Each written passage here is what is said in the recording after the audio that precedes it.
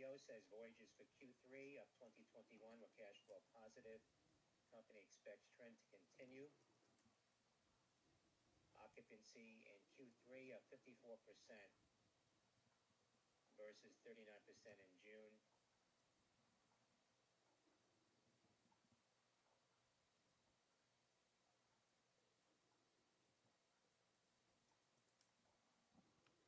That's Charlie Lima. Shares of Carnival dipping up in here. Good morning.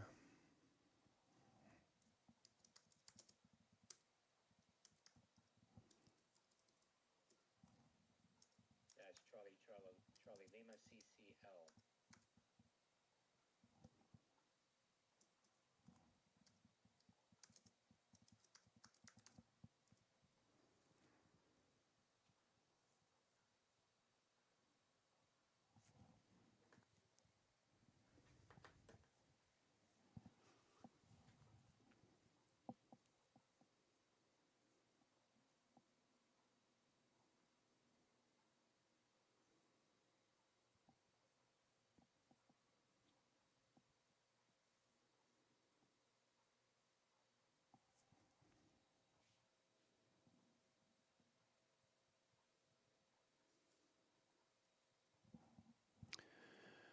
Good morning. This is your host, Cousin Benny, coming to you from theclosingprint.com.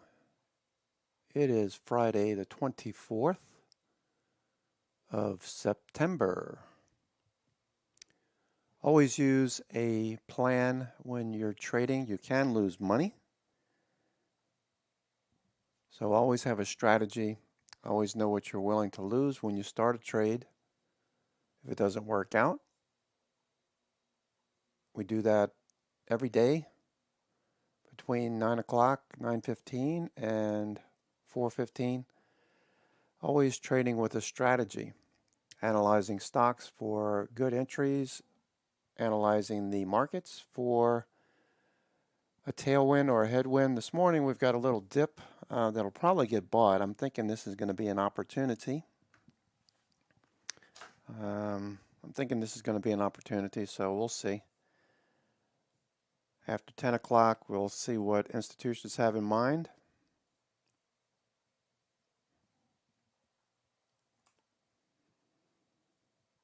Let me just mark this chart up real quick. All right. Resistance 44.51. All right, let me mark that on here.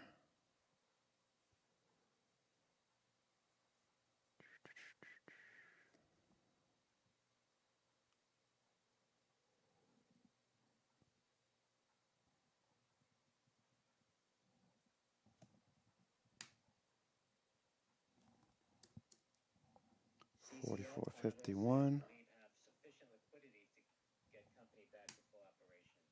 That's Charlie Lima. Oh, come on, stock charts. Being a pain in the butt.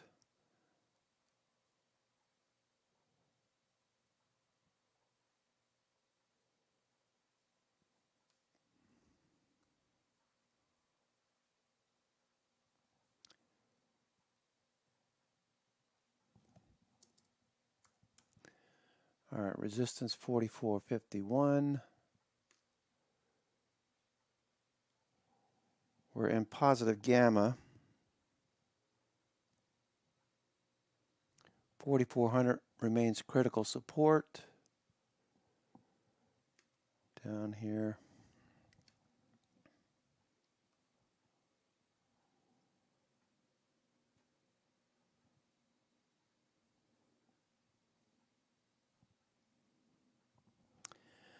All right, so 44.50. There's a lot of calls building up there.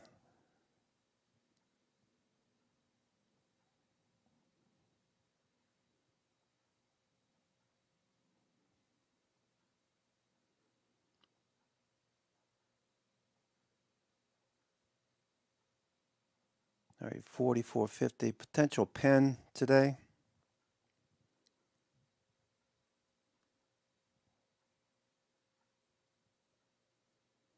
Looking for implied volatility and VIX to decline. Market's lifting into the 44.50 area is what we're looking for. So I'm looking for this dip to get bought.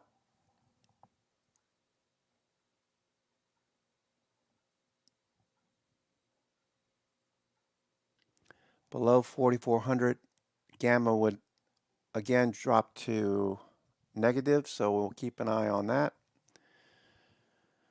All right, let's get ready for the opening bell.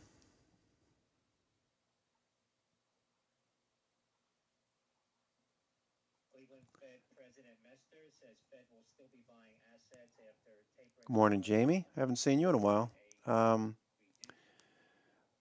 An extended honeymoon or what? You don't have to answer that. I'm just saying. Nick, good morning. Frano, good morning.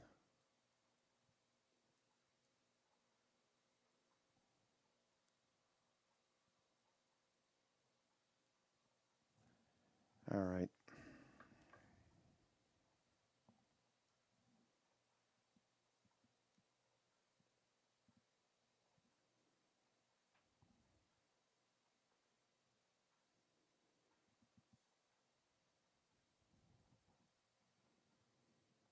Looking for an opportunity down here.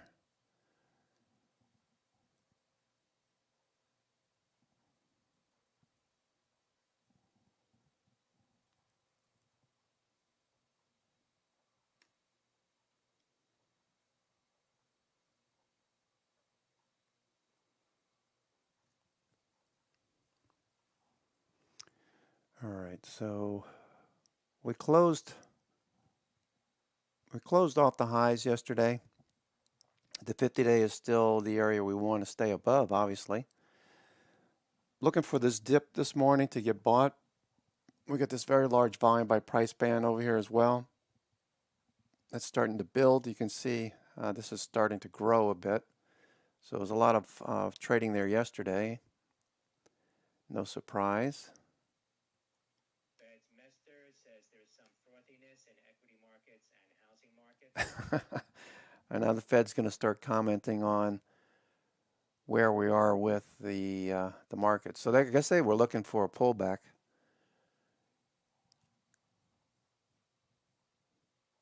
I always love when the Fed starts commenting on the stock market. I was reading an interesting article last night about China and trying to control Bitcoin. The U.S. trying to control Bitcoin as well with their own Fed coin, trying to control the markets basically in Bitcoin and a digital dollar where they can force consumers to spend or save. How that's going to be done is another story, but trying to centralize banks by controlling the larger banks' lending practices. A little strange developments. There's some talk in Washington about trying to control the big banks, how their lending practices, kind of like what got us in trouble back in 2008, 2007, with lending practices. They're appointing a female attorney. Not sure what qualifications she has to oversee the monetary system. Another agency controlling a currency. That's going to be interesting. So I'll have to read more about that. Just something I was listening to last night and reading. Anyway, that's neither here nor there. I'm looking for price action to move higher this morning.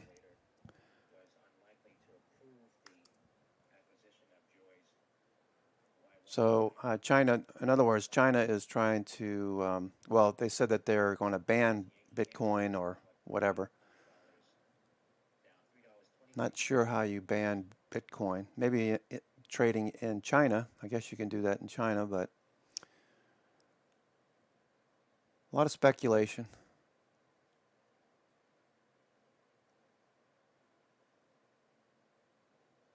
All right, so we're starting to move higher now. I'll probably wait until about 9:45, 9:50.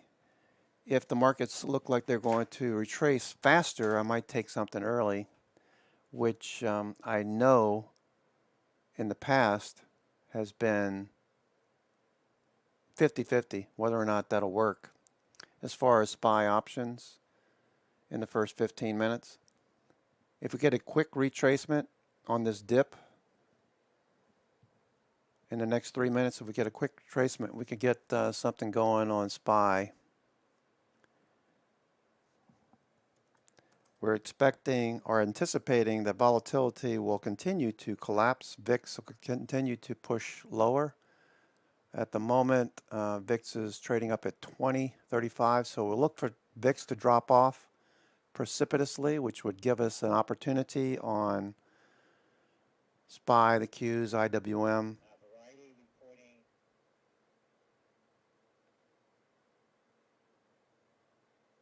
Disney Plus and Peacock in August saw highest churn in at least 12 months.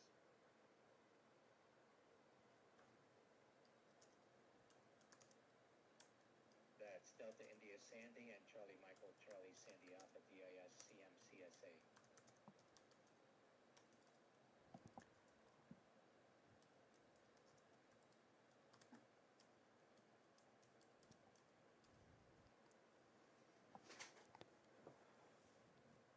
All right, we got 2 minutes, less than 2 minutes.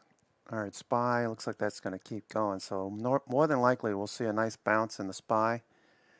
Let's see, today is the 24th. Let's see, where are we? 442s, 250s. Those will probably drop about $1. So maybe you can get those for 75 cents, 442.50 SPY calls. If we get a follow through on the bounce, it feels like we will. Futures are starting to move too. Tick cumulative finished today on a bullish note. Fast signal came down to touch the tick signal line, so we'll watch that. We finished on 4-to-1 up volume, so I'm looking for a follow through. This dip should get bought, I would think.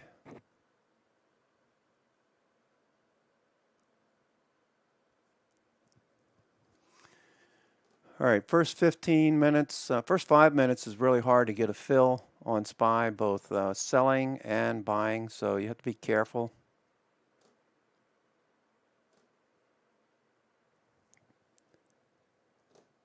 Good luck, folks.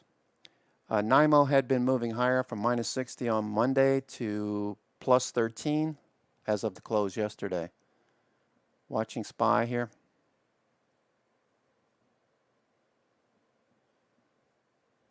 Opening bell, it's seconds away.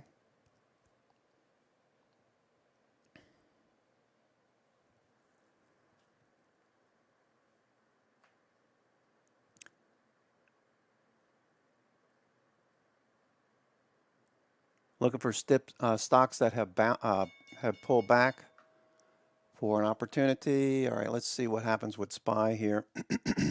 Excuse me.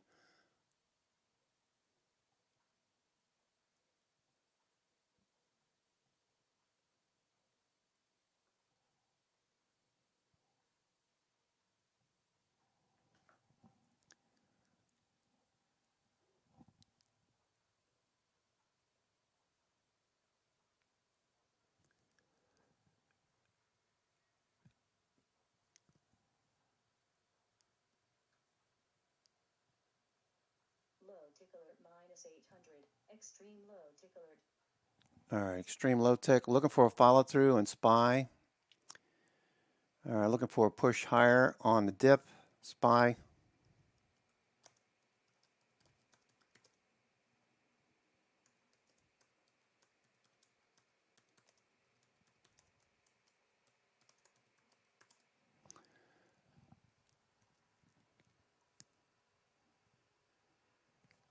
Okay, I bought some 442.50s.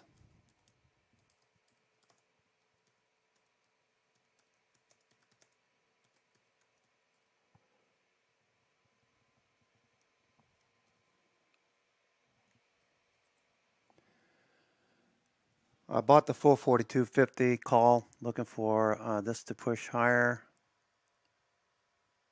An opportunity.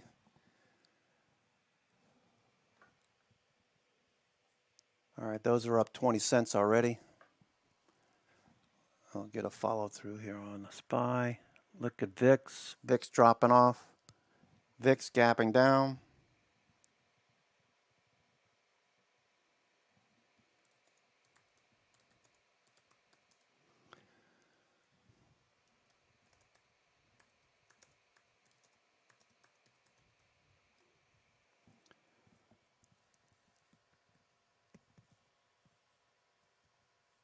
All right, a lot of stocks bouncing. All right, so stocks that have been working lately. The dip, looking for the dip to get bought.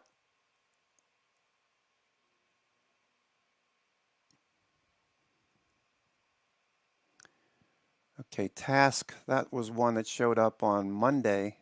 MarketSmith scanned stocks that showed the highest percent gain by the close. These are following through. Task was one. ODFL was another. All right, these are relative strength things looking for a follow through. Paylocity was another one. SPY still moving higher. All right, futures. NASDAQ is dragging its feet at the moment with the FANG stocks not bouncing so far. Netflix pulled back a bit. NVIDIA pulling back. NVIDIA is off $4.70. Coinbase and the Bitcoin related names getting hit thanks to China's banning Bitcoin. Not sure how you do that. All right, so SPY got a nice bounce so far.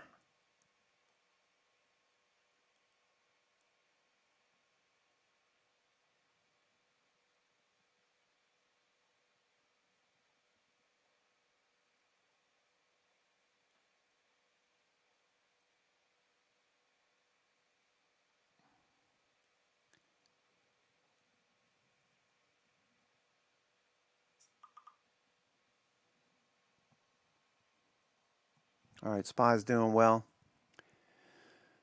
All right, SPY. All right, so the others on the list, let's take a look at these on a candle glance. All right, we want stocks that we're thinking about trading above VWAP. Right now, the markets have dipped, so we're seeing the dip getting bought here. The Qs look like it could be a dip buy as well if we can get the FANG stocks to bounce. VIX is dropping off. VIX continues to drop. That's bullish for the S&P.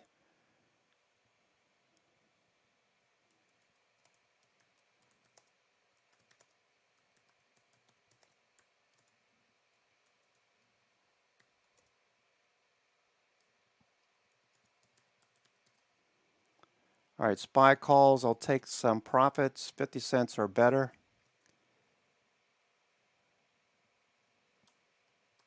All right, so if I can make 50 cents on these calls, all right, so we're already up 50 cents. All right, so I'm going to take some of these off. Nice bounce.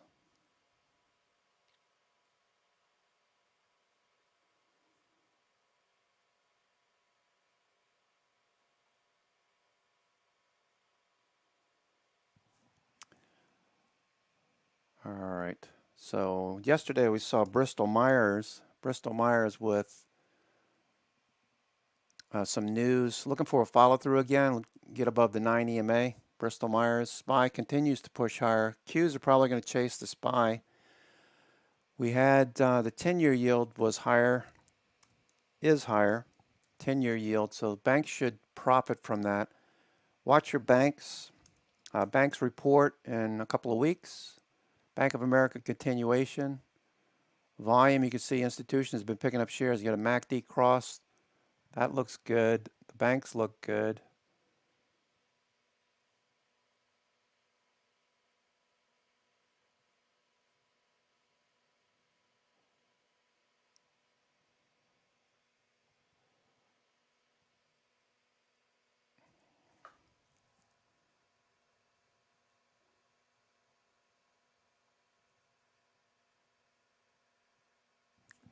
All right, we got a couple of blocks so far, 441.49 for SPY, 441.49.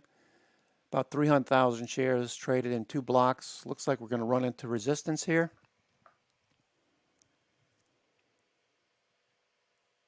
Snap. Snap with a nice bounce. Snap.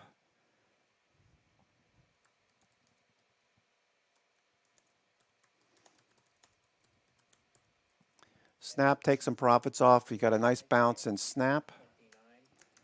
We're testing the 80 zone right now. Snap. Snap is testing 80.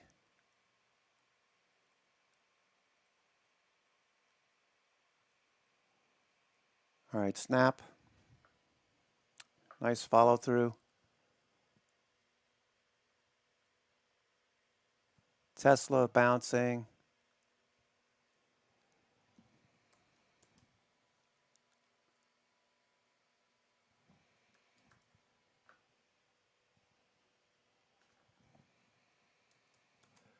All right, futures are still very strong. The futures are still very strong.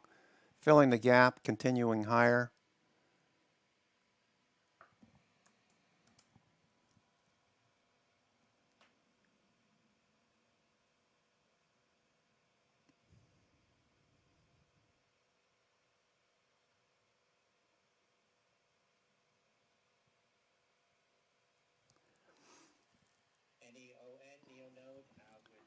All right, SPY and the Qs, nice follow through. The dip getting bought. Futures are rallying back up to previous highs.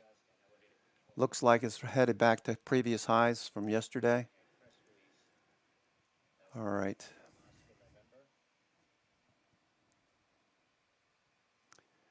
All right, yesterday we had a lot of strength in the energy space, oil and gas. Let's see what sectors are strong right now. Okay, we're about 75%. 70% is red. We're quickly moving to 50%. Looks like 50% green. Utilities, pharmaceuticals, financials doing the best. All right, so keep an eye on the financials. CenterPoint Energy, a lot of these following through. Costco, nice bounce. Win, follow through from the lows. All right, Win's retracing. That looks good. So far, so good. I'm not going to do much other than the SPY calls. I got a few of those left. We're in the money. 442.50s are in the money.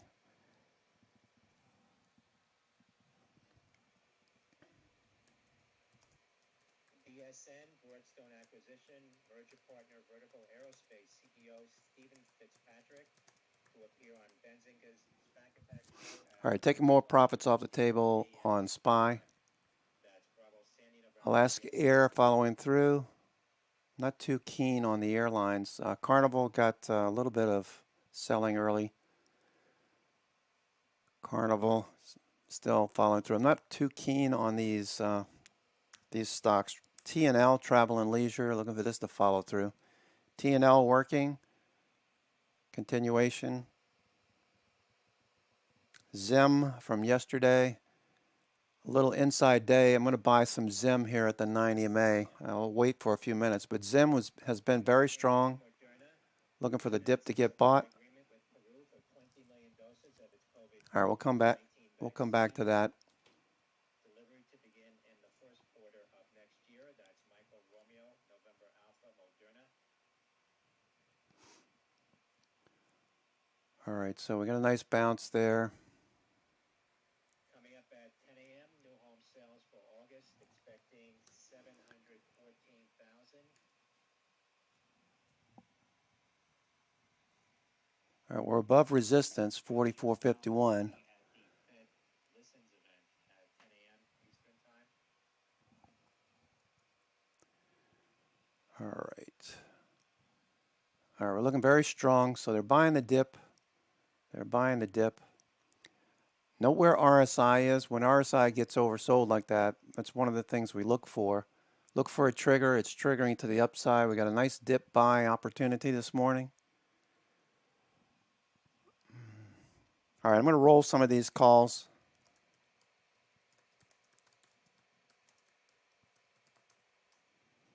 I'm going to roll some to Monday.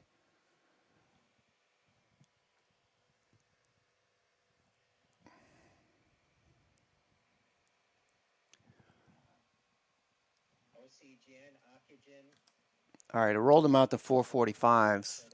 with profits. CDC report says WHO Pretty much a free trade at this point. expected soon, says the government. That similar news has been out there for a while. All right, AMD's bouncing a little bit. AMD, that was strong yesterday. Keep an eye on Zim as well. All right, no follow through there. Taskus, TASK. All right, that looks okay. Match.com, that had a pullback recently. Is that what you were looking at, Rob? They had a pullback recently for the bounce. Nice pullback, MTCH.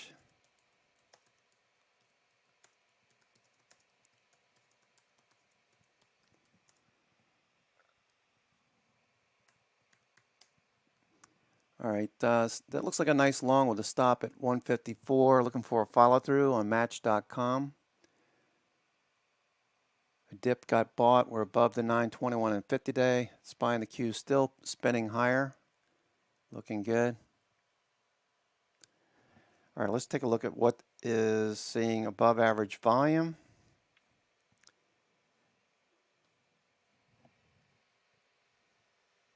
All right, AEHR, looking for that to follow through. AEHR. Okay, not going to chase that though.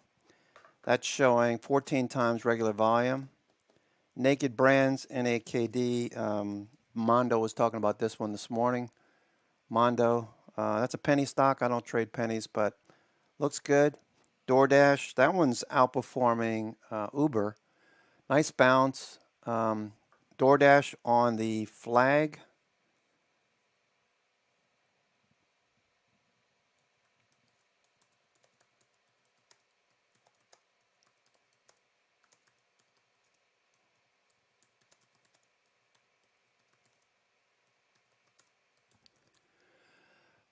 About 216. DoorDash looks good. That one's been outperforming Uber. Uber had a nice pop. That's continuing higher.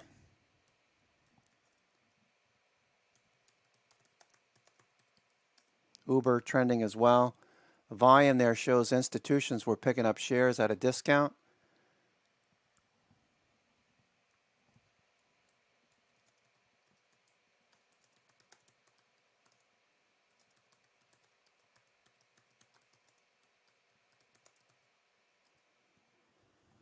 Check the volume here. That's institutions piling in, looking for Uber to continue higher.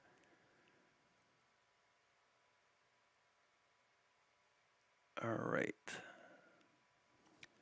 The NASDAQ 100 is about 70% red, about 30% green. Costco, Match.com, Checkpoint, KHC. Let's watch these. Costco is the number one. Costco.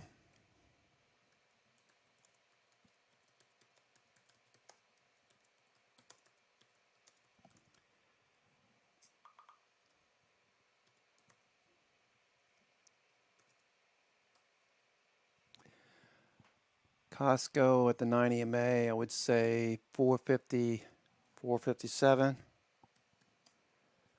Costco looks good for the follow through.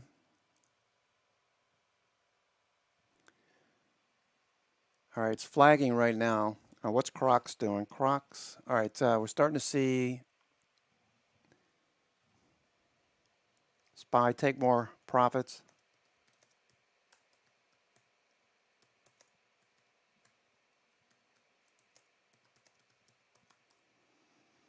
Take more profits on the 442.50 calls for today. All right, Crocs looks good on the dip here. Crocs looks good on the dip. That's trading 52-week all-time highs.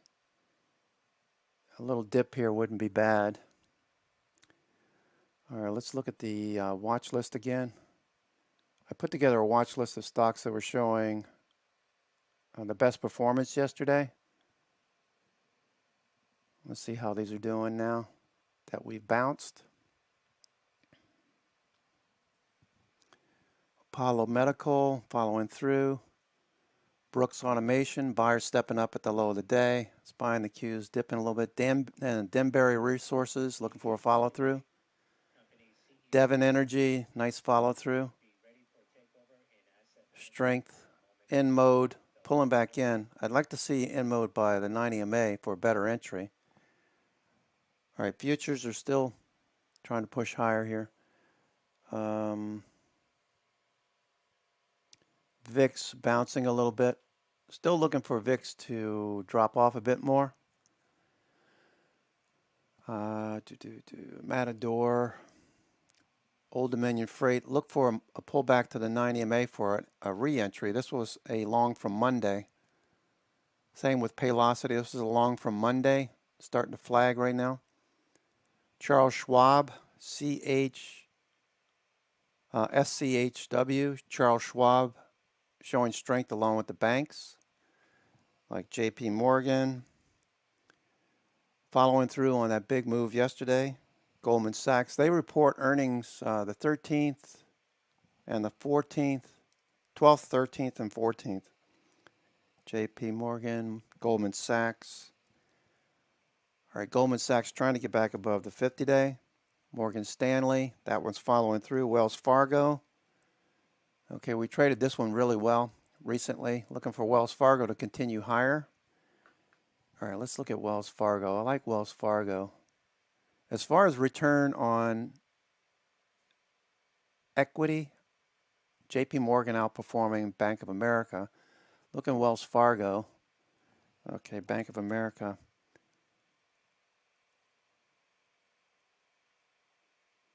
Okay. All right, so we're pulling back now a little bit. WRAP, Business Insider article.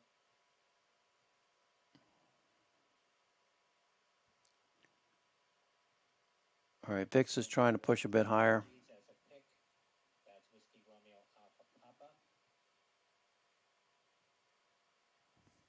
Snap pulling back from 80. That's what, the third time it's hit the 80 area and got rejected.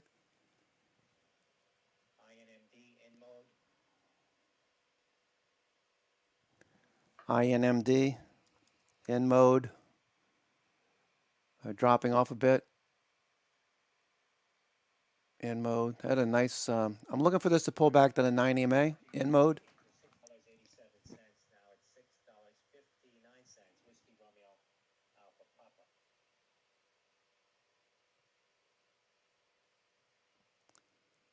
All right. So let the market settle down a little bit. We'll get a better read after 10 o'clock. We had that opening pop for a quick trade on SPY. That's pulling back now, so you should be out of those. Should be out. Bristol Myers following through. What's Robinhood doing? Robinhood's down $1.32. That'll probably follow through next week. It's not going to go straight up every single day, folks.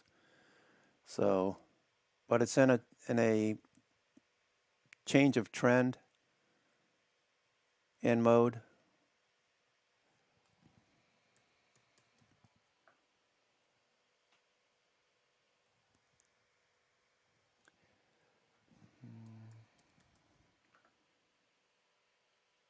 Microsoft looking for a bounce. Novavax looking for a bounce.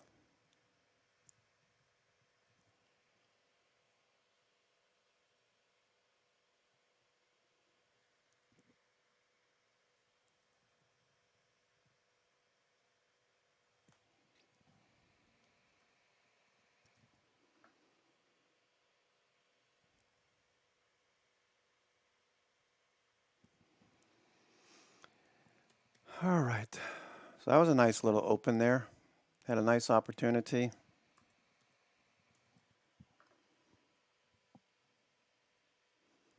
All right, FANG stocks. Facebook is looking the best at the moment. Facebook.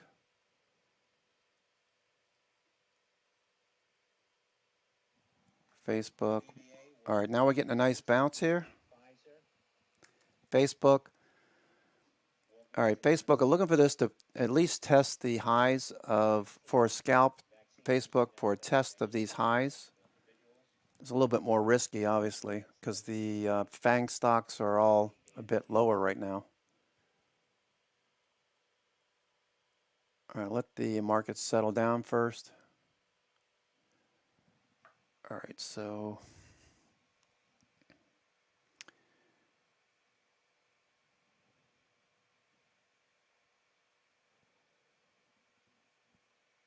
Charles Schwab looking the best.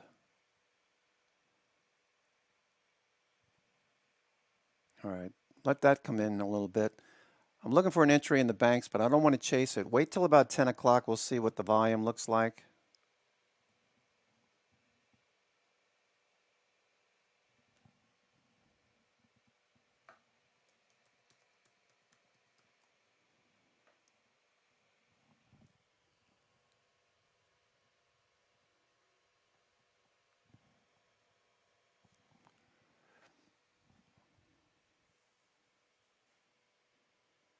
All right, VIX dropping off again.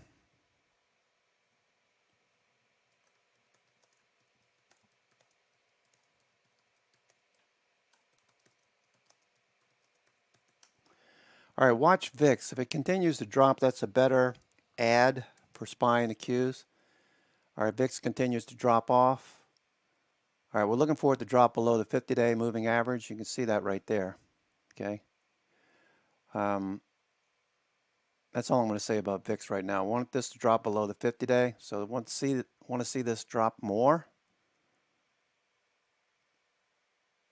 The financial media is ramping up the worry about Evergrande and about China and about all the other crazy things, Bitcoin, and getting you to tune in. That's a lot of noise. Watch the markets. The markets will tell you what to make of the current sentiment. If we get bought again and we take out the high right here, SPY, if we take out this high above 443.20 or so, that'll tell us what we need to know. VIX needs to drop off, so I'm watching VIX. VIX is trying to hold 19.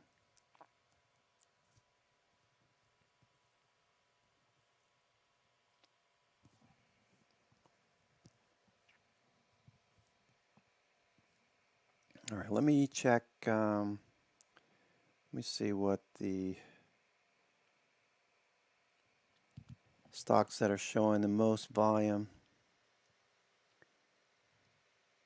Yeah, I don't really want to chase any of these. AFRM, Affirm is showing 2. I think they're doing something with Walmart, right? AFRM, a doji up there. I like it better yesterday when it was at the 9 EMA. To begin the week, it was right at 110, right at the 9 EMA. That was a better entry. Up here, you're chasing. So have a little patience. Watch for VIX to drop off. We want to see the FANG stock start to reverse. Once we see the FANG stock start to reverse, the Q calls would be an interesting opportunity if we can get the FANG stocks to bounce.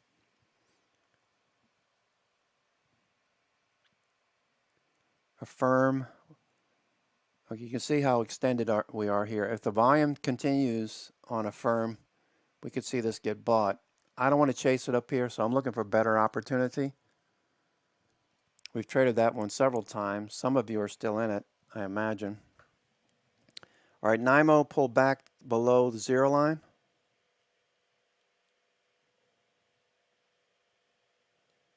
All right, 50% retracement would be right around 441.37.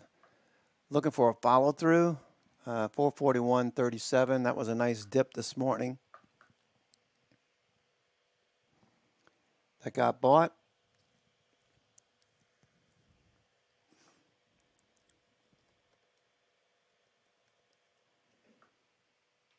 All right, Facebook is still going. Facebook's still going.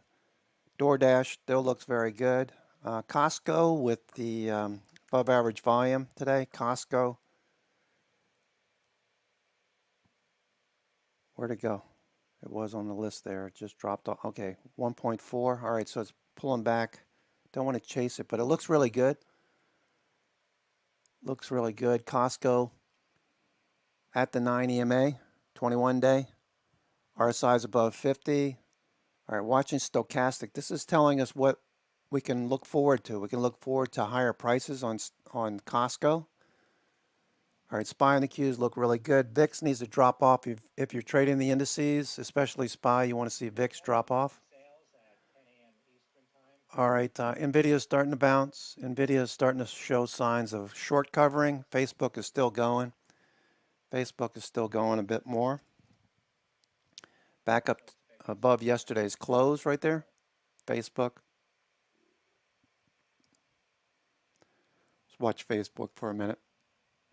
All right, Facebook looks good. All right, Match.com, MTCH. I can't imagine being single through this whole, the last 18 months or so. Match.com still going.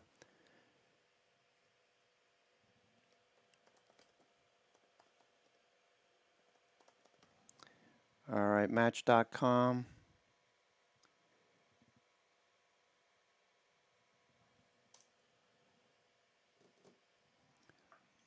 All right, that looks really good. Match.com. All right, Match.com. All right, I'm going to buy some shares of Match.com, I think. MTCH. MTCH. I'll wait for a little dip here, but I want to buy some shares of Match.com.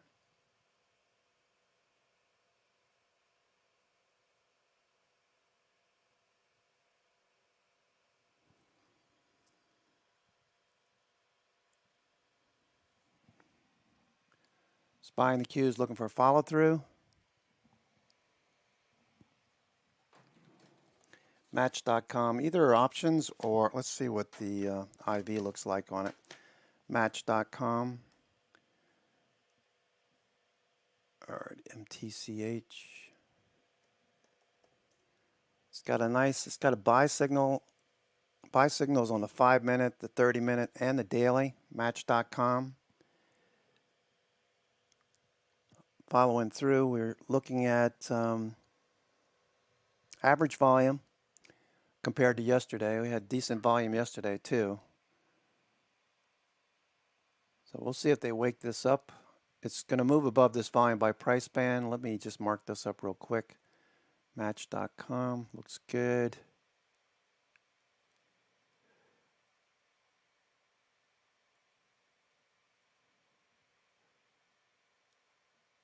All right, get above this level. As we can see, if we get above this level, we should see a nice follow through. All right, we're starting to push into that volume by price band. RSI is above 50. That looks good.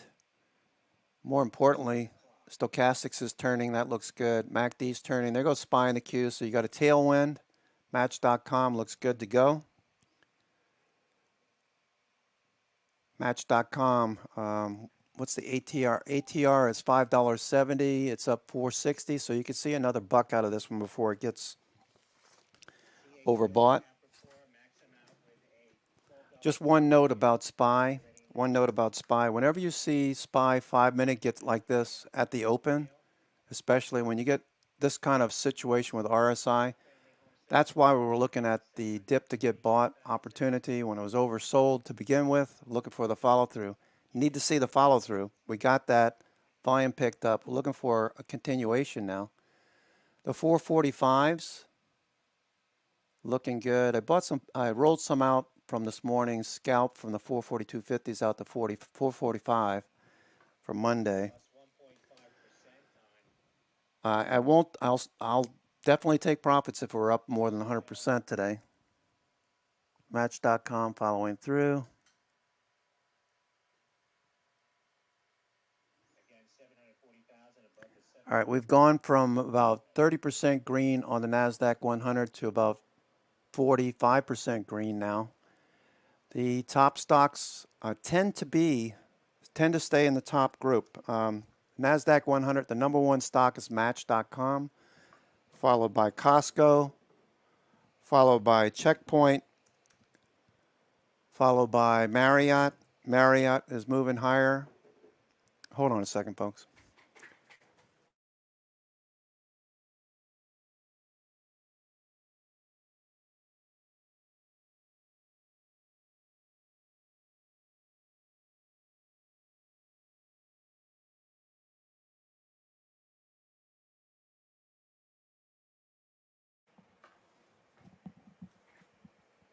Marriott, nice follow through. Marriott, nice follow through. These are the top 10 stocks on the NASDAQ 100. Looking for these to continue. President Biden says we'll MACD's turning, stochastics turning. Look at these setups. These are beautiful setups for a retracement. I tend to like stocks that are above.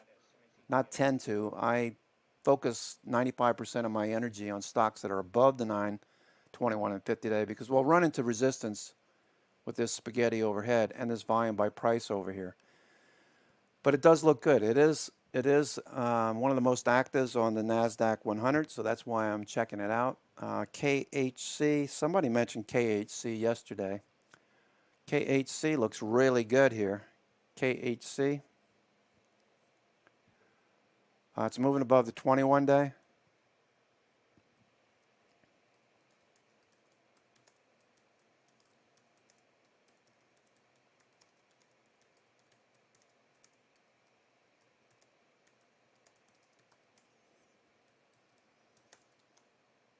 It's above the 21 day. Looking for a follow through on KHC. KHC.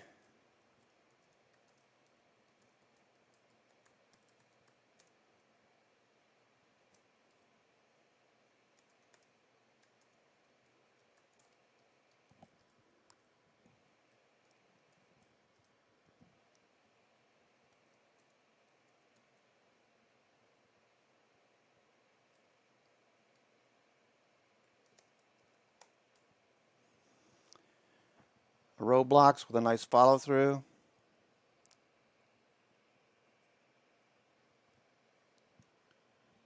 All right, SPY continuation. All right, so you bought the dip. You should be in a nice profit. All right, so if we get above 445, lights out for the bears. Lights out. All right, so you know what we're looking at here. You know what we're looking at. Talked about this ad nauseum over the last couple of days. What we're looking at, we got VIX on a green signal. Obviously, VIX is on a green signal. VIX VXV is what triggered a smile on my face. On the Monday, at the lows on Monday, when we reverse, we also got tick cumulative to rise, which is right now is on a 60-minute sell signal, by the way. That'll change most likely. Futures continue to push higher. We're trading 1-to-1 up down volume, so that's not really good for a Friday. Maybe take some profits off the table. All right. I just took some of the 445s off.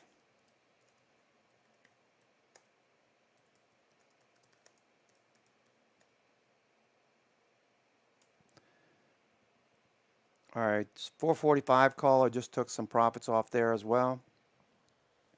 Starting to flag, looking for a follow through. But anyway, on Monday, this when the markets hit that low below the 50-day, when it gapped down and followed through, we saw VIX VXV hit 103. Whenever that reverses, each one of these vertical lines were reversals from much higher. The closes were lower, so this line right here, this vertical, actually hit the 1 level and then closed at about 0.90 by the end of the day. Point is that these can reverse. Intraday hit the high. This aligns with the lows that we've seen. Every one of these 50-day moving average retracement to the 50-day, got bought once we saw VIX VXV above 103. That's the front month versus the 3-month. So long story short, we're back above the 50-period moving average, the red line. All right, we're back above the 50-day. And given what we're seeing here, most likely we'll continue. It's not going to be a straight shot to the moon, but it definitely looks good for a follow-through next week. More stocks are going green. Facebook continues to push higher. Facebook is continuing higher. Okay, so we're just after 10 o'clock. So let's see what the institutions want to do next. Okay.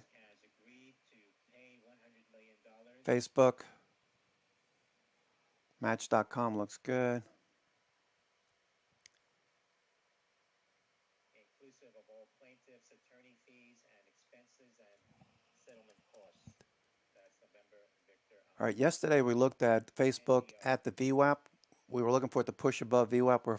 We're above the levels that we were looking at it yesterday.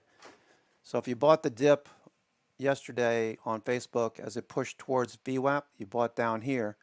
We're following through today. All right, spying the cues, little dip again. Watch the FANG stocks here. Apple's not following through. Looking for Apple. I'm looking to buy the dip on Apple. All right, Apple's below the 50-day. Apple's below the 50-day. All right, so I'm looking to buy the dip on Apple. If we put in a higher low, so we might have to wait a little bit longer on Apple unless it starts to pick up today. All right, NVIDIA is already starting to bounce. NVIDIA had a great start to the week. We had Monday with a test of the 21-day. Going into Wednesday's close, I told you that NVIDIA was my top pick. I wanted to see that continue higher. We got that yesterday. Now we're pulling back to the 9 to 21 day, looking for the bounce, looking for evidence that buyers are still interested. I imagine that they are. So we'll see the buyers come in. If we can take out the highs from yesterday, that would be excellent. There's a good chance we will. SPY is still looking very strong. VIX is showing a bear flag.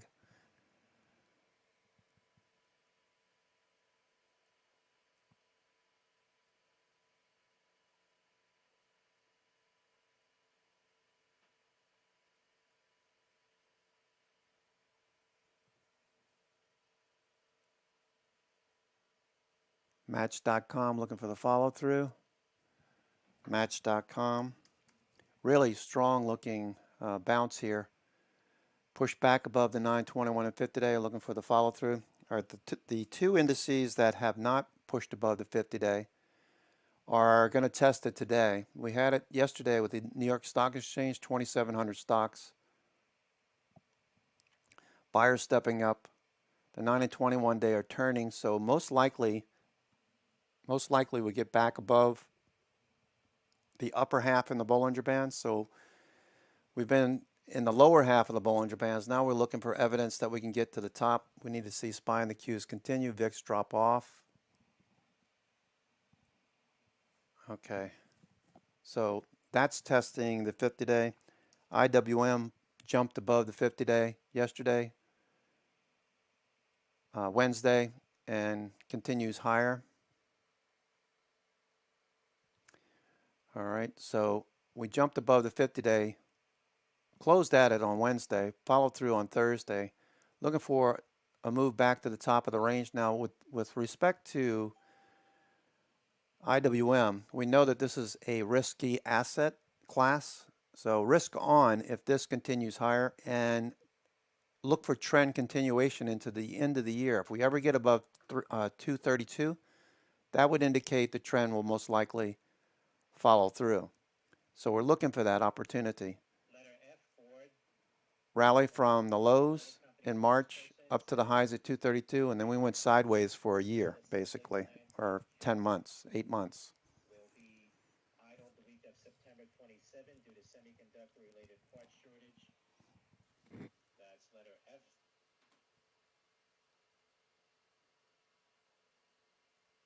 Facebook continuation. Starting to retrace now.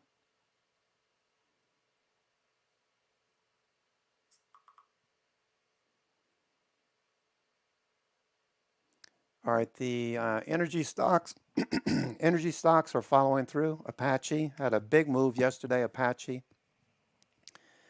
Denbury Resources, Devon Energy looked good. Devon, all of the energy names still following through.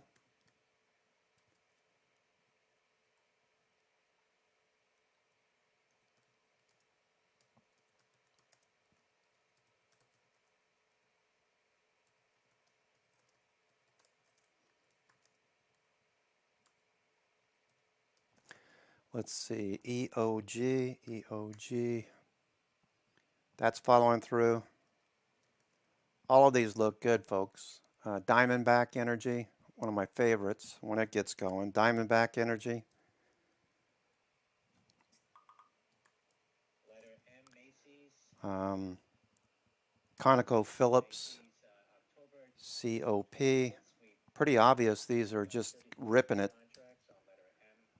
CVX, Macy's shares off the highs now 20. Halliburton, HAL, Halliburton. HAL has yet to kick in. One of the best.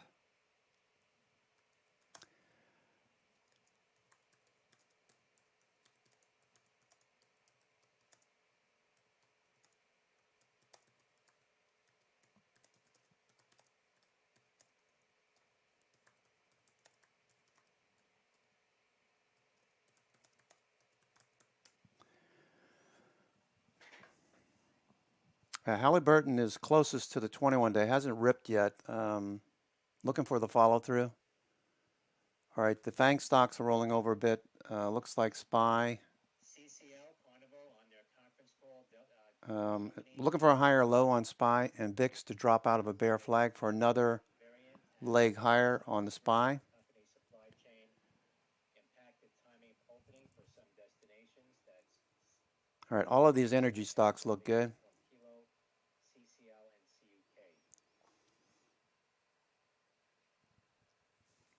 CUK. Okay, Apollo Medical Carnival looks good. off the highs now 25.29, up about 2.5% following their earnings report earlier. That's Charlie Lima CCL.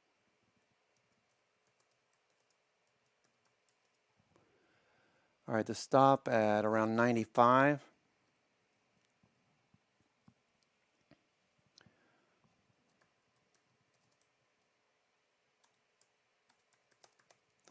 AMEH is a nice long here. Looking for a follow through and a push back up to 115.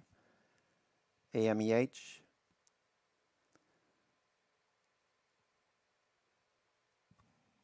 All right, SPY. I'm thinking this dip is going to get bought. There goes Brooks Automation from Monday. Brooks Automation is up 12 points.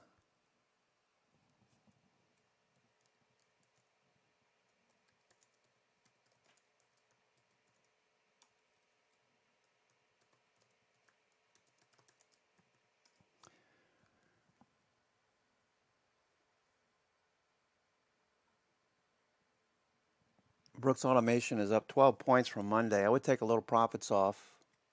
Denbury looking for a follow through. Denbury, nice little flat cup pattern, building the right side of the cup above the 921 and 50 day. Those are moving higher above the 50 day. VIX looking for a drop off. Facebook looks like it wants to keep going.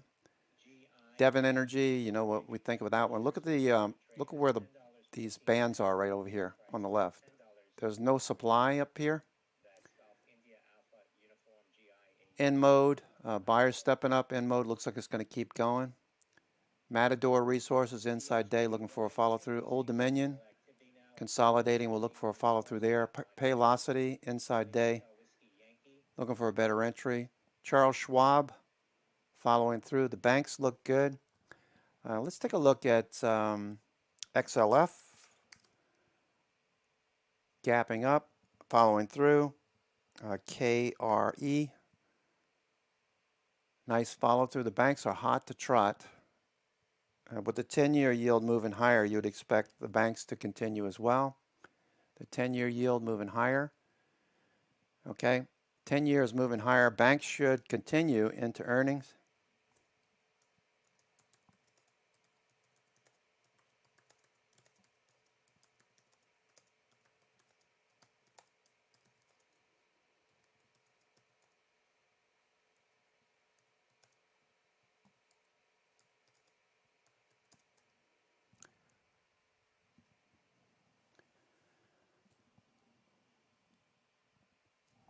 Wells Fargo.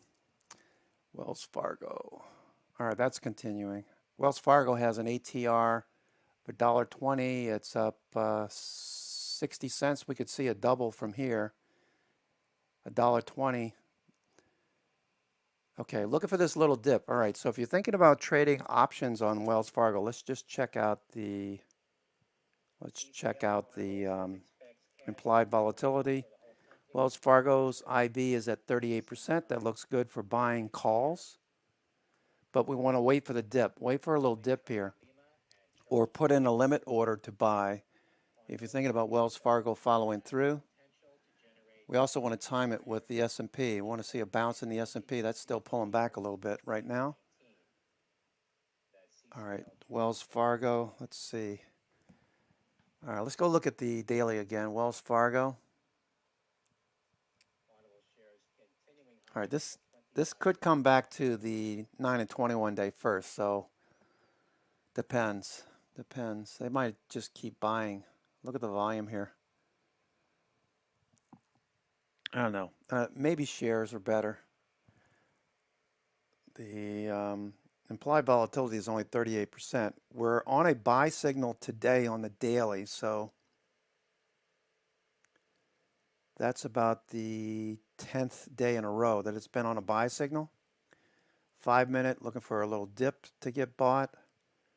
That would be a better entry at VWAP. So currently we're waiting for a bounce at VWAP for a better entry on Wells Fargo. If they step in and they don't let it dip far, we could see a push away from VWAP. Okay, so that's what I'm thinking is going to happen here. Let's see. Let's go out to at least October. All right, lots of the 50 call are trading on 50 call is trading on Wells Fargo.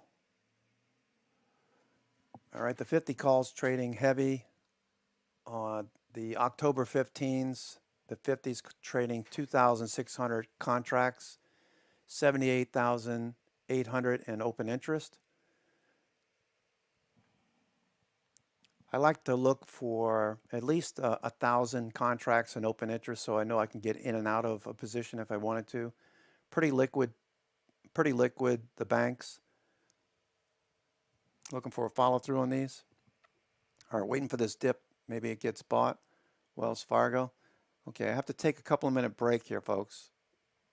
So I'm be away from the mic for a few minutes, but I am here. I'm not going anywhere.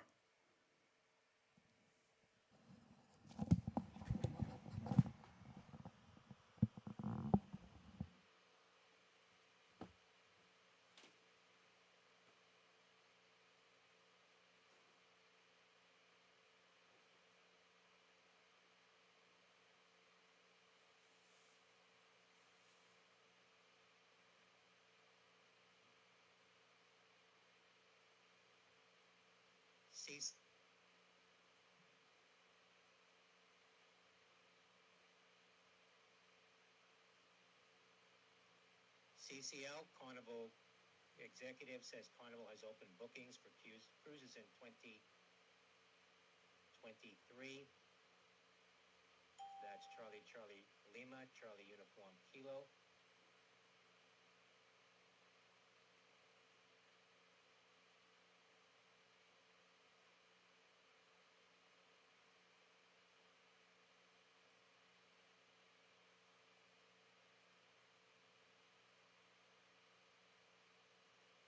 President Biden said meetings with Democratic lawmakers went well with both progressives and moderates. Says we are still at a stalemate get the infrastructure plan, the budget and infrastructure plan passed.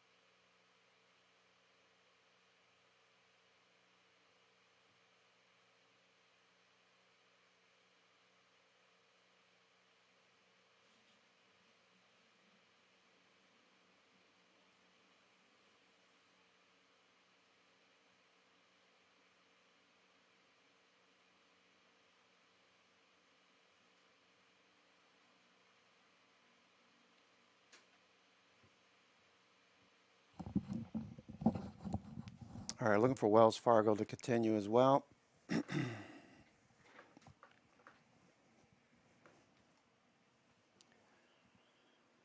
right, futures, we got a B-shaped profile.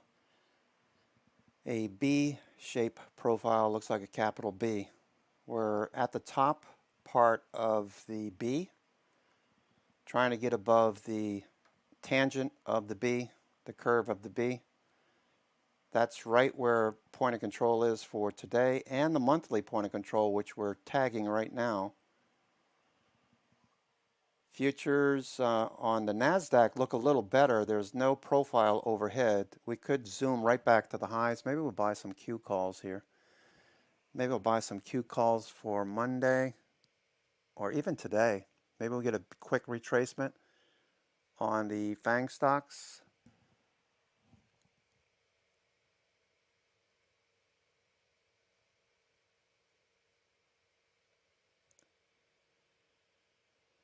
$372. Can we get the 372? 372.50? Yeah, we could get the 372.50. Maybe some Q calls, 372.50 for today or Monday. Give yourself a little more time. Going to be a little bit more expensive, but Match.com, breakout on Match.com.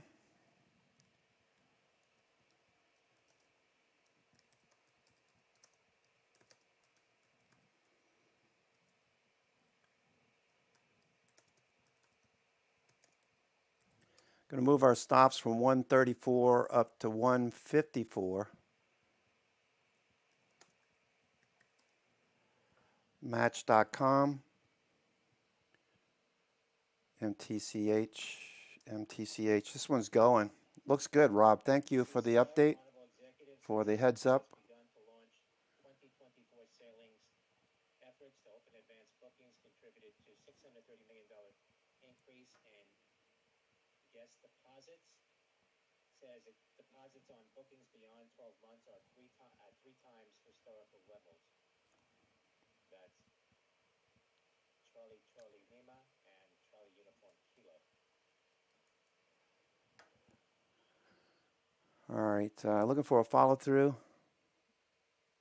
Move your stops up from 154 up to about 158. I'm sorry, that was a typo. 154 to 158.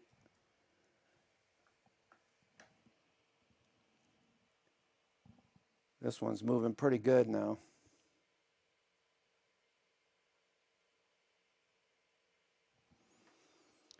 Can we get a follow through?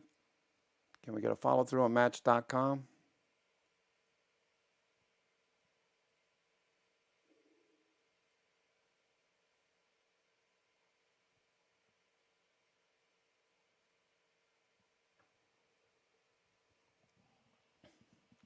Match.com has an ATR of $5.73. All right, you could see another 70 cents, 60 cents out of this one, maybe another little pop before the ATR is filled out. Looks like an expansion day off of the 921 day. Spying the Qs could help a little bit more. All right, let's keep an eye on this one.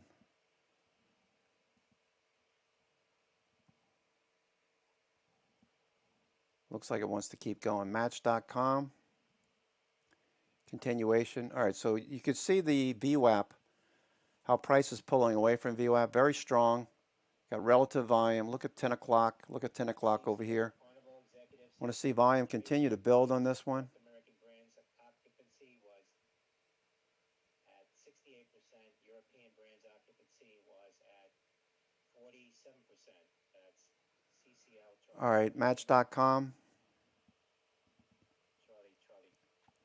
Charlie Uniform Kilo CUK. Carnival shares now 25.74 at the high, up about 4. Match.com doing quite well. Looking for a SPY to continue higher. There goes Match. Whoa. Look at the strength. Nice job there, Rob. Nice job on Rob. Nice job.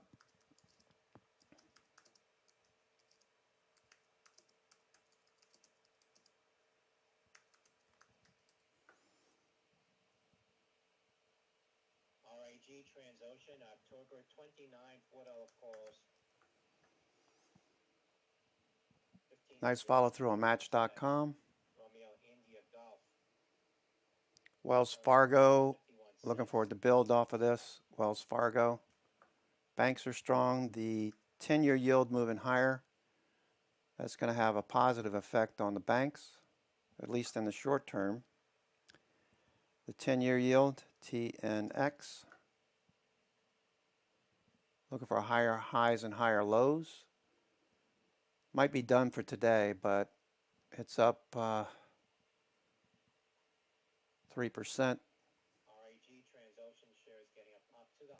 RIG, that's usually a very cheap name, 350.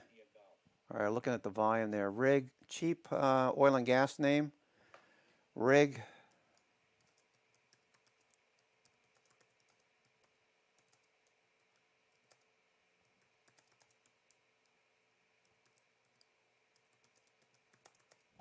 RIOT, Riot Blockchain, the January $115 call sweep, about 900 contracts.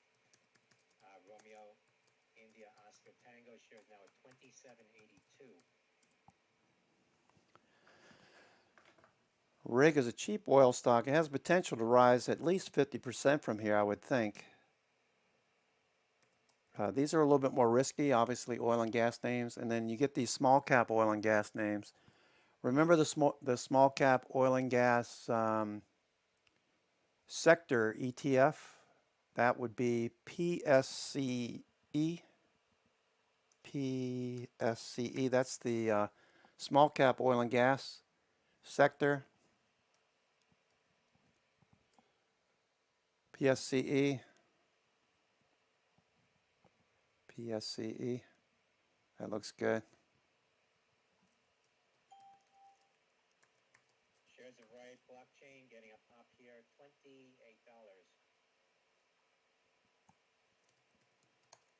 Romeo India Oscar Tango. Bitcoin futures inching higher off the lows now, 42,530. CCL, CUK, Carnival, the executive says during Q4, company is forecasting positive cash flow from 50 ships that will have. What'd you say there, Cayman? I just saw something from you. Charlie Uniform Kilo, CCL, CUK.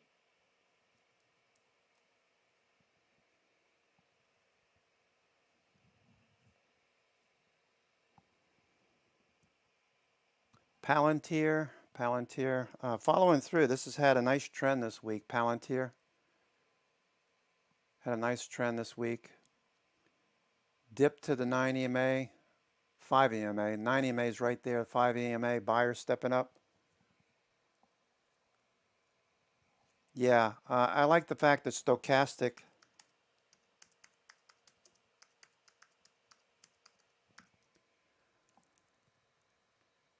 I know you use stochastic a lot, Rob. I really like, I'm like Rob in a lot of ways. Rob Kaplan in the YouTube chat room. We both use stochastics very similarly. All right, so whenever you get stochastics to turn, that's telling you look for strength in the coming days. In this case, 14-day is what this is set to, 14 days. So whenever this turns, note when stochastics turns, it's one of the things I look for in addition to RSI. Look at the turn here, the last time stochastics turned on Match.com. This stock moved from 130 up to 171, 40 points. Obviously, it's going to be a little bit difficult to hold on to if you're, watching every tick on the 5-minute chart. When the daily changes direction, I would suggest not focusing on the 5-minute. A lot of people get shaken out because they look at the 5-minute. It gaps up in the morning. It starts dipping. Oh no, my profits are going away. But you got to look at the time frame that you use to get into the trade. All right, so initially, we would look at this as a starter position on Match.com. Look for a follow-through that matches what, no pun intended, matches what we've seen in the past. If this does turn, MACD continues higher and volume picks up, that'll confirm that institutions are buying. Watch the indices right here. Starting to give us a headwind.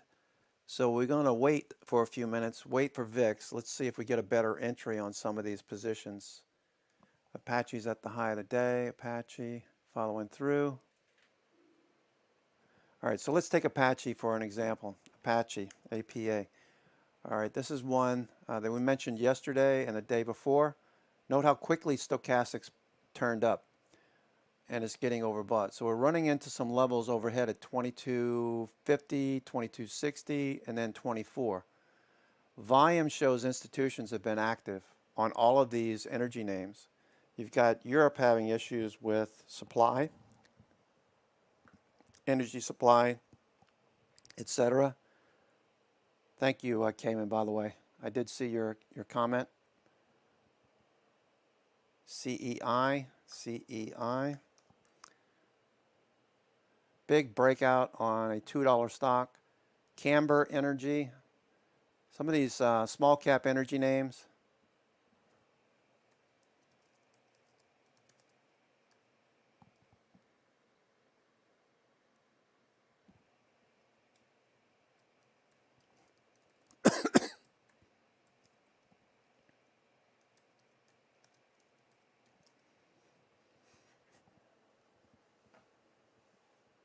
Wish is starting to go. All right, watch Wish. Cayman, have you had too many cups of coffee? You're like really, really active this morning. I don't know that it's any more than usual. I guess because it's such bullish activity today. A lot of these stocks. This one must have a, I don't know. It's going to need a reverse split or something. CEI. These cheaper stocks, you know, these are like day trades, and I would only hit them with a couple of thousand shares and it'd be in and out, 10, 15 cents. Most of the time, I avoid stocks of that caliber. I can just trade the ETF instead. Papa, Sierra, Charlie, Echo, the Invesco Small Cap Energy ETF. This one is showing strength, PSCE. All right, if you want to trade those stocks, you can also trade the ETF. The energy ETF is showing a lot of strength. For a third day, we had a reversal on Tuesday, follow through Wednesday, Thursday, into Friday. We're breaking out. Most of these energy names are very active and continue to push higher. The thing about energy names, I tend to stay in them for a short duration, you know, because they are cyclical stocks. You know, you see growth You see growth take the lead, and then cyclicals will get hit for a couple of days. So you have to be aware of what you're doing. Growth is bouncing. Look who is working best. The cyclical stocks. Watch cyclicals. Materials, energy. Materials have pulled back recently. That's a better value. No pun intended. Energy, financials, thanks to the 10-year yield. Banks are looking better. Financials looking better. Let's look at industrials. The industrial sector. All right, so you got a pretty clear level where they were buying. The highs of this sideways channel, most likely the next level, will push back to the 50-day first. You got to get through the 21-day, the 50-day, and then maybe we see the top of this range. That looks pretty good for energy, for industrials, XLF financials. All right, these are breaking back above the 50 days. So if you look at your Bollinger Bands, you can see we pushed right through the value area. Now we're headed for the upper Bollinger Band, it looks like. Materials, these had a drop to the 200-day. Better value here on a bounce.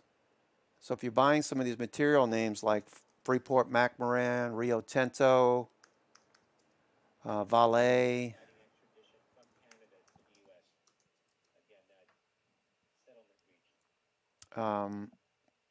What is the other one? I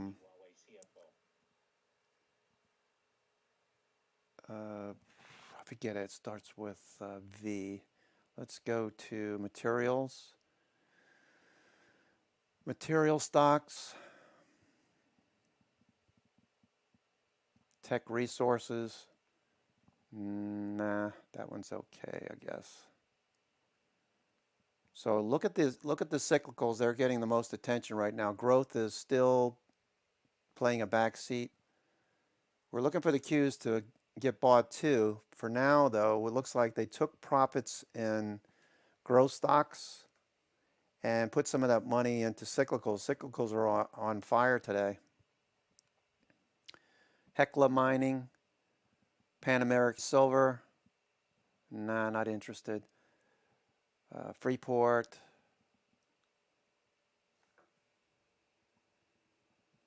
IM Gold. Nah, I'll pass on that. The gold stocks, I'm not so happy. I'm not so interested in. Gold stocks, nah, not really.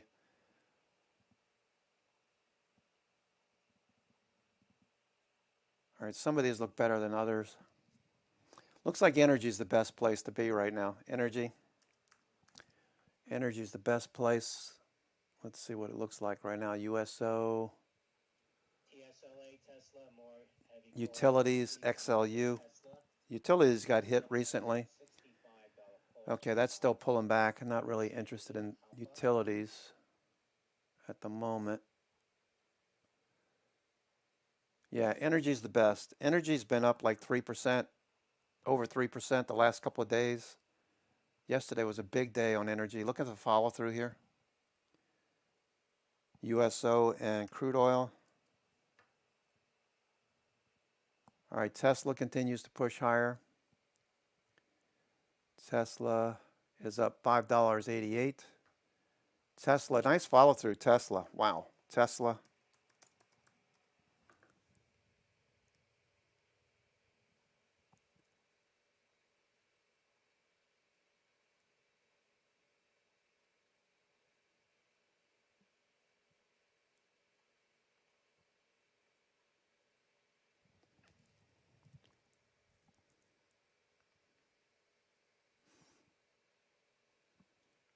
Apache's at the high of the day. Apache tends to hit the high of the day and then just flag.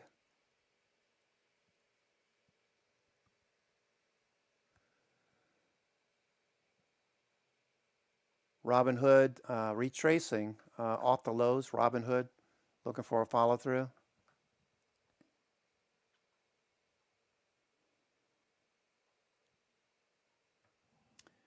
All right, so the move might be done for today. We're watching. We could consolidate the rest of the day. S&P 500. Okay, so you can feel the energy dissipating from the markets right now. We're moving sideways for the last 40 minutes or so.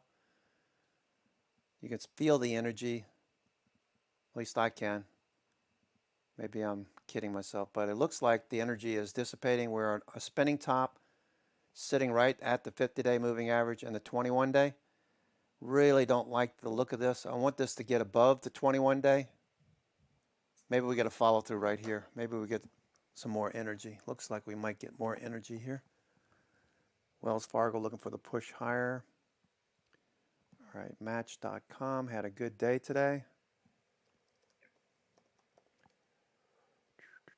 All right, let me do a scan real quick. Let me scan the markets real fast and see what we... All right. What about the percent change? Wow, we got a lot of these stocks moving higher.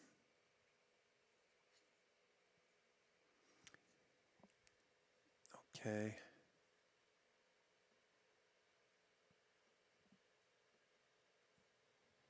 AEHR, that's a most active. ACY. ACY. All right, just looking at the most actives on Thinkorswim. ACY. All right, that one's following through. ACY.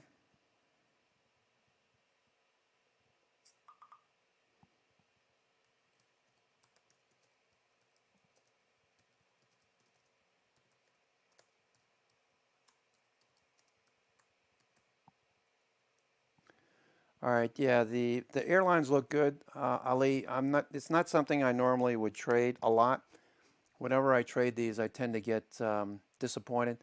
Over here, the last time I traded American Airlines, we took this bullish move here, thought it was going to break out.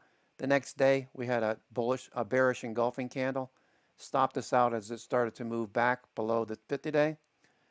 By the end of the day, we had taken out the entire previous move, so it's a good thing I had stopped on the reversal. That said, we are pushing higher. Now we're finally above the 50-day. I'm not really certain why we're seeing such strength. As the Delta variant all of a sudden disappeared. You look at the football games, soccer games, and stuff like that. It seems like people are just going out and doing their thing. So maybe these continue higher. I don't know. I'm just not really big on the airlines or the cruise lines where you're in confined spaces. ALK looks good. Delta looks good. All of these are turning. So, Ali, if you're trading these, just keep in mind, don't chase for one thing. You're at the 200-day in many cases. It's just starting phase 2. This is phase 4 over here, markdown, when it spends all of its time below the 921-day. And then it moves sideways, creates a base. That's phase 1. Phase 1 is the base. You need to see the base. You need to see volume. You've got both. We're coming out of the base. That starts phase 2. Phase 2 is the longest phase for people like Jonathan, a new member.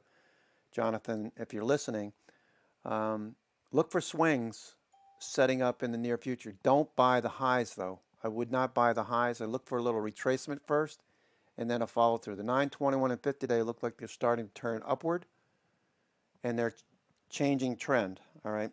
Same thing with cruise lines. Same kind of look. Okay. Phase 4, phase 1, base. Phase 2, new trend. All right, you don't need to buy the highs. You got to be a little bit patient. Unless you bought yesterday, look for the follow through. Royal Caribbean, all of these look good. Phase 4, down below the 921 and 50-day. Phase 1, accumulation, the base. You can see where the base is. Once it moved above the base, look how quickly this is running into the Kirby above this line right here. See that volume by price band at about 85? Once it got above 85, what happened? It just gets sucked into the price overhead because there's very little demand, very little supply overhead.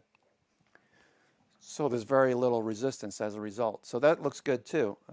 Norwegian Cruise Lines, NCLH, right? NCLH, Norwegian Cruise Line. Same thing, it's above the 200-day. So if you're buying up here, I would scale in. Watch the SPY and the Qs are pulling back. If you're buying up here, I would be scaling in. Watch the indices. If we pull back, a lot of these will pull back with the indices. If they don't, they'll show relative strength. All right, watch the indices. They're pulling back now. VIX is most likely moving higher. VIX is moving a bit higher. I still think that VIX could get down below 18, below the 50-day moving average on the daily. VIX, it's right at the 50-day right now. There's the 50-day right there. So if we drop below the 50-day, like previous OPEX cycles and previous Fed announcements, we had this run up into the Fed and then this pullback that lasted for a couple of weeks. Pop, pull back for a couple of weeks, stays in the lows. I'm looking for the same thing on VIX. If that happens, then the SPY calls will continue to appreciate in value. The problem is we're right at the 50-day, so you don't have a really good edge at the moment unless we close up here. All right, so if we do close up here, this spinning top that we're looking at, if we do close up here above the 21-day and the 50-day, much better. We know what VIX VXV looks like. That's telling us that we should have a follow through. VIX VXV, talked about that this morning. We're still on a bullish signal, so look for higher highs and higher lows. We can dip and still follow through. It's not going to be a straight shot up to 45.50, 4,500. 4,500 is resistance.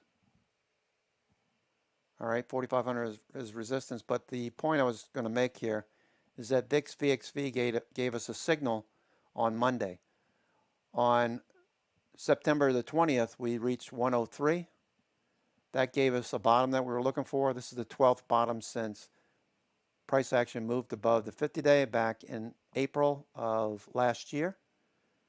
Each time we got these signals and the reversals in VIX VXV, the front month showing more fear, more volatility than the 3-month, we got a signal that's looking like a follow through. So I'm thinking that those Monday calls for next week are going to be fine. Just time your dip, time the dip with some of these stocks with the indices. So let's look at Wells Fargo. See the dip in Wells Fargo? Dipping with the indices. Now, if the indices break higher, look for Wells Fargo to go here. This would be the best area for options traders. You've got a implied volatility of, what was it, 38%? 38%. So buying the dip here, we could see this continuation pattern. We got the 5-minute on a buy signal right now, 5-minute buy signal. Okay, 5-minute buy signal. Wells Fargo, 5-minute RAF buy. 30 and 60 and the daily.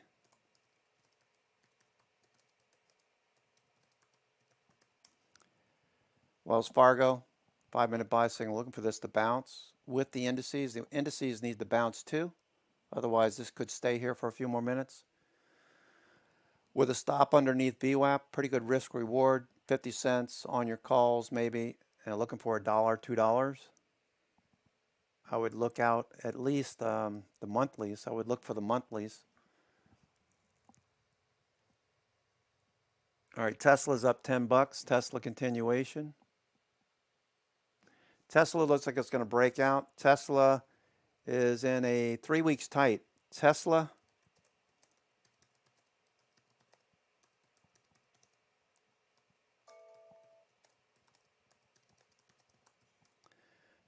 in a 3 weeks tight pattern, folks. Expect IBD to notice it.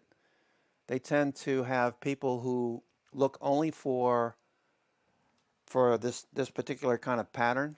All right, a 3 weeks tight pattern. Price action moves sideways for a few weeks after breaking out. After breaking out above this area of consolidation, it dipped to the 50-day, came right back, ripped up to the highs, and what happened? It's tight, creating some tight price action for 3 weeks. Look for the breakout now. The trigger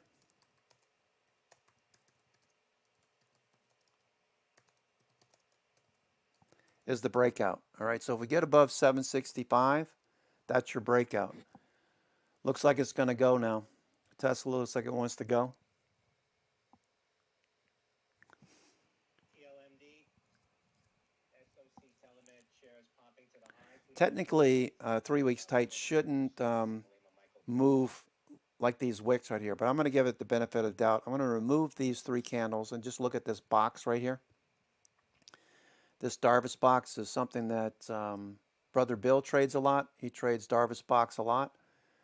Okay, so put in a box around this. Okay. The breakout of the box is the direction you want to take. All right, so if it breaks out to the upside, you want to be long. If it breaks to the downside, you want to be short down to the 50-day. If it takes out the 50-day and the 200-day, then you're short. I don't think that's going to happen. It continues to build. I'll show you why. The weekly time frame, I've been talking about this for weeks and weeks and weeks. The kids have 10 shares each. They've been buying from around, bought them shares from around 580, 590. Adding to it as it rises up to 620. I think it's their average now, 620. Continues to follow through. I'm looking for the right side of this pattern. So here's markdown on the weekly. Then you get the base, the bottom of the cup. The right side of the base is phase 2. You can clearly see the moving averages are rising on the weekly time frame. I'm looking for this to get back to 900 to 1,000 by year end. And we might get the breakout today in Tesla. So if you're swinging Tesla, if it breaks out here, I'm going to add shares.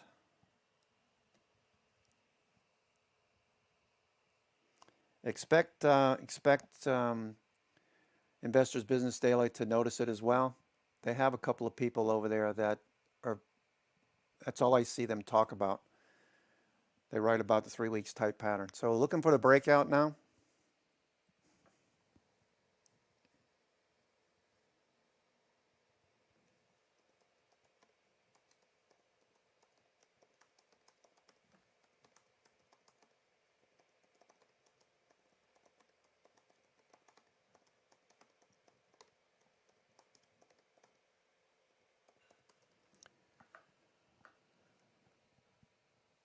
Tesla's about to go here.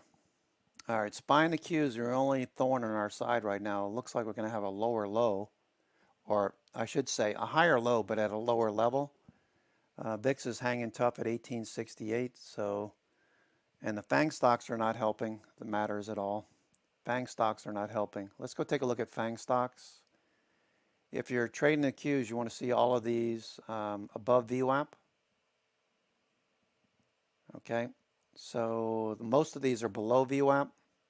First scan, you got Facebook above, you got Google above, and you got Tesla above, and Qualcomm. The rest of these 15 stocks are below VWAP.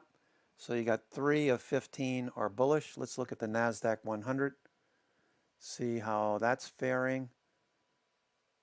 NASDAQ 100. All right, so a few more stocks have gone red. We're about 70%, maybe 65%, no, 70% green. Excuse me, 70% red, 30% green. The top stocks are still Match.com, MTCH. Any dip on Match.com, I'd be looking to maybe start a position on these dips. Look at VWAP, how it's rising. Look at the relative volume. You can tell it's in play. It is a Friday, so if you're starting a new position on a Friday, you have to have a little bit more patience. So I would say if you're going to start this today, look for at least a 382 Fibonacci. If you're not already in it, look for a 382. That's the low right there. And here's the high. 236 is right near VWAP. You can see that 236 right near VWAP. So that looks good for Match.com. So if it does pull back, if it does pull back to 236 or VWAP, you will have a better entry if you're thinking about swinging it into next week. So far, it looks like a scalp. Watch the SPY and the Qs. Looks like we're going to bounce here. All right, futures need to bounce too. We're below the point of control for today. Looks like an inverse P shape on the NASDAQ right now. NQ futures, an inverse P shape. So you take the capital P and you put it standing on its head, the leg higher, the P being the bottom part of the profile, and we're trading right around the tangent of that P, right below the point of control. Hold on a second. Let's see. Oop, I don't know who this is. Let me just check this out real quick. I'm going to mute you guys for a sec.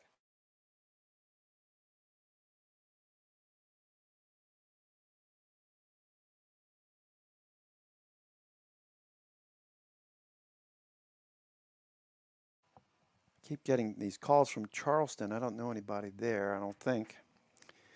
And they don't answer. All right, so watchingmatch.com here. Let's keep an eye on Wells Fargo too. Wells Fargo. All depends on the indices right now. So Wells Fargo's right there at BWAP. Same idea here with Wells Fargo. The morning move. There you go. Now we're looking for a move here in that direction. Higher. Looking for Wells Fargo to move higher.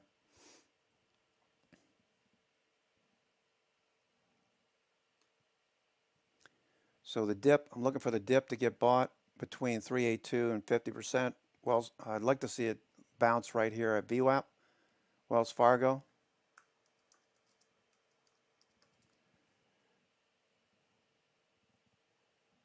Okay, looking for that to bounce right now, Wells Fargo. Energy stocks pulling back a little bit. We've got about, okay, so we're building a little bit more bullish activity.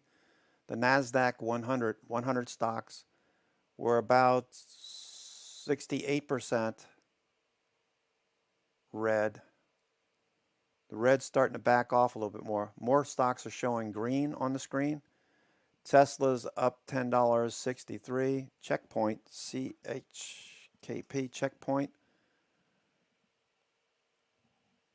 All right, that's pulling back below VWAP, so we'll watch that. Communication stocks, Fox A. That's at the top of the screen. All right, so that's following through. Fox A, we talked about this one on Monday, Tuesday. That followed through. Fox A, CSX, Rails. The Rails, CSX. Nice change in direction. That makes sense. BMY, what's BMY doing? Bristol Myers. All right, so got rejected again at the 9 EMA. Bristol Myers still consolidating, basing down here. All right.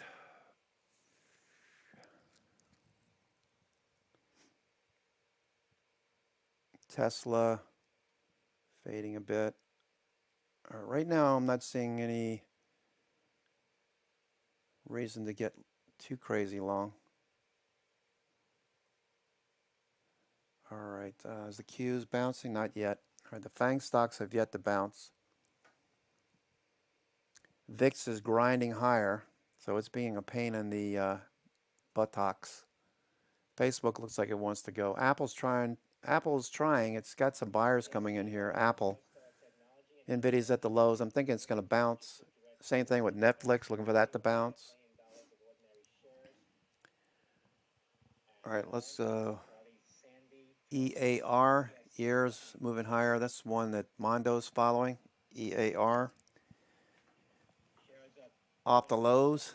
Dropping here to the lows of 69 cents and continuing to fall down about 24% now. That's Charlie Sandy, Charlie Whiskey CSCW on that offering announcement. Continuing to fall here.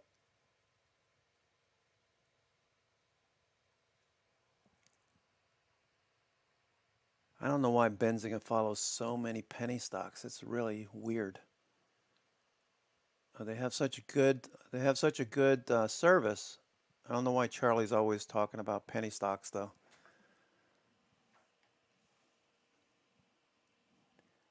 Penny stocks. All right, so let me take a look at what is What's the flow look like today? Who is getting the most action? Let's go to Flow Algo and see what. Tesla's the most active, followed by Bank of America. All right, so Bank of America on any dip, probably the better scenario. That's not dipping much like Wells Fargo. It's right at VWAP. I take that back. It's right at VWAP, looking for Bank of America to get going here. It's got a lot of flow. It's got, it's got a $2 million order here, Bank of America. So it's only one order on Bank of America. Royal Caribbean is like number 5. Let's see who's Tesla's. Tesla's got a alpha signal today. Tesla with an alpha signal.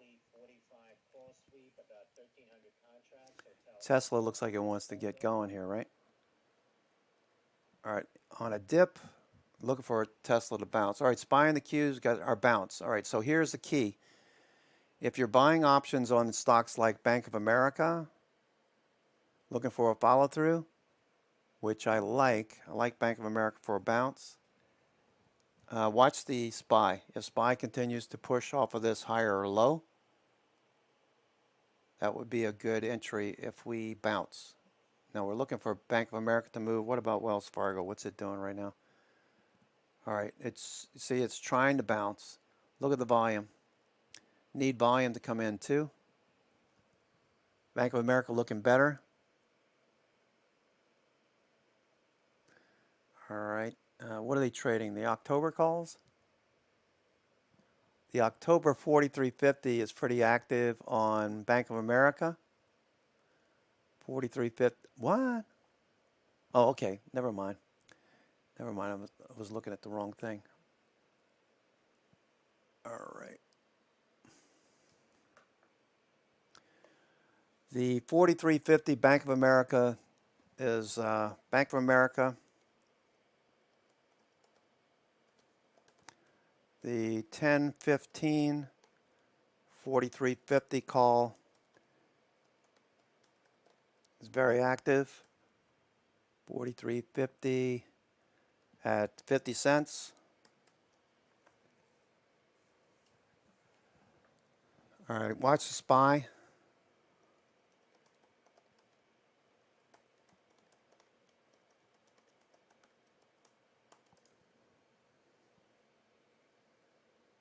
All right, I would time a bounce here on Bank of America with SPY as well. If SPY bounces here, these banks should go as well.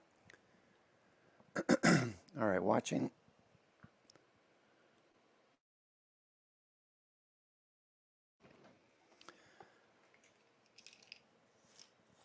All right, come on, guys. Bank of America and the banks, I want to see these following through. SPY in the Qs, nice bounce. SPY, Qs, bounce.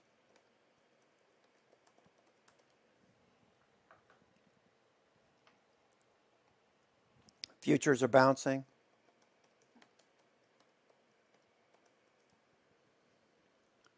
Futures are bouncing too. It's a Friday, so it would take less risks today. So if you would normally trade, I don't know, half a dozen positions, day trades, I would probably keep it down to about 3. It's a Friday, so I'm just using that as an example. You know, I'd be a little bit more cautious.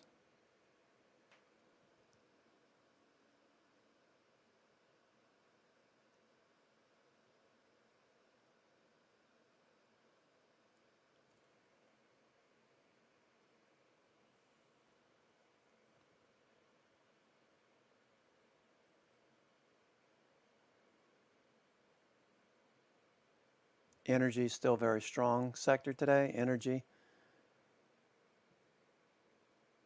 Transports are getting the most action so far, though. Looks like transports.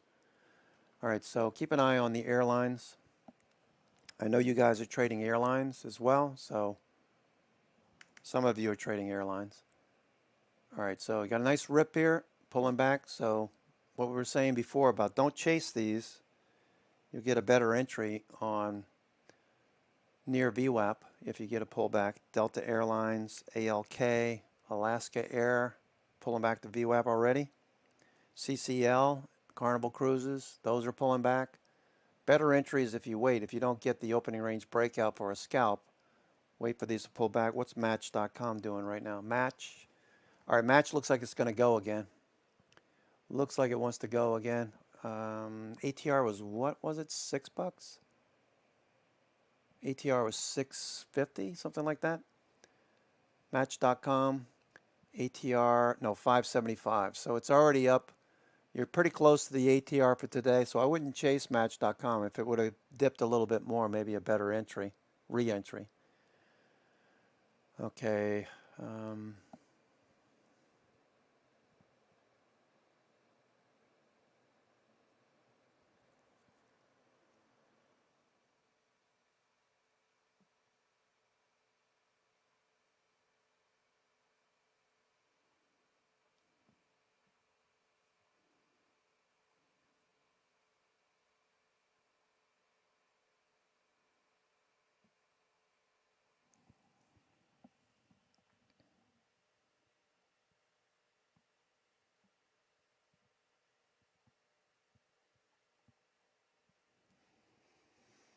All right, so it looks like Match.com wants to go again.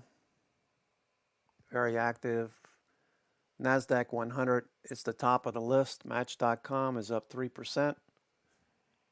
Looks like an expansion day. SPY and the Qs continue. SPY and the Qs continue. All right, I need to take a 1-minute break, 2-minute break. I'll be right back.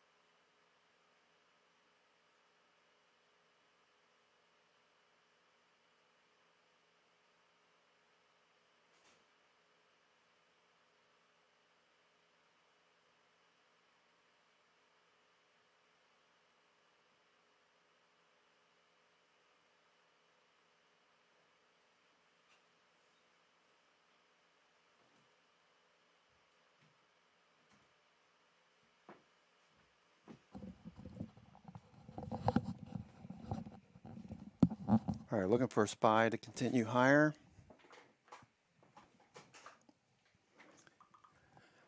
All right, looks like Match.com wants to keep going. Let's see what Wells Fargo's doing. Looking for a push off of here. If SPY and the Qs move higher, we should see the banks and most stocks that have pulled back the VWAP, they should bounce too if they were strong this morning.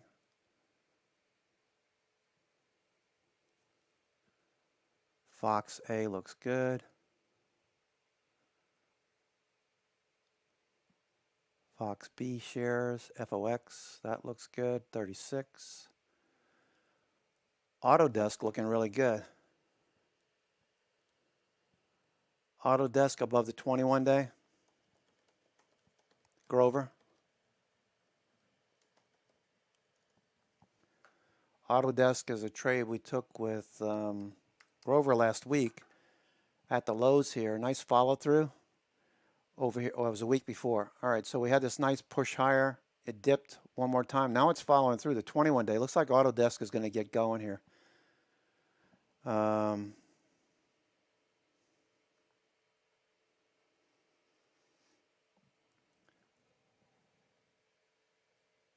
Autodesk. All right. Look at the volume starting to come in. MACD's crossing, stochastics rising. So you're a couple of days behind, but it looks like this is going to follow through for next week if you want something to swing. Autodesk looks good. Let's see the relative volume. Let me just check it on REF Pro. No, I want to go to ADSK. 5 minute is saying wait. 5 minutes saying wait, but the 30 and the daily are good. 5 minutes pulling back a little bit right now. Autodesk get a better entry. VWAP is rising. We've got 1.1 RBOL. All All right, so not quite in play. Tesla is the number one traded right now. Tesla looks like it wants to keep going. Just off the high of the day, 765.50 or so. All right, SPY and the Q's trying to get going. Autodesk looks good. There's so many good looking setups. I tell you what. QS is following through on the dip. You got a little dip on QS. QuantumScape.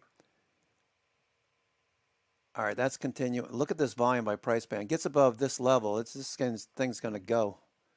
QuantumScape. QuantumScape. It's dipping right now to VWAP, so depends on what SPY and the Qs do. Better entry on QS. QuantumScape.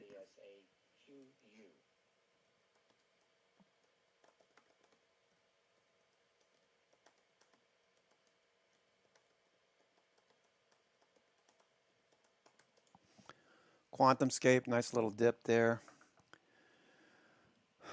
All right, so let's see how the IBD 50 are doing. Just out of curiosity, IBD 50.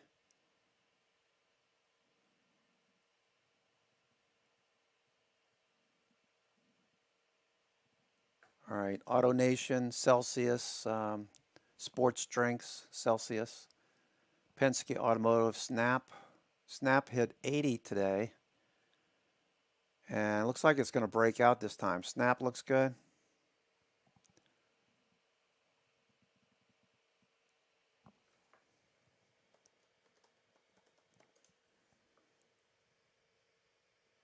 Snap, nice job.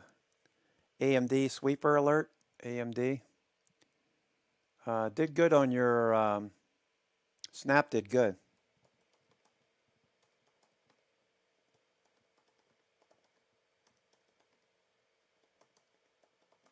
CWAN, Clearwater Analytics shares opening at $23.75. The IPO was priced at $18 per share. That's Charlie Whiskey, Alpha November, CWAN. Citigroup, we got calls coming through on Citigroup. The monthly Citigroup calls. Bank of America looks good. QuantumScape, we got 3 orders, 222,000 on QuantumScape.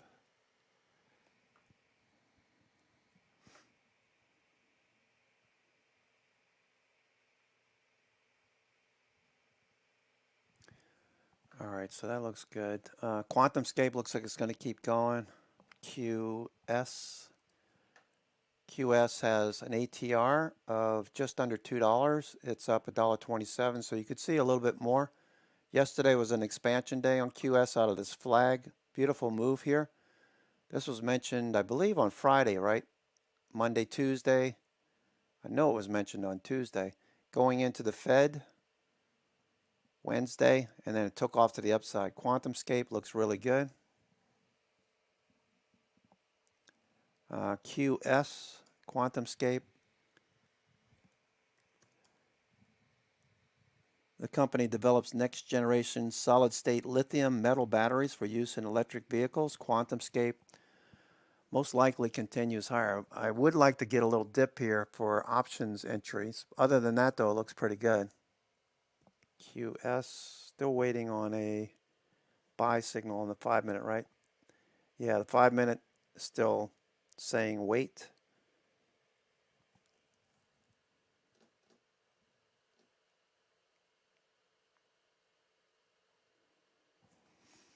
QuantumScape on the daily. You saw earlier in the week, we noticed that the Bollinger Bands were very, very tight, and that with RSI rising, that this is telling you that volatility should explode on QuantumScape. It's at 99% right now, so if you're buying options, I'd probably be doing spreads. Instead of directional calls, I'd be doing spreads, because IV, you're going to pay up for the IV, so sell the out-of-the-money calls, buy something close to the money, in the money.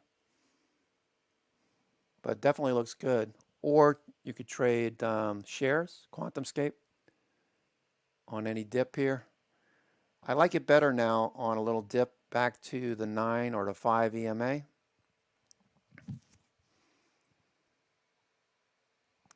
don't want to chase anything at this point. QuantumScape does look like it wants to go though. Could see another 30 cents now, 40 cents on QuantumScape.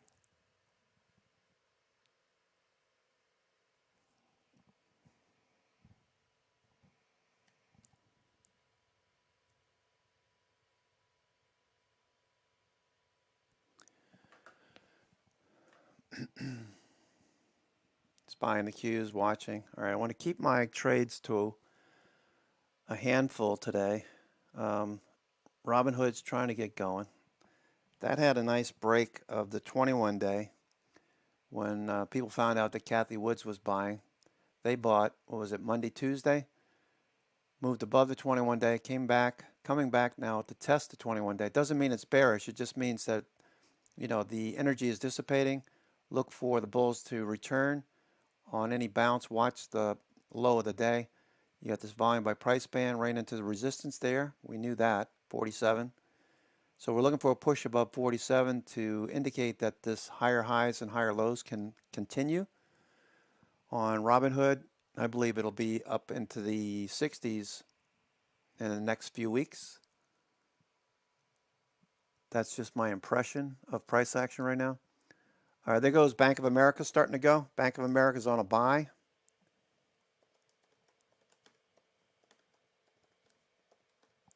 Off VWAP. Bank of America's going. Whoops.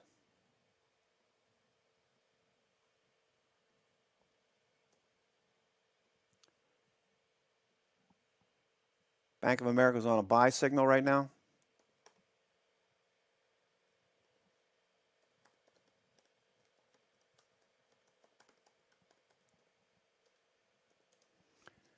Bank of America's trying to go. SPY and the Qs. We need the Qs and the SPY. All right, these banks should continue to perform today.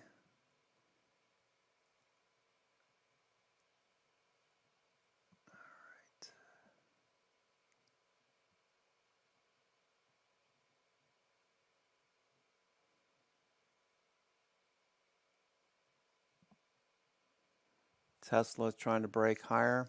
QuantumScape looking for the follow through. All right.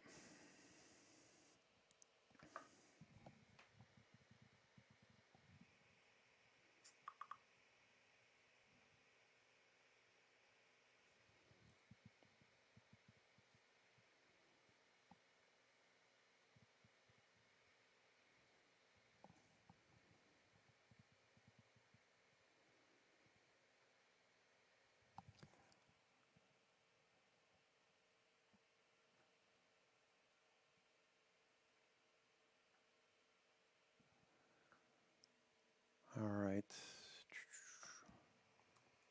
We're waiting for the indices to do something here.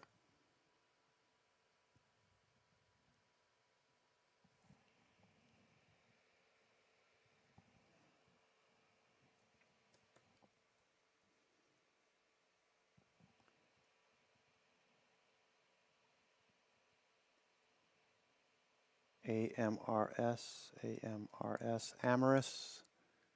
Relative volume is pretty high. AMRS, relative volume is very high. Looks good. What do they do? We've traded that one before. I just don't remember what they do. AMRS.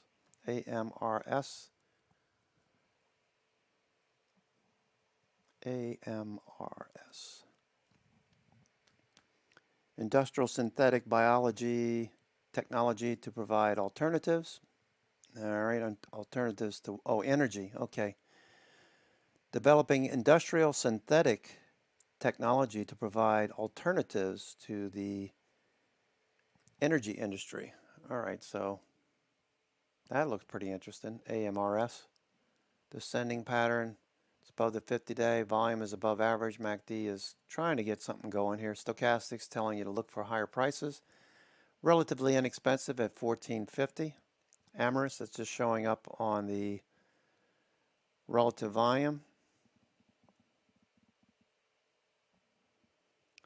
Costco, seeing 1.7 RVol on the bounce. Costco still going. Costco. You in that one, Rob? Costco, you still in it? Costco.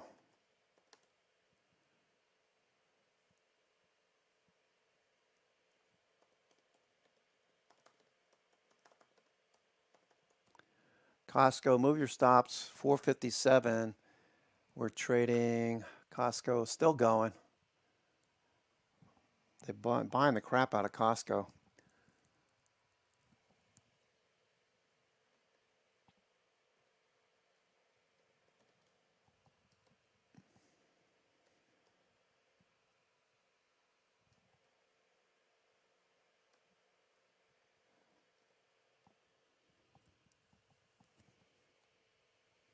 All right, move your stops. You're up about $4, $5 at least. If you took it on the opening range breakout, Costco's still going.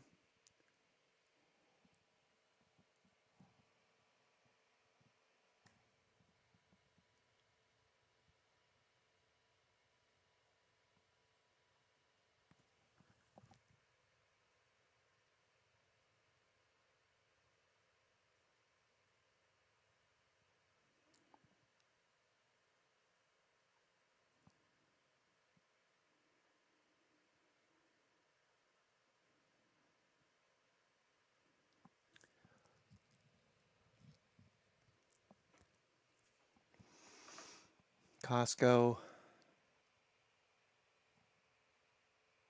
it's up 11. So expansion day on Costco.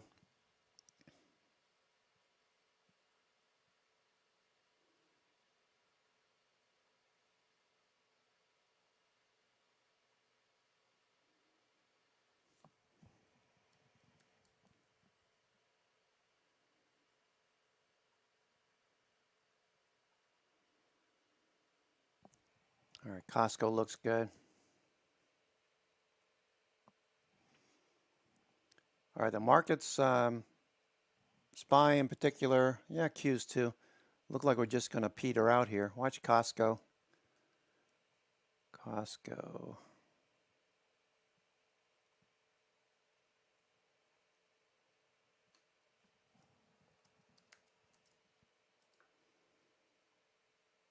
Costco still going. Tesla looking for the follow through on the breakout. Uber seeing Tesla flagging at the moment. Lots of volume on Tesla. Friday options expiring.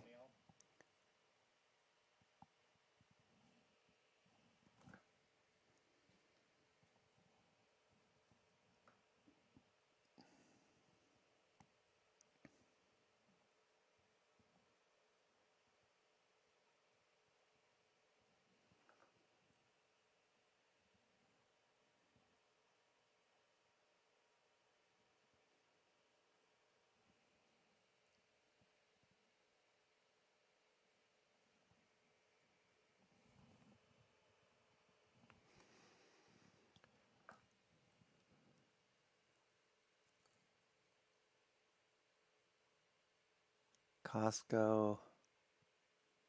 It's up 11, so you probably get a little dip on Costco for a better entry. VIX is starting to move higher. VIX starting to move higher.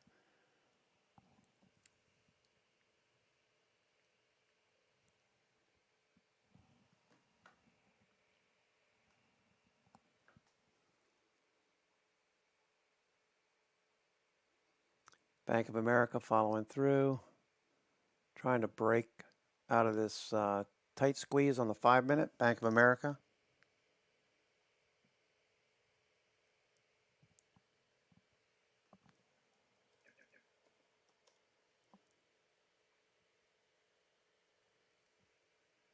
FUBO, Fubo TV, January $48 call sweep, about 1,500 contracts.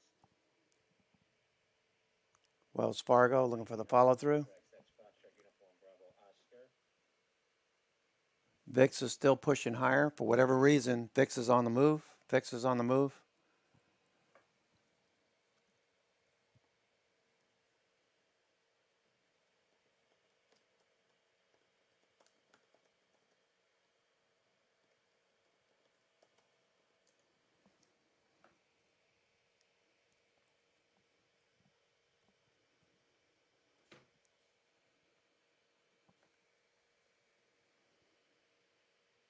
AMD, lots of flow in AMD.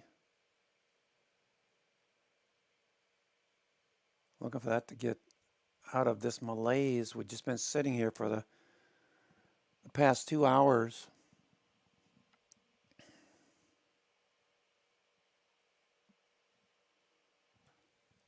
Report two co-hosts of the morning show, The View, test positive for COVID before Vice President Harris' appearance.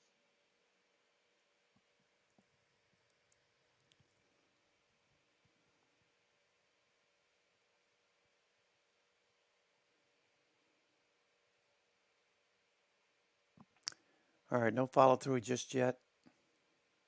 The banks. QuantumScape pulling back a bit. QuantumScape. Tesla. All right, everything's pulling back a bit as VIX spikes up to the highs of the morning range.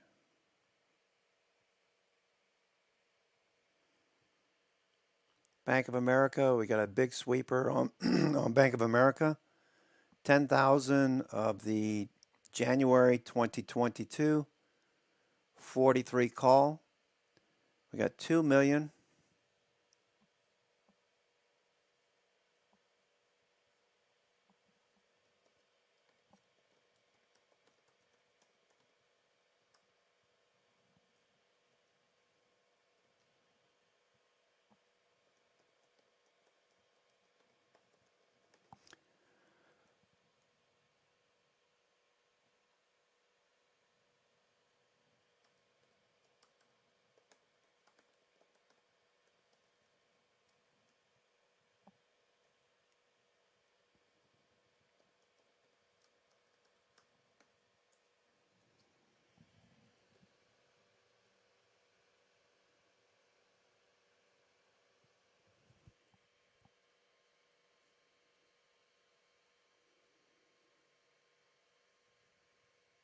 All right, so looks like we're going to test our, VIX is going to test our resolve.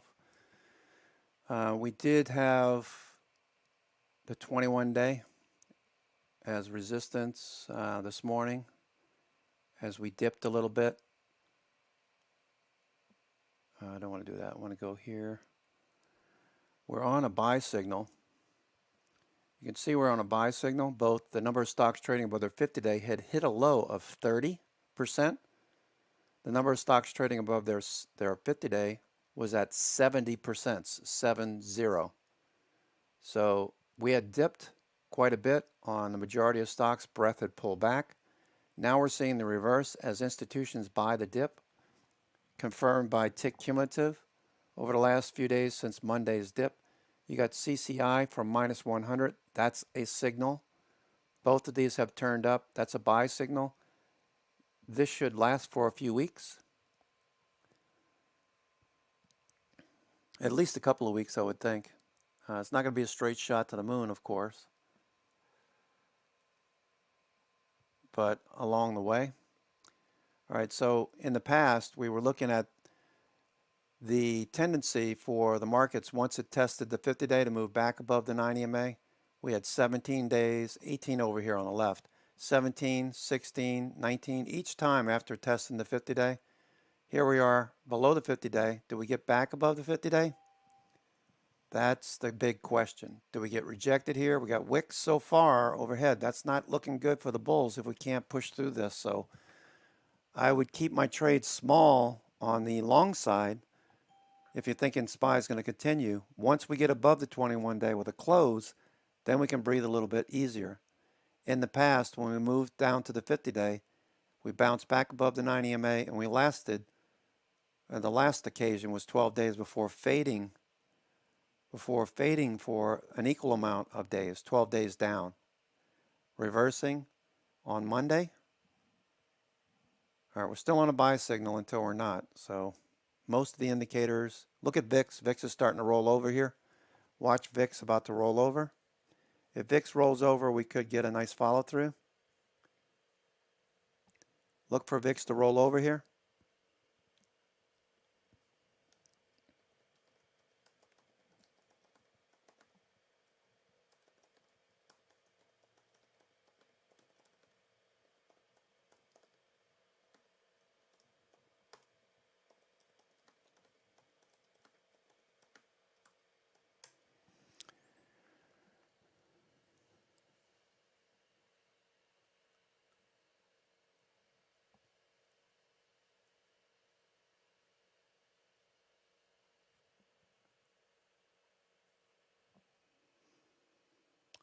All right, watching the FANG stocks, they're getting a bid here. FANG stocks, a little bit of a bid. Shorts covering for now.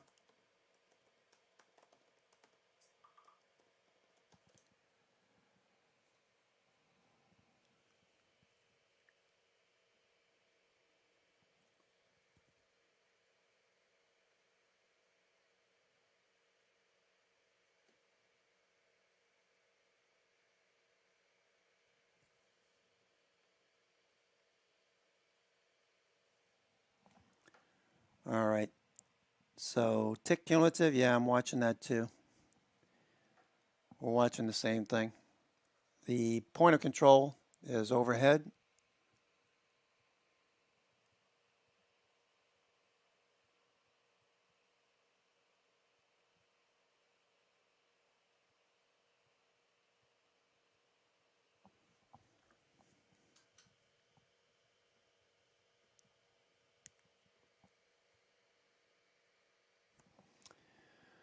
All right, so SPY is just hanging out right here. If we start to lose this, do know that dealers will sell futures to get the delta neutral as we start to drop. So think about puts if we start to drop off.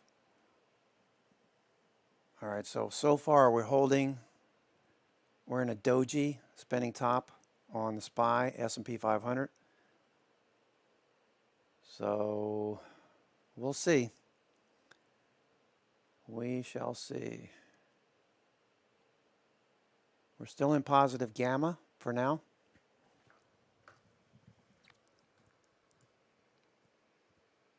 VIX is trying to hold this level.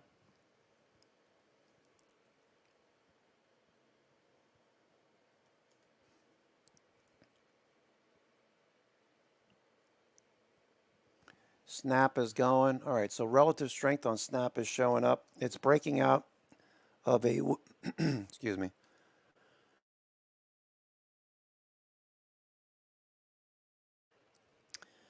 Snap is breaking out of a tight range that's lasted for the last 8 weeks. Snap looks like it wants to go. Okay, so you're chasing it. You would be buying at the highs of the session, so just be aware of it. Snap is going.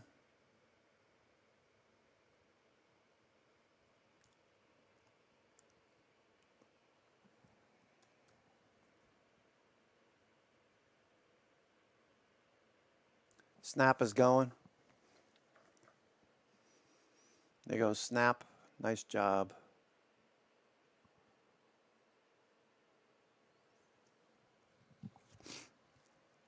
Bank of America, we got to get the indices to bounce if we want the banks to keep going.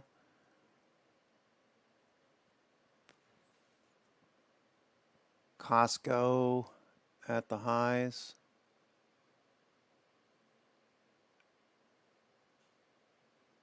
Flattening out now.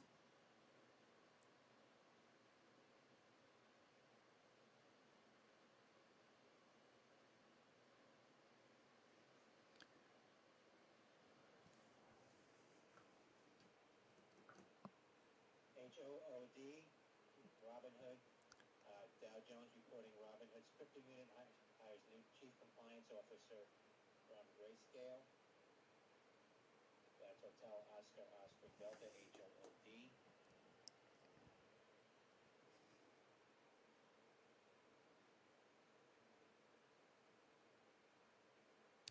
Novavax giving back $9 today. Novavax, look, we were looking for a follow through. Energy still hanging in there. QuantumScape pulling back the VWAP. Everything is pulling back right now. It looks like people are thinking that we could see more downside. So maybe some puts for insurance if we start to drop below this level here. Keep an eye on it. Tick cumulative is bearish at the moment. It's 1-to-1 up down volume, so there's not a lot going on.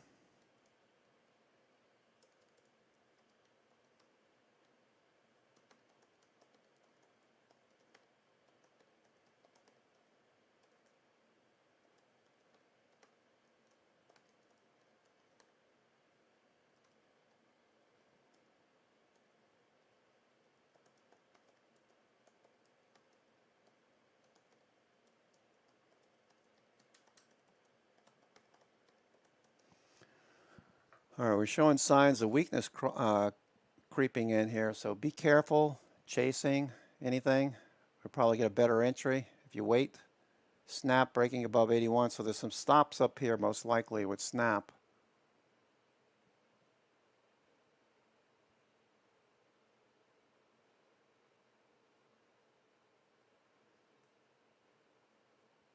HLTH is open now, Hotel Lima Tango Hotel.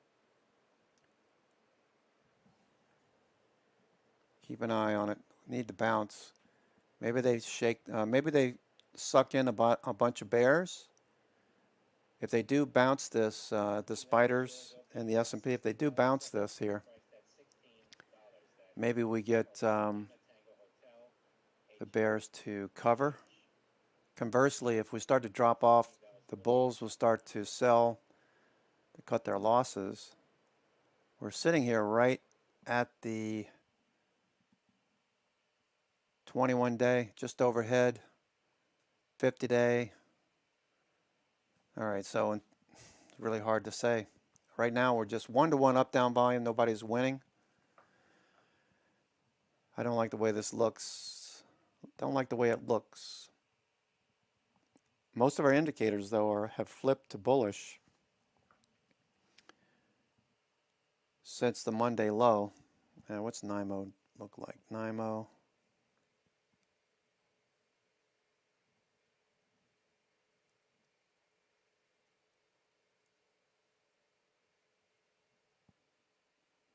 All right, Wells Fargo.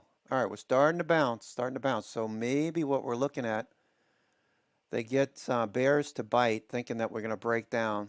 And if we start to reverse back above VWAP, those bears that got short right here, just as we're starting to tick down a little bit more, get those bears short, run it back in the other direction, get them to cover, fuel to push above. We'll see. 44.51 is resistance. We ran into that area. We've overshot it a little bit. 44.55. We're just consolidating right now. VWAP is right there at 44.45. Can we push back? All right, let's watch the S&P for a few minutes. This is going to affect everything. All right, so we'll keep an eye on this.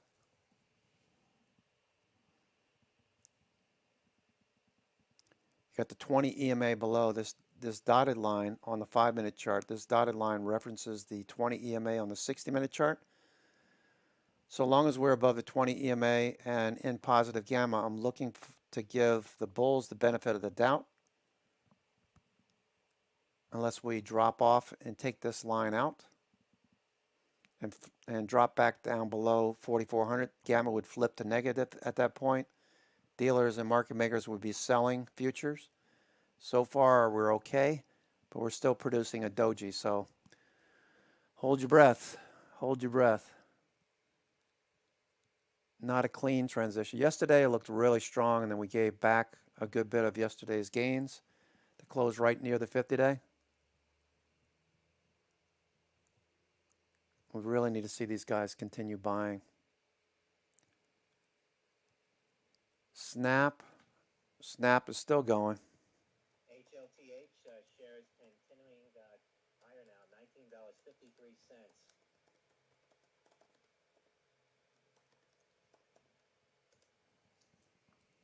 IPO opening in the last few minutes. Snap is going, new all-time highs.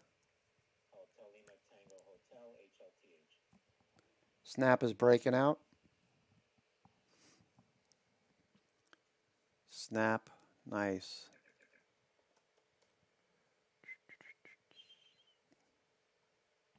Five minutes on a buy signal, 30 minutes on a buy signal all day.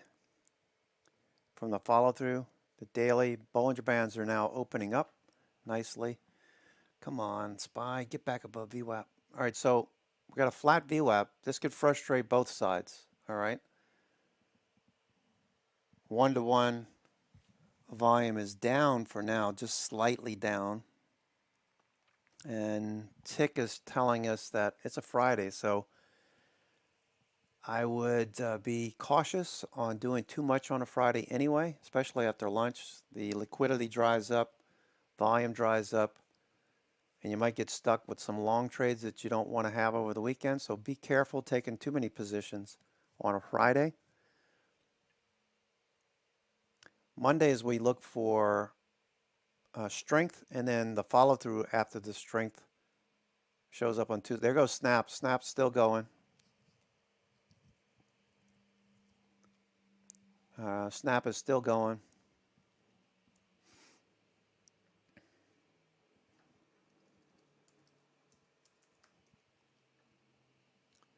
Still going here. Let's keep an eye on Snap.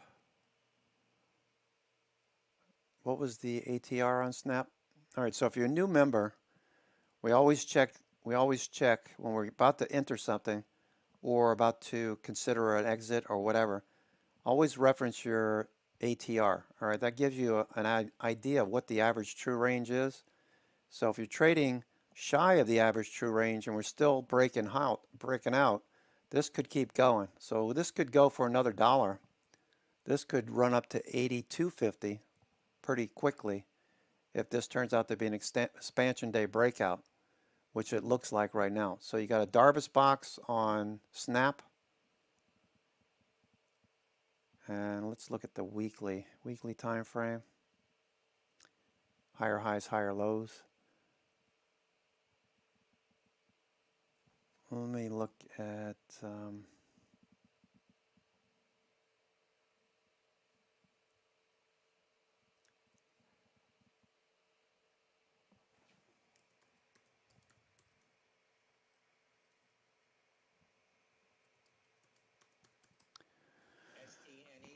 what's Digital Turbine doing, by the way? Digital Turbine, I was thinking about something here on Digital Turbine. All right, that's the inside day. So maybe it dips down to the 921 day. If we get a dip down here on Apps Turbine, I'm still long. Still want to look for a follow through, but a dip here would look for a follow through continuation. Snap. What is Zim doing? Zim was one from yesterday. Had a lot of strength yesterday. Inside day today. All right, Snap. Still watching Snap on the Darvas box breakout. Base breakout. Snap.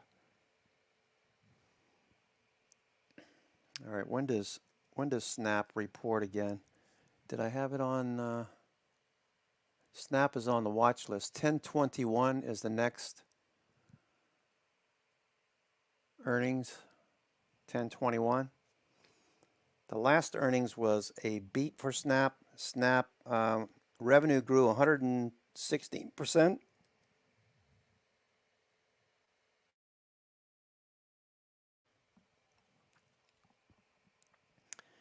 All right, so breakout here, Snap.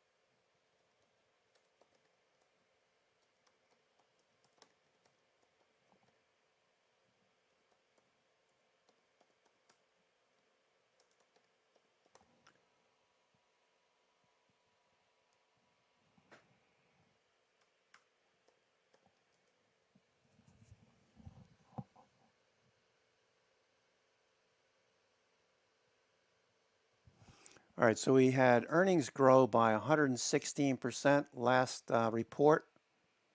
All right, so that's important to consider on this base breakout. Brazilian payments firm Stone and Digital Bank enter into talks to expand partnership, potentially merge.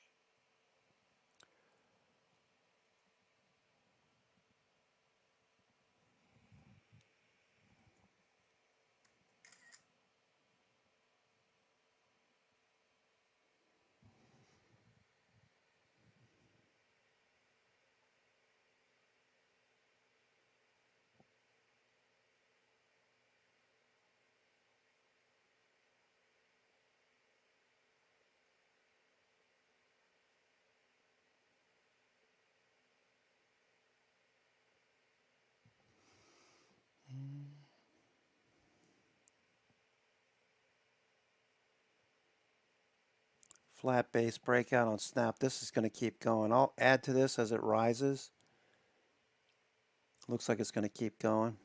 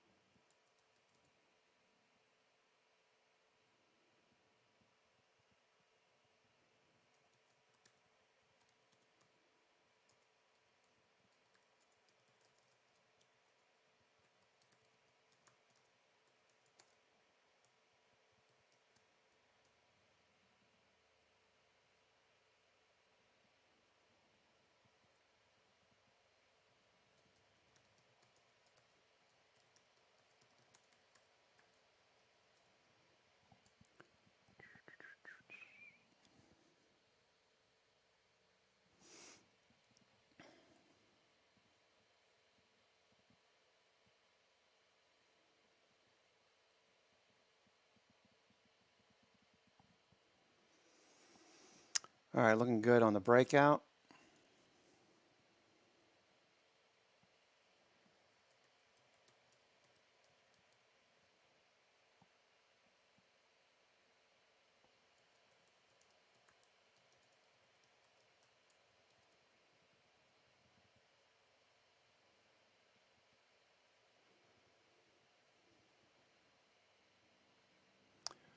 All right, SPY is showing more strength now, getting those bears to cover, helping with the energy source, if you will. Give us some energy. It was pretty quiet after 10 o'clock. We just kind of petered out and just went sideways, but we didn't drop off. We were in the range, so that looks good.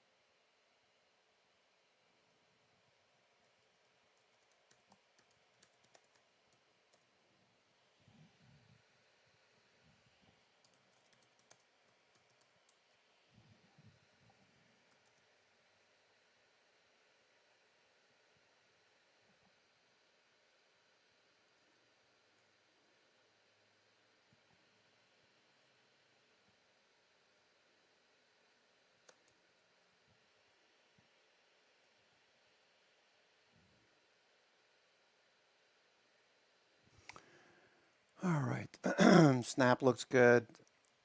Looks good. And Digital Turbine, APPS.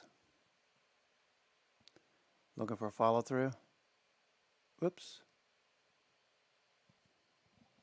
All right.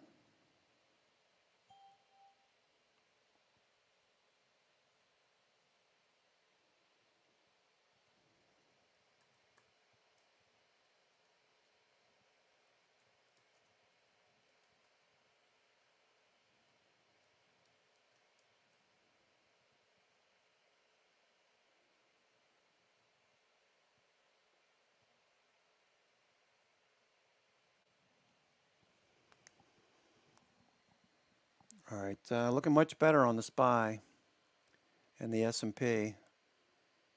So my guess is that bears were starting to bite.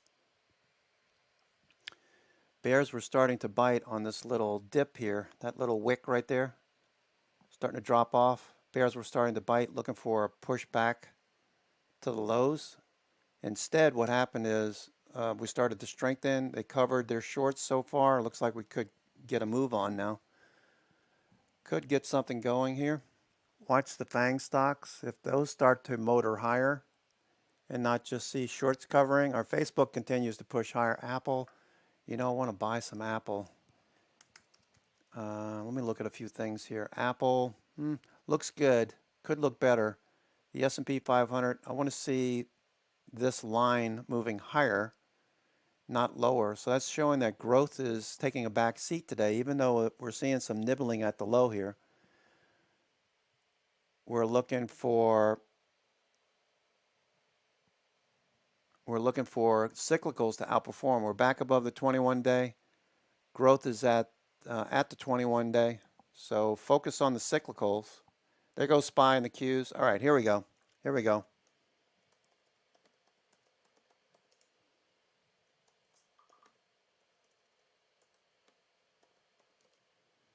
All right, here we go, folks. A nice little rally going here. Facebook going.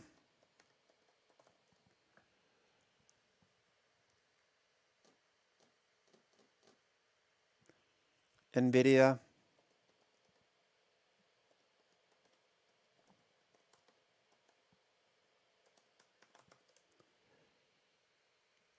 All right, Apple. All right, Apple. Looks like we're going to get a go signal here on Apple. Let me take a look real quick before I do make a decision on Apple. Apple's on a 5-minute, 30-minute, 60-minute daily buy signal. Apple looks good for a go. Apple looks good for the go. If it wasn't Friday, I'd probably take a decent trade here. October. Looking for Apple to continue. All right, looking good here. Apple, I'm looking at the 146 call for first week.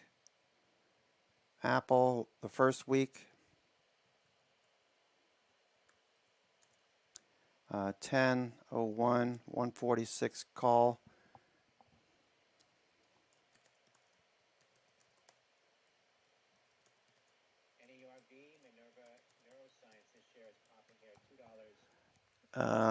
The 146 call. I'm trying to get into this for $1.70.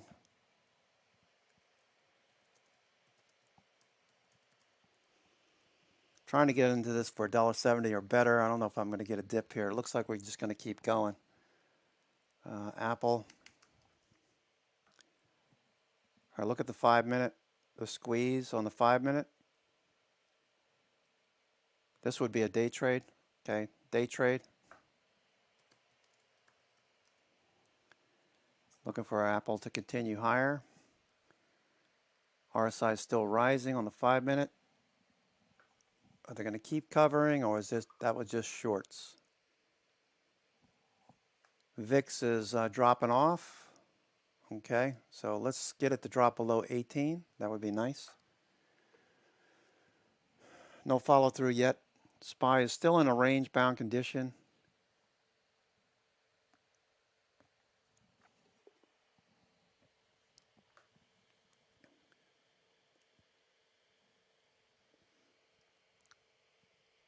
Apple needs to get above the 50-day. Facebook's at the high of the day. QS still pulling back a bit. QuantumScape waiting for a better entry on QuantumScape. QS for a re-entry on QS. This one could dip a bit back to the 90 MA, looking for a follow through. Apple.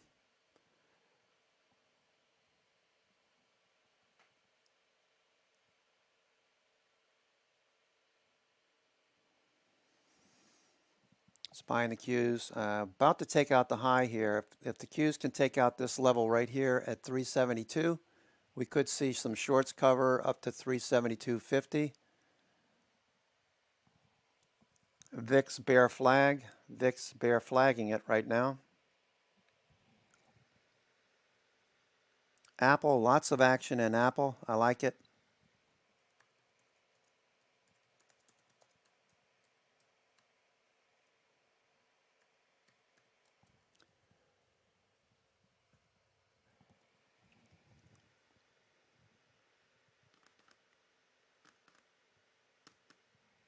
All right, Apple looks good.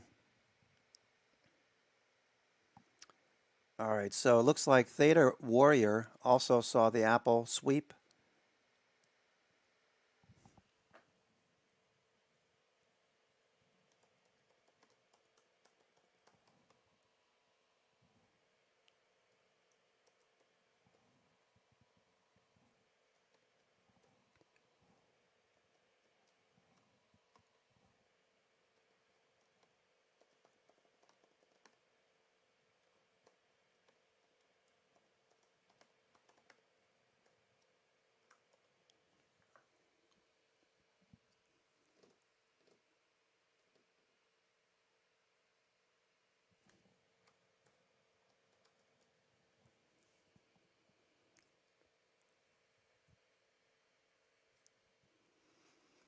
Apple's looking good. VIX dropping off. You need another bear flag here.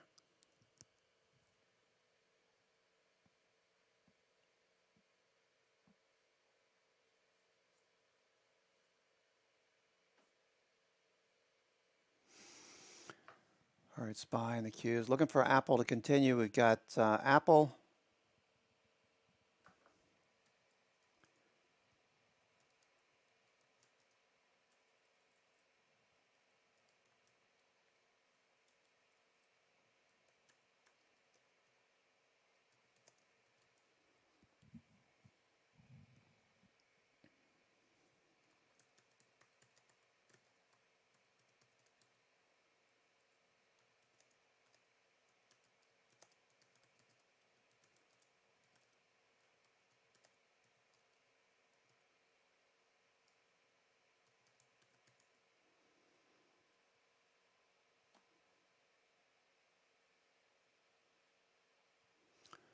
All right, there goes Apple continuation here. Looking for a follow through.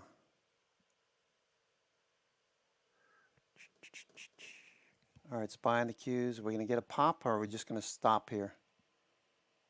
All right, SPY is flat on the day. It's trying to push in the green zone.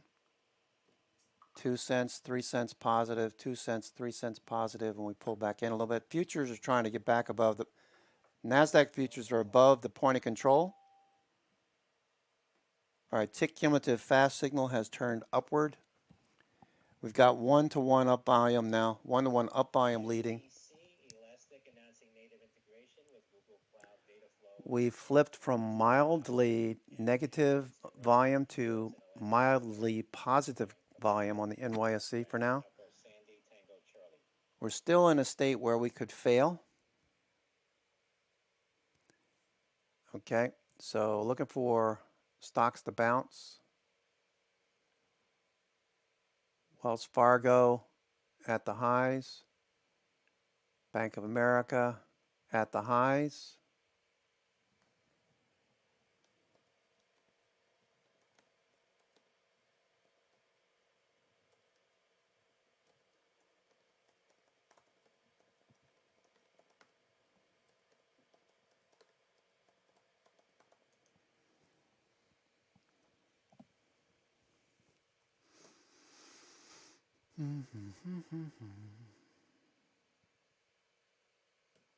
Facebook's still going.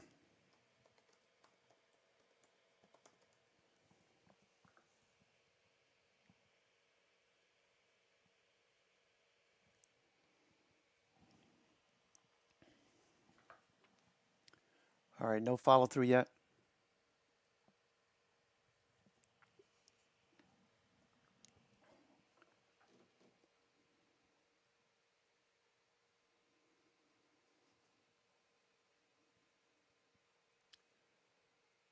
All right, we're looking for a bounce in the energy names. Looking for a follow through in these energy names like Apache, Devon Energy, Apache, DVN, Devon Energy. No need to chase them up here. These are starting bullish trends. Looking for these little dips to get bought. Snap. Snap is still going a bit. It's at 82. It's up $2.88. It's got an ATR of $3.40. 340, so you could see another 60 cents on this maybe. 50, 60 cents. If this turns out to be an expansion day breakout of that Darvis box, that would be awesome. Awesome.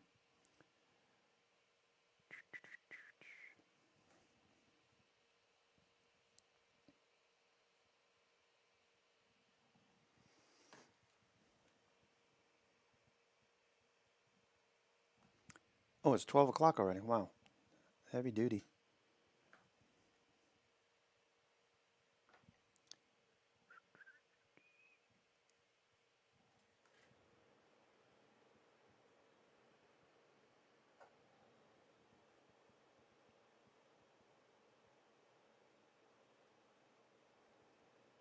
We've now seen two name brand companies, and by that I mean FedEx and Nike, come out and talk about supply chain issues, which according to the companies I'm talking to are worsening, not getting better. And we're also seeing margins under pressure due to labor. So to me, that's going to be more of the message during the quarter, which will take some of the multiple expansion we've seen out of the market. So I will probably go back to high cash levels. So look at this as just adding to positions that I've had that I'm comfortable Tesla with. high of the day. I'll probably dial them back to just the core levels. All right, so Jason Stein, I mean, what a difference a handful of days make from Monday, which is a distant memory right now. Yes, you have yields that are moving higher. On the issue of whether there's going to be a Q4 rally, look, I find it hard to believe that Weiss is adding to all these positions, yet he thinks that it's about to start pouring outside. His points are well taken about what we've heard from from Nike and FedEx. Jeremy Siegel, the noted professor and for the most part bull in the market, Jeremy Siegel on again today. For a month or two, because the Fed will continue with its program. We could have a market up 10% before another 10% drop. I see problems in early 2022 with the market contending with the Fed. But he implies that between now and then, you could have a nice move. Do you agree? Yeah, so I haven't been as busy as Weiss, but what I will say, which was super interesting this week, and obviously we were all talking about the tape, the Evergrande story, and S&P was down 1.7 at the end of the day, which was quickly bought. Obviously we saw the Fed commentary from Powell that was slightly more hawkish. And I think the market just understands that accommodative policy will continue. It's really hard to fight the Fed in this market. There really isn't any other alternative. So I could see in the short run for sure, markets continue to trend higher.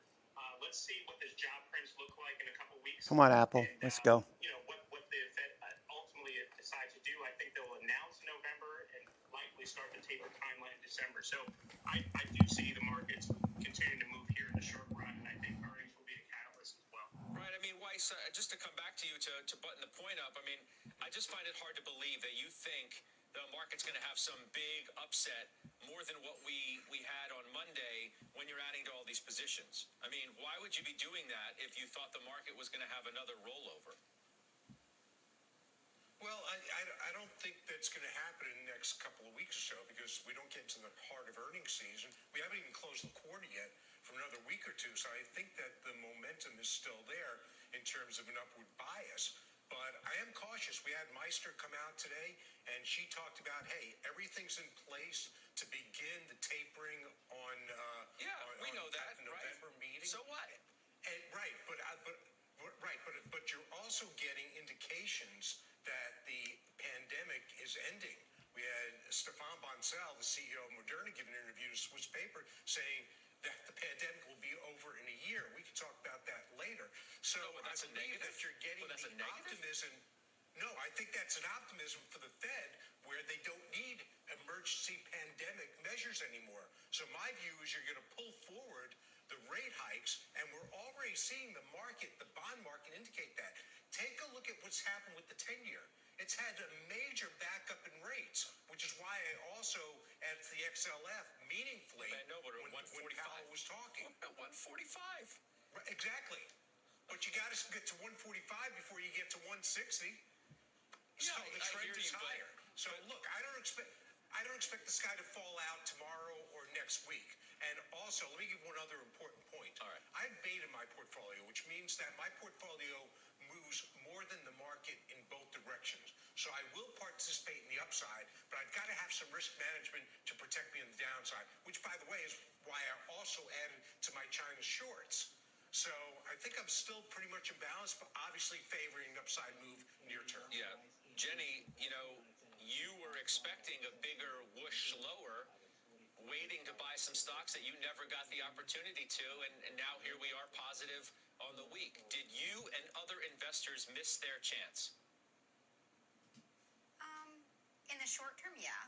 In the long term, probably not. One of the things that I've been thinking about is the idea that flat is the new down, right? So what's happening here? There's not really any huge negative news coming out. I think the Evergrande thing on Monday was more of an excuse to pull back because everybody wants a pullback.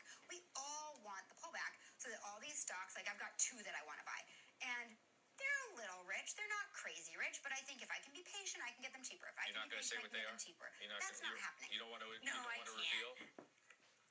Trust me, I'll tell you as soon as I buy them, but I can't tell you today. That's a deal. So, That's a deal. I'll let you Okay. off. I'll let you So, off the hook. You got to do what you got to do. thank you. And so as long as the Fed's pumping all this money in, and they still are, and even once they start to taper, I think it's God, Wapner is freaking annoying. So I don't think we're going to have a big down I like Jenny. I was hoping Monday might turn into She's more of a valuation, but I think flat. dividend related Steve made a really good point before, which is that within the fund stocks manager. he's buying, some were down 10 and 20%. So there's dislocation under Okay, the surface. Apple looking for that follow through. I think I'm still going to be able to buy both the names that I want to buy a lot cheaper. But I think it's hard to have a major pullback. Apple I just following think through. we have these consolidation periods ahead where, our version of correction or whatever we're going to call it is ultimately flat for a while. And we consolidate the valuations. So I know that's not as exciting an answer as you wanted. I don't want any answer. I mean, you answer it what works for you and your portfolio and your investors. I don't care how you answer the question. John Ajarian, how do you see it? You've got Barclays today says buying the dip still works. Obviously, it worked this week. Fundstrat's Tom Lee says risk-on signals are emerging, and you can point to many. And I just go back, as we think about the taper, to what Steve Leisman told us a couple of days ago, that even with the taper, you're still doing the equivalent of QE2+. Yeah, and Steve was spot on about that, as was Tom Lee, by the way, Scott. Yeah, Tom Lee's been dead on balls accurate. From 136 last Friday to 145 today. That doesn't scare any of us yet, but as Steve said, it depends on what we're on our way to. Is it on our way quickly to 165? It's all about that velocity, those three V's that we talk about all the time, Scott: velocity, volume, and volatility. Volatility popped pretty dramatically Monday, of course. We had a 64% jump from Thursday to Monday. That's big. That's always been a signal for us. They were selling volatility I think people that watch derivatives, Monday, Tuesday. you've got that blood in the streets that you hope for. You don't know unless Evergrande actually did become that Lehman moment. It didn't seem likely that it would, so it seemed like that should be bought. So buying that. I thought Jenny's comment about Evergrande or whatever being an excuse for people to say the markets were going to be weak. Even my wife was telling me, the markets are going to sell off. Markets are going to sell off. I said, why? She said, Evergrande. I said, really?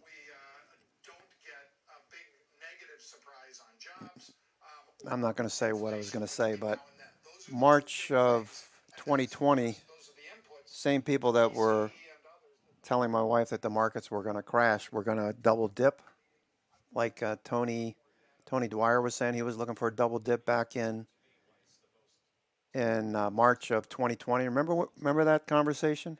You know why we didn't look for a double dip? Anybody answer that question? You know why we didn't look for a double dip in 2020? What happened during that time period? You remember? The call wall kept shifting higher. It told you what institutions were doing. And the call wall has been moving higher since April, May of last year, consistently, with only two exceptions, one here I believe it was here or here. Either it was September, August, September, or it was February. I forget which one.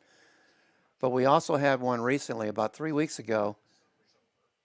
Brent over at Spot Gamma told us that this is the first time that we started to see the call wall shifting lower. That told us to look for this drop right around the same time because institutions up until now, up until 3 weeks ago, were shifting the call wall higher every single month, every OPEX. Every single one of these moves to the 50-day, they kept shifting the call wall higher. That was significant. I can't tell you how significant that is other than to reemphasize it over and over and over. When the institutions start to position their options trades around a expanded range, call wall higher, or a consolidating range, call wall lower, that's when you start to anticipate pullbacks. The reason why we didn't look for a double dip back in March, April of last year was for this very reason. Institutions were positioning for a move higher. They were expanding the upper side of their range. Very important to watch this and to pay attention to the Gamma channel. You may or may not, as a member, be focused on the Gamma channel, but I assure you it'll keep you out of the woods, out of the weeds, 90% of the time, 95% of the time. As long as the call wall is shifting higher and prices are above, prices are in a positive Gamma state, we look for the bounce, right? Look for the bounce. Oops, sorry about that. That was the big thing that changed and why we weren't looking for a big dip back in March of last year, a double dip, like Tony, Dwyer, and the rest of them. Tony's great. I like Tony. But I don't think he follows. I don't think he follows options the way Brent does. Hopefully, people will not pay attention to what Brett's talking about. I like the fact that his membership is growing, but we need to have an edge. We have an edge with options positioning that the average trader does not, and that's significant. We're in positive Gamma above 4,400. Gamma flipped to positive over here yesterday, and now we're looking for a push higher. All right, the Qs are pushing higher. Apple's pushing higher. Facebook's at the high of the day. NVIDIA, Netflix. NVIDIA looks like a buy here. NVIDIA looks like a buy.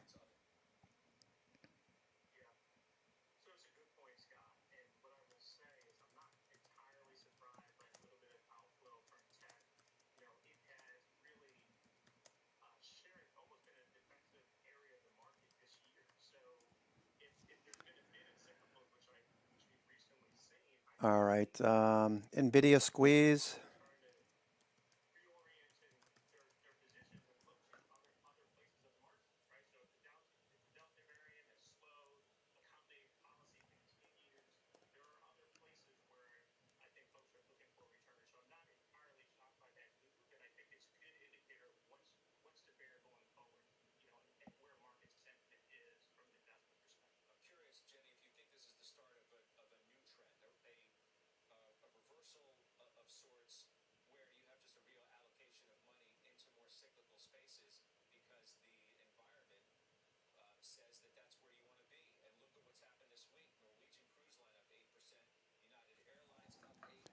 All right, let's look at play.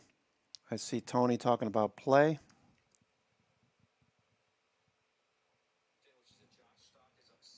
Play, I like it. You got a markdown period.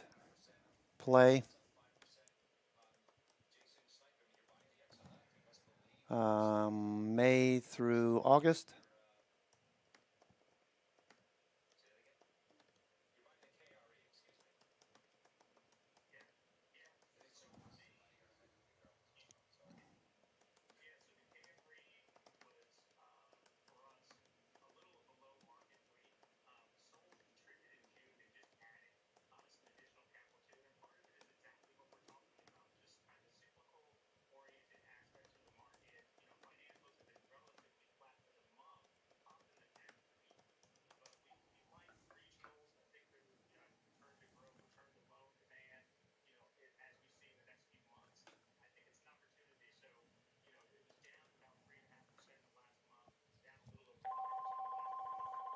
Who is this?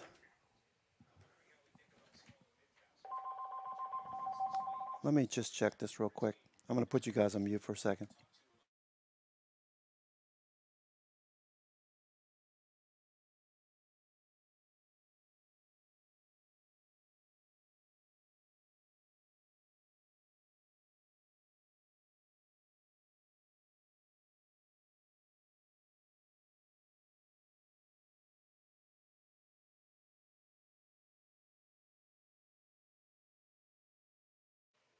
All right. Police Officers Association looking for money. Looking for money. Whenever you get these calls from the police associations on the line, now I've been told by people that I have friends that are in the police force, so I support the police. But the captain of the police force in my last, where we were living in Jersey, he told me those calls are bogus. Don't give money over the phone to someone saying that they're with the police force looking for donations. That's just my 2 cents. That's straight from the horse's mouth. So anyway, that guy was trying to get money out of me. I said, no thanks, thank you. Go blue. All right, SPY in the Q is looking really good now. So Tony.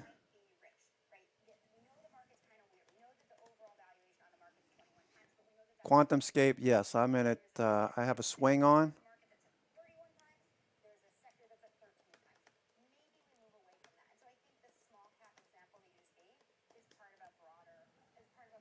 Yeah, QuantumScape, Tony, QuantumScape, I'm looking to buy dips now. All right, this is starting higher highs and higher lows. So it's not going to be a straight shot up from here. Okay, so long as you're not buying the highs of the day, you're going to be okay. I'm looking for a dip. Could come all the way back to 25 or so before the 90 EMA catches up. But we got a 9 and 21 day crossing up through the 50 days. So this is just starting a new trend.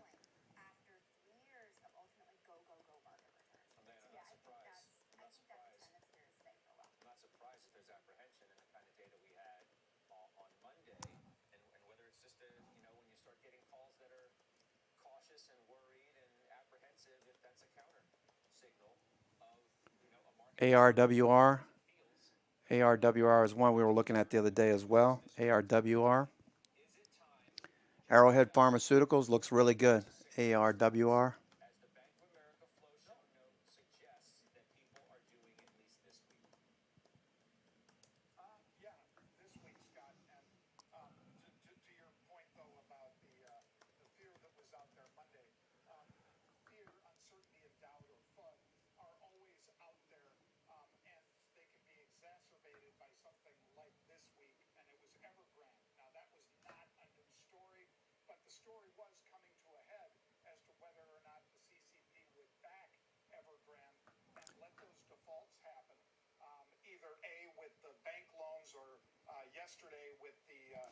All right, Apple's still going. And basically, China did not let that happen. They didn't blink.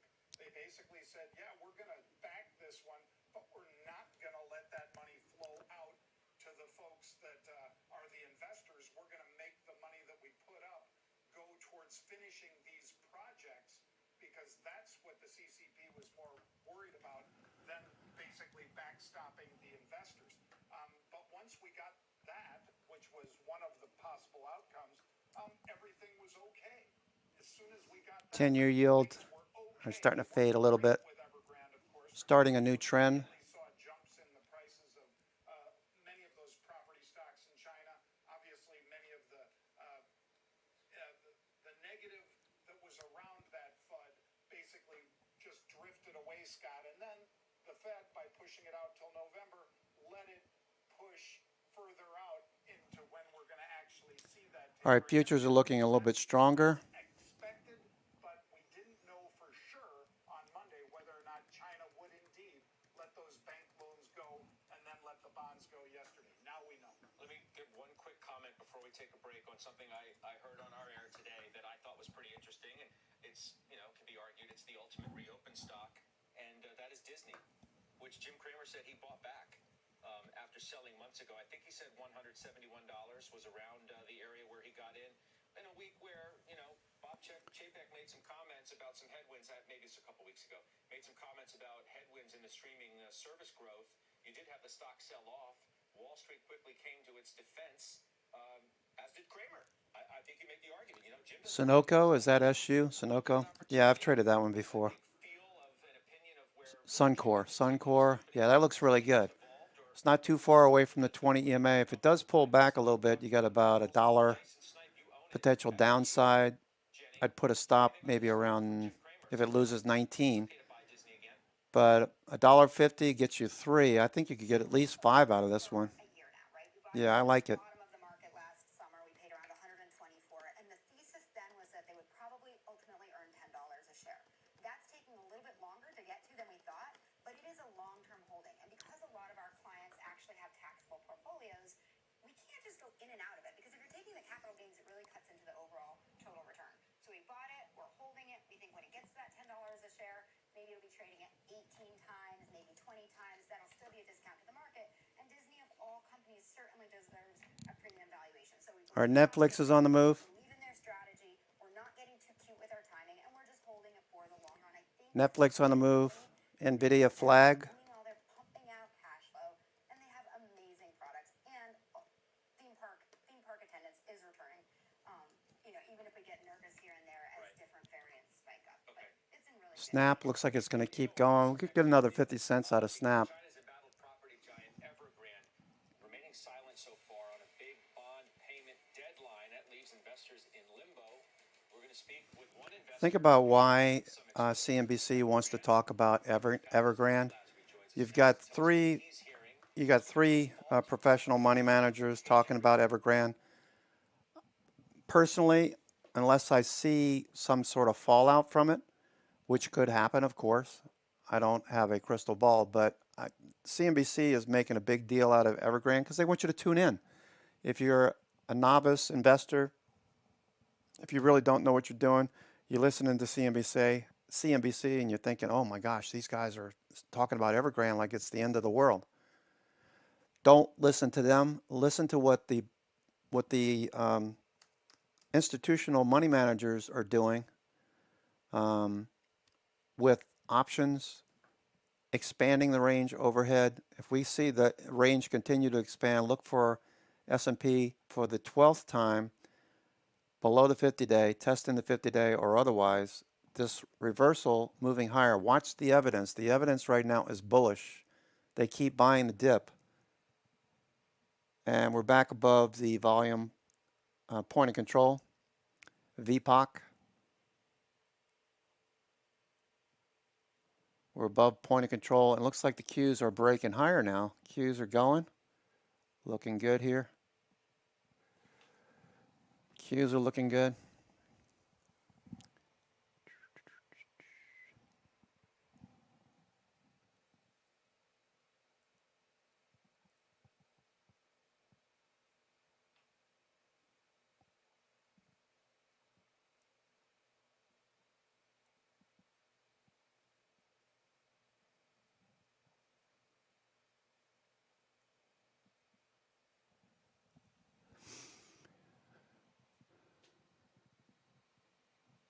All right, Qs are still looking good. Continue higher.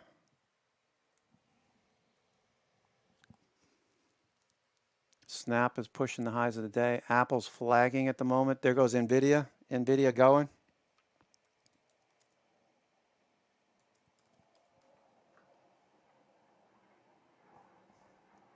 Very funny, Brandon.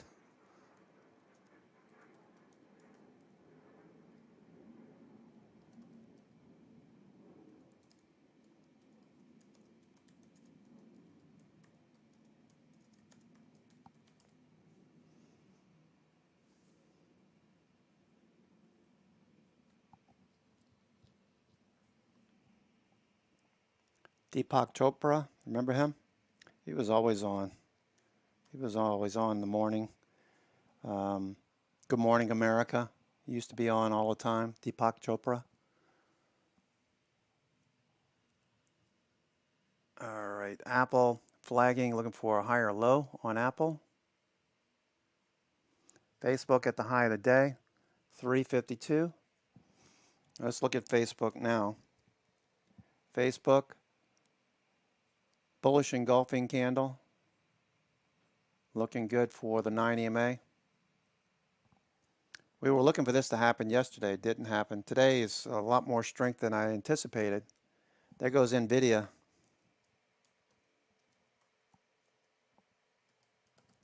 NVIDIA's going. Look at NVIDIA. NVIDIA's going.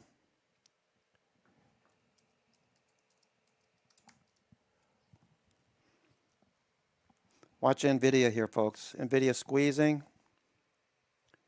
NVIDIA is squeezing here at the lows here. And reversing, I'm probably going to add to my position NVIDIA. It's at the 21-day. NVIDIA is going. See it right here? Look at RSI pointing the direction.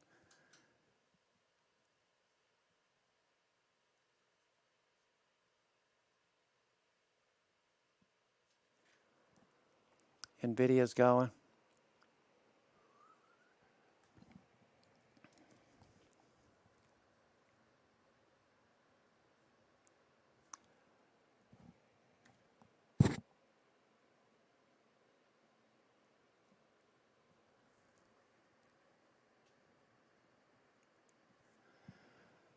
All right, NVIDIA is going.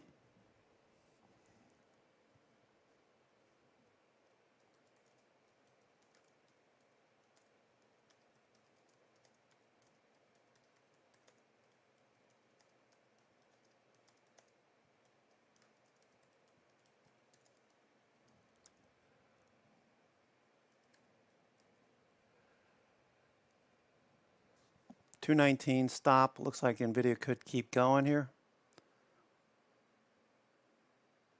All right, the Q's, nice little move up to the highs, new highs on the day. Futures continue to give us a bullish reading. Tick cumulative, we'd like to see that turn up. Going to get anything done, or this big infighting and everything else? We can talk about that later, however. I do want to know what your position is right now in Evergrande, if any, and you can give me a little bit of history there. Sure. Look, I think when we look at Evergrande, we've been looking at this for quite some time. Our view has been that there's about $300 billion in debt. I think the dollar-denominated debt's about $19 billion. So our view has been that the government is, an undersheet. They're trying to send a message, which is they're going to focus really on sort of the people who've put deposits down, the people who've been building. So it's going to be a focus on those debt holders. What the hell? Oh, HST. HST. Host hotels. And I think there's a message that's being sent right now with Evergrande. And so we've ended up shifting, and we've bought a bunch of the other developers in China because their debt is also widened out. And I think today you can make somewhere close to sort of a 15% plus on a current. And we think they'll be gone. But I think Snap. it's going to have real issues. I don't think the interest payment's going to be made. But people are looking at it saying, well, they feel they've got assets there.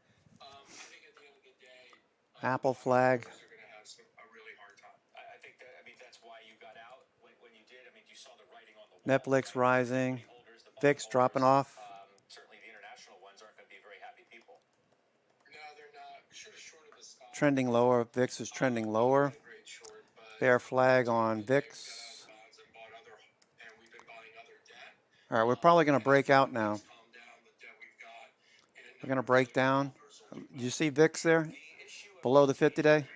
How does somebody like you view that question at a time where most have come on our air, if not all, to be quite honest, and suggested it's not China's Lehman moment, and even if it is a moment, it's not going to spread in any meaningful way around the world and impact either our debt or equity markets. What do you think? I totally agree with that. I don't think this is an issue for the world or for the credit markets. I think this is an issue there. I think bondholders will lose money, but they've already lost quite a bit. I mean, I think the bonds are trading somewhere around 25, 30. VIX, we were looking for a dip below the 50-day. Frank is my witness. We were looking for this dip from Tuesday on, back below the 50-day. We finally got it, and VIX is This isn't good for the dropping financial system at all. I was handsomely also going to ask out of you, bear flags how now, is so it this looks affecting, good. if So at they all, sold your willingness to be an VIX. investor in China? Not just this situation, but the overall crackdown. But your suggestion that you've moved to other property developers in China says you're still on the hunt for opportunity no matter where it is. Yeah, we are, but what's really what's really happened is that because of everything that's going on in China, spreads have widened out tremendously, and there's a huge need for capital.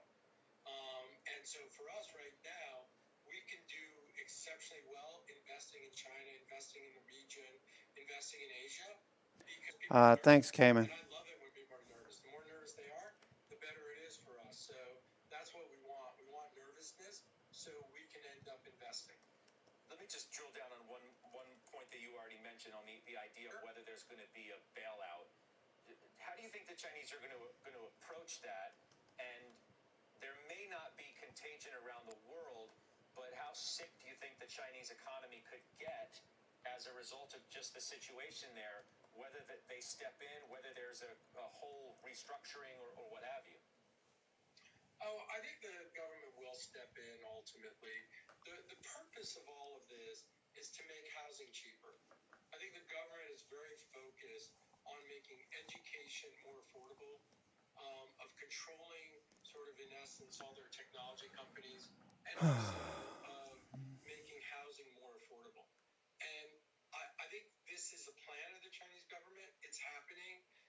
They've been pretty upfront about it. That's why everything All right, is VIX getting trying to hold repriced. this level This here. isn't any more sort of laissez-faire type of attitude. Snap at the highs. They want to make sure that housing is affordable for the people, and the only way they're going to do that is by making sure that they are tempering and they're increasing QS their looking for a equity follow discount through on to the QS. sales so that housing prices will come down and you're not going to have as much leverage. It's going to be painful. All right, Netflix It's going to happen stalling over at the course of next VWAP. year, but I think for what the government is trying to do, I think they will ultimately succeed.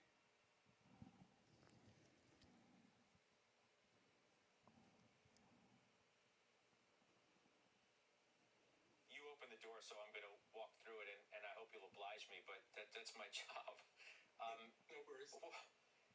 Are you lobbying Senator Wyden, don't raise my taxes? But we talked about that before, and what do you make? I joke about that, of course, but what do you make about the plan, the Democrats' plan, whether they're going to get anything more through? $3.5 trillion seems unlikely. You know, and you've heard about the infighting that's going on within the Democratic Party itself. How does that all unfold? Look, I think the goal here is to talk to people, especially Senator Wyden, and explain. An interesting comment here. This is what's interesting about U.S. politics. All right, you get the IMF, International Monetary Fund.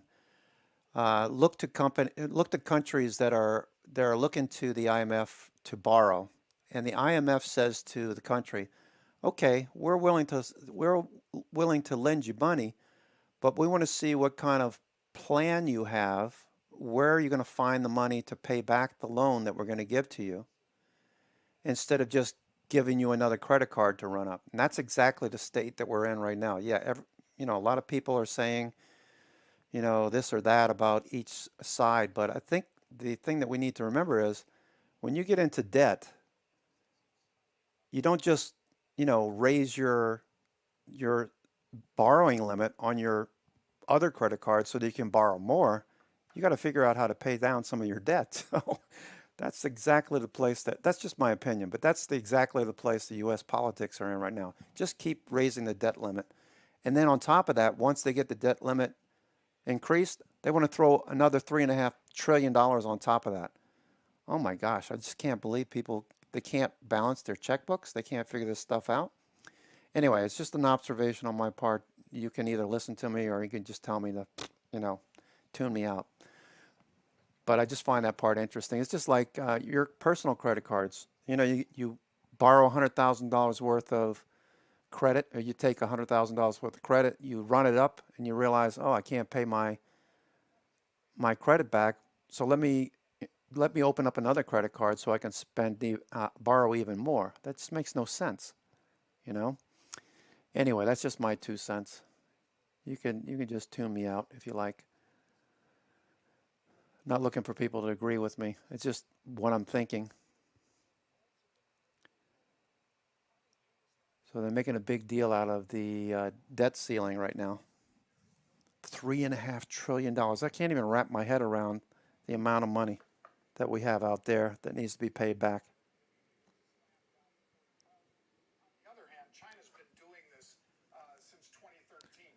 GOEV, that one's been showing relative volume lately. Obviously, we talked about the miners and basically shutting down mining operations and then banks not being able to do business with crypto exchanges and so forth. But as Michael Saylor said, and I retweeted him when he said it, nothing has created more wealth in the past decade than the technologies that they're banning in China. That's a fact. Then you take Jordan Freed, a friend of mine who is over there with Hedera, and this guy owns NFT.com and a whole bunch of other crypto-related sites. And he was saying China is basically handing the United States and every other country a gift on a silver platter. Because if China is not involved here with the rest of the world embracing this, then they're going to be left behind, Scott. So it's not just a question of, will they participate? It's a question of they won't be involved in the technologies. Maybe they'll try to do a digital renminbi, which no one will trust, of course, because these Bitcoin in particular, Scott, gathers its value by its scarcity. If you can just print more of something, that's why people jumped over to crypto and Bitcoin in particular, rather than embracing things like the US dollar. So short term, yes, volatility. The volatility is back to a little over 4%, which means 64% in terms of the VIX that you and I talk about, Scott. That's pretty high. But our sentiment indicators, because we do that over at Market Rebellion, we track sentiment, and the sentiment indicators are that outside of China, most people are viewing this as an opportunity, not as, run around and just sell everything. So we tested back down to 40. We bounced. I'd say overall that's good, Scott. We're going to see how it plays out. It's an interesting story. Doc, thank you. Hey, check out this mystery chart. It's up more than 30% this year, hitting an all-time high again today. And there's a new node saying it can surge double digits from here. I'll reveal the name. We will debate it in our call of the day. We'll do it next. It's interesting. People talk about the renminbi and the Chinese yuan taking over as the major world currency. Well, the problem is, and if you've read the book The Dollar Trap, and let me make sure I pronounce his name right.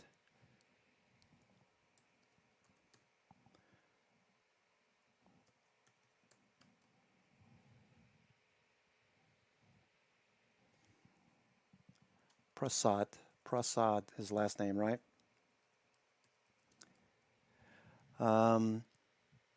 His name is Yeshavar, is that right? Yeshavar Prasad. If you've ever read the book, Yeshavar, by the way, it's a god's name in Hindu culture. I find that very interesting. I'm glad you let me know how to pronounce his name.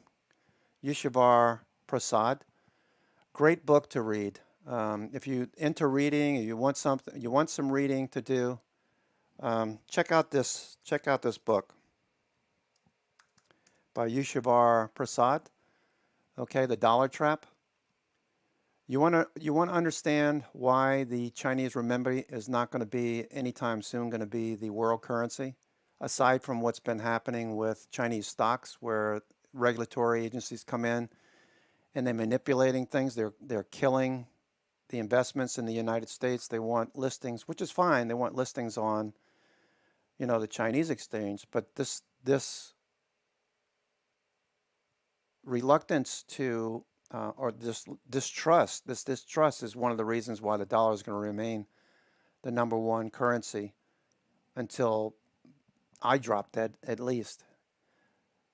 The Chinese, they're shooting themselves in the foot. It's nothing about the Chinese culture. It's about the Chinese officials. I can understand why they're doing certain things, but the long run right now, it's not very conducive to, I wouldn't want to buy renminbi. Instead, I'd be buying dollars because of the trust, the full faith and trust of the United States government to tax their citizens into oblivion in order to pay their debts, right? So, anyway, I'm kind of on a roll today. Yishavar Prasad, a very good book, The Dollar Trap. Get it on Amazon. I don't make any money off of it recommending it, but it's definitely a good book to read. I have the audio book as well. Let's see, Costco's surging today. Firms, which makes Jason Snipe a happy man because he owns the stock. Yes, sir. Yes, sir. So Costco, man, up 23% year to date. Obviously, we're very happy that the print EPS beat, revenue beat. They're expanding globally. You know, there was a little bit of concern on just kind of, you know, the pressures, the input pricing pressure that they have, what they haven't spread to the consumer, but they're continuing to grow, and I think it's really a top line growth story. So very happy with the numbers. Must own, you know, in this big box retail space. Yeah, 23.5% year to date. That's a nice one. Thermo Fisher. That's our mystery chart. Jenny, added to the conviction buy list at Goldman Sachs. Ooh, price target goes to $690. That's 13%. Tesla's up 11. So from here, Looking for a follow through in Tesla. About to break out. Watch Tesla. I'm going to add to Tesla. We break out. That would be the trigger. All right, looking like we're going to take out the highs here. Tesla. Last week when they guided, they're like, oh, actually, they're going to be up 10%. And what had happened was analysts were caught unaware. And so over the past week, I think they've kind of been scrambling to update what were stale forecasts. So now you've got Goldman upgrading. Here's your Tesla Darvis box breaking out here. Tesla. I don't think it's going to have the huge move over the next 12 months that it had over the past 12 months, but it still has a lot of upside, and this is important. They certainly benefit from higher COVID testing. They have really broad and diversified business lines. I think it's a great stock to own, particularly as we reflect back on the conversation of kind of moving out of what the really hot stocks have been over the past year or 3 years into something that's just going to deliver. And this management team always delivers. They always deliver conservative guidance. You've got 8% organic growth. Tesla's breaking out. Earnings, but we think that they'll grow into that. So very happy to own 765. Taking out this high right here. All right, up next, Doc has unusual activity. Doc, you get ready. I'm coming to you after the break. Tesla Darvis box breakout. I like it.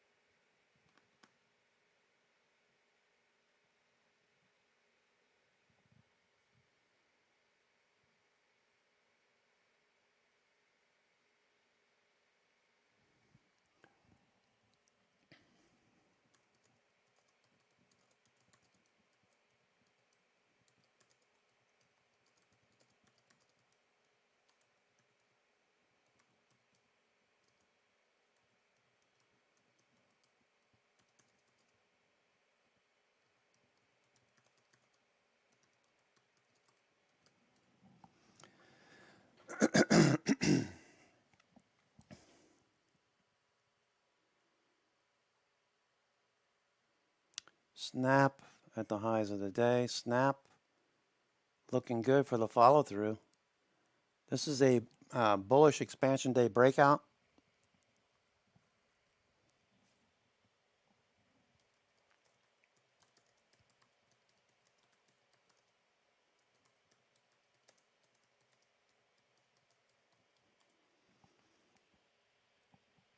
Tesla, I'm adding adding shares today. Tesla looks good.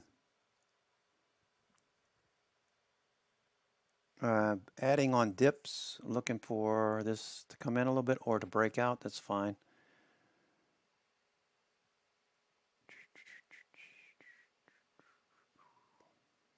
QuantumScape at VWAP. Looking forward to follow through next week. QuantumScape.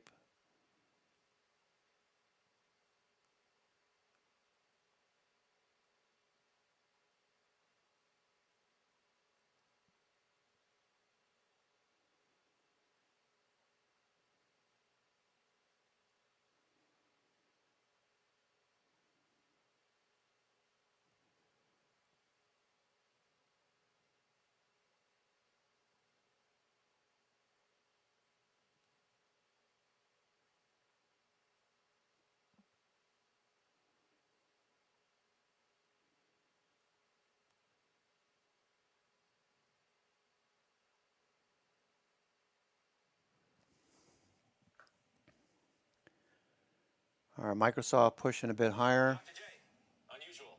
What do you see? All right, Scott. Well, Cheesecake Factory, CAKE, the stock was about $49 when we saw a large order step in and start accumulating the October double nickel. That's 55 calls. They were buying those calls again about $6 out of the money, Scott. I jumped in there, bought those Q's, calls. nice follow Stock through. is making a nice 3 or 4% move today, and it's more than tripled the low that it hit, of course, during that pandemic panic. Marathon is the other one, Scott. MRO. This one, the stock is about $12.50. They were buying the 15 calls. So both of these are upside call buying. These calls are the 15 strike calls in November. So I already had a position in MRO, but I added to it with more calls, and I'll probably hold those for about these next 2 months, Scott. All right, appreciate that, Doc. Thank you. All right, we'll take a break. We'll come back. Steve Weiss has another new buy, a new position. We'll talk about it next. All right, Tesla, like it. Like the Darvas box breakout. Need to see the follow through now. We got a bullish engulfing candle up there. All right, we have traded the high of the day, 765.80. All right, so that's a new pivot high. RSI is still rising. It's above 50. The trend is up, 921.50 today. You know, I like to buy the dips. Look for the rips after that. Volume, you look for institutions. With the exception of these two red sticks for the last 4 weeks, you've been solid buying here. You got 2 red sticks here. Solid buying for the last 5 weeks. Looks good. Tesla, and it's on a buy signal. So Tesla yesterday and today. Facebook has got a long signal. Facebook's got a long signal after this run up today. Apple's still going. There goes Apple breaking out. Apple breaking higher. Apple just broke it a little bit higher.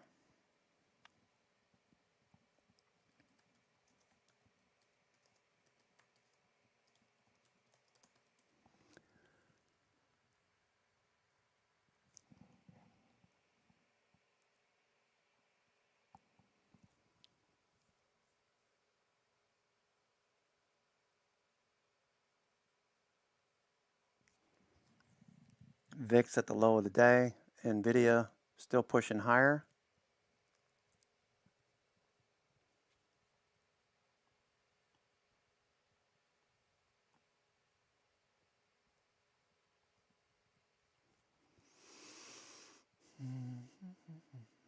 Novavax bouncing off the lows. Novavax on the dip.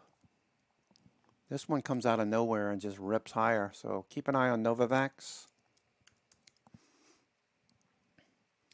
Okay, we had a nice inside day so far, or an inside bar.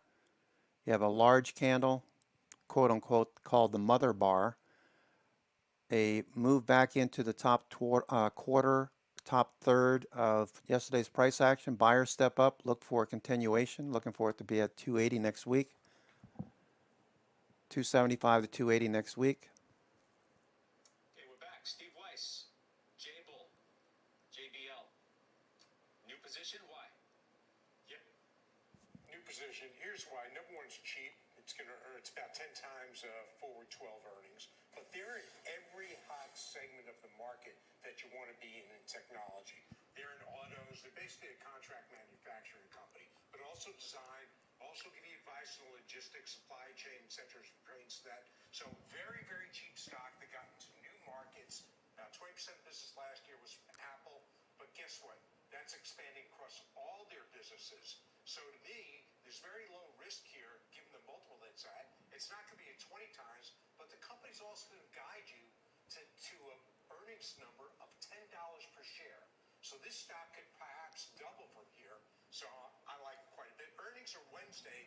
Look, I'm not betting on this quarter. I think the quarter will be fine. Company guides very well, but this is not a one-quarter thing. This is a longer-term hold. I also understand, and frankly, I'm surprised to learn that you bought Chevron within the last, I don't know, week or so. Just only because the way you've spoken about big oil companies in the past, ESG, your involvement in various areas there. Can you give me some clarity on this position? Sure. So, I think to he wants to me, be more like oil me. is a particularly. What? I wouldn't bet on that, Jimmy. To me, oil is investable, but it's not untradeable. So this is more of a trade. Oil kept going. I've got an obligation to make money. I'll make money very short term. My views have not changed at all. Chevron is trying to do some of the right things with carbon capture, etc. I think it would be a mistake to put all oil companies out of business. That would destroy the economy. So you got to be Yeah, there. no As long as kidding, you're Harry. doing the right things, making strides. Okay, but this is a trade, and look, I think you keep going because oil is moving higher. Eventually, you come back down to earth. It always does because a miner, like an oil explorer, you give them $1, they put it into the ground, and they build more capacity. Okay. Tradable, just not investable. All right, I got you. We'll take a break. We'll come back. We'll do final trades next.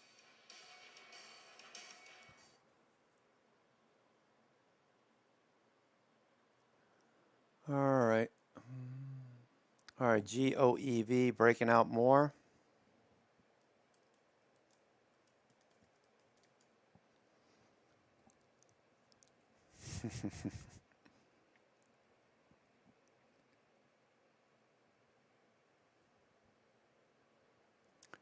All right, nice Darvas box breakout on Tesla, S&P, perched up here at resistance. It's above VWAP. Looking for VWAP end of day to start tilting upward. That would be nice.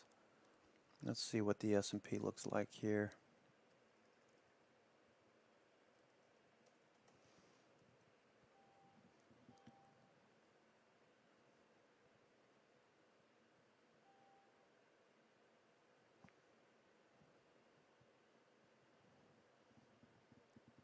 The 30-minute and the daily charts on S&P 500 are on buy signals. 5-minute, a little bit of a flag here. GOEV continues to push higher. GOEV. That's one that Astro Bandit mentioned in the trading room. GOEV continuation. It's on a buy signal. 5-minute, 30-minute, and daily. GOEV continuation.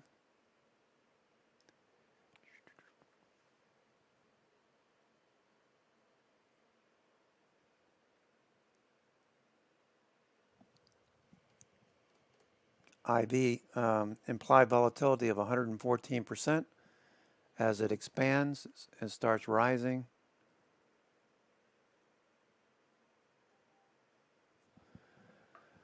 All right, SPY in the Q is looking for a higher low and push. There's really you can see the price action contracting, and now it's just like sputtering along. Still in a slight upward bias above VWAP. That's good for the bulls. We're below the monthly point of control on the S&P futures, NASDAQ futures above the profile, above VPOC. Missed the show? Don't sweat it. The Halftime Report now has a podcast. Market-moving interviews, call of the day, unusual activity, and of course, Ask Halftime. Look for us on Apple Podcasts or your favorite podcasting app. Follow the Halftime Podcast. Snap, a bit higher now, Snap.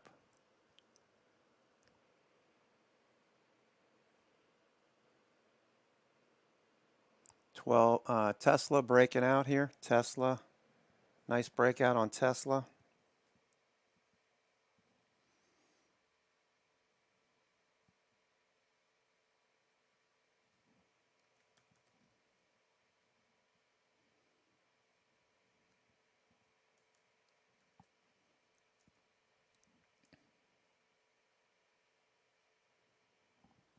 Darvas box breakout.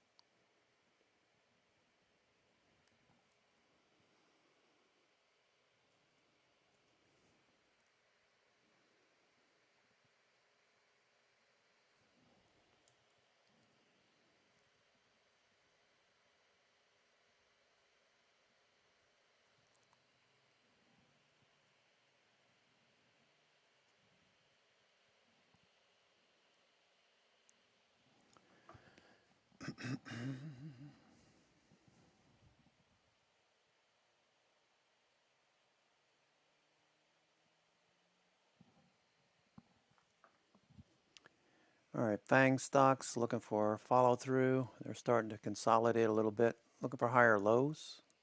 VIX continues to drop below the 50-day. Looking good.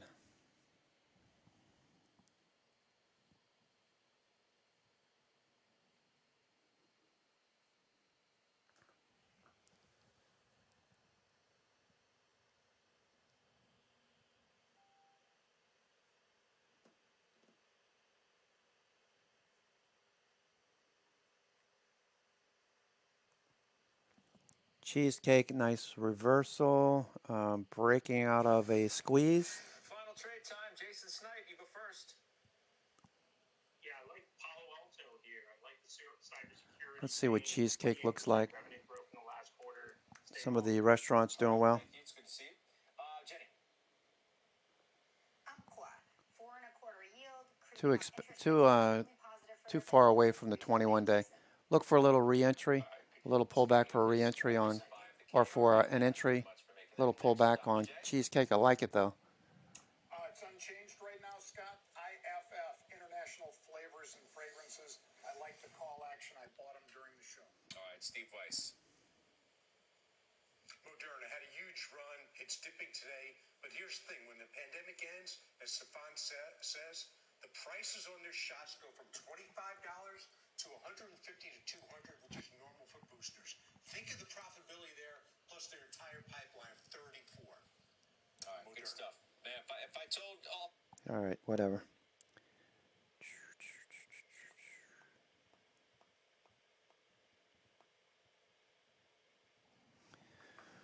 All right, folks. So we're just sitting here watching the indices chop around.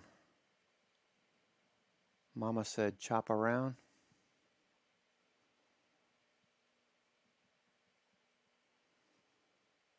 Okay, so we're just the growth stocks, semiconductors, technology, they're just sitting right there below the 21-day. Cyclicals are modestly above the 21-day, so it's not a sell-off, but it's not a rally either. I mean, we've bounced off the lows, and now we're just kind of consolidating today. The rally was off the lows on Monday. So still looks good for follow-through into next week.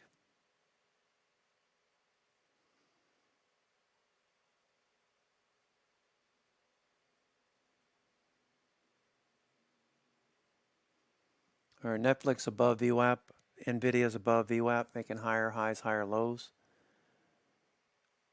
Microsoft looking for continuation. Microsoft was a little disappointing, right? Microsoft didn't do anything.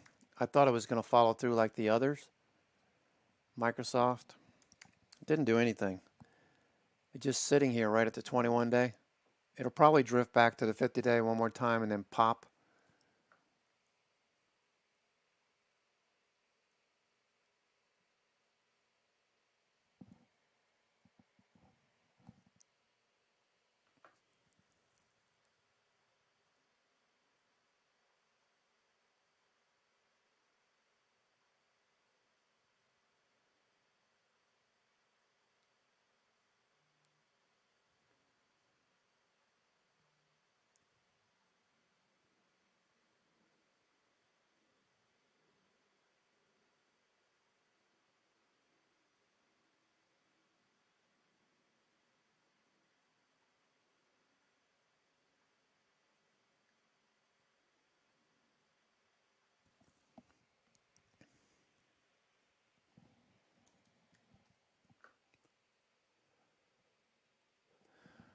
All right, still grinding along, grinding higher. I'm just going to stretch. I'm going to take the, I'm going to step away from the mic right now. I'm going to stretch a little bit, do a little exercise while we're waiting for the markets. During the lunch hour, I might pop something in the oven now. All right, SPY and the Q. Okay, I'm going to hold on for 1 second. SPY and the Qs look like they want to get going here. We might get a after lunchtime rally, looks like, coming in. After lunchtime rally, we're above the 50-day. The Qs have looked the best, along with IWM, which moved above. Risk on, IWM.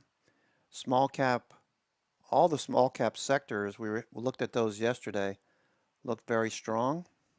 Okay, let's look at small cap sectors. All of them look good. Let's sort these by performance. And yesterday these were all green. Today we got 60% green out of 9. 66% green out of 9. We got 6 green, 9 are red, with financials leading, industrials, utilities, and energy. So those 4, the top 4. Consumer staples is important. If you want to see economic growth, you need to see consumer spending. Watched an interesting program on Apple last night called Mosquito Coast. Dude was really against capitalism and consumerism.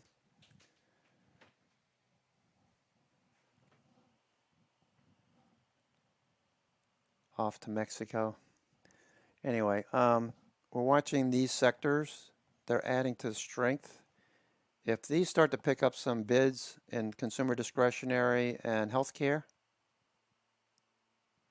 information technology, if we see these picking up, we could have a nice continuation rally on your IWM. All right, so those sectors are 66% green, 33% red. Looking for a follow-through. You can see the buyer stepped up at the low of the day. That looks good. So IWM, Qs, and S&P 500 are above the 50-day. We need to continue to push above the 50-day. Otherwise, we run the risk of rejection here.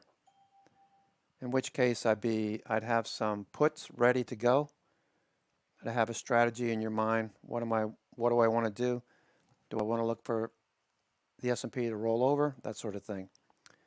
Or you could do inverse ETFs as a hedge if we start to drop off. So far, it looks okay. I just don't like the way we're sitting here between, like a sandwich between the 21-day and the 50-day. I want to see a decisive move back above the 21-day. A close up there would be excellent today. So if we close above the 21-day, but not right here at the 21-day, we're still technically above the 21-day, but I want to see a move up to 44.65. I don't think we're going to get it, but that's what I'd be looking for. Otherwise, we could be 50-50 on what we do next week. Now, most of our indicators have shifted from bearish to bullish this week. So for you people for you guys and ladies who are thinking about 401ks and IRAs, you're more of a swing trader, not a day trader. I'm looking at the S&P Equal Weight Index, which is on a buy signal. Each of these vertical lines was a buy signal where the number of stocks trading above their 50-day had reached a extreme.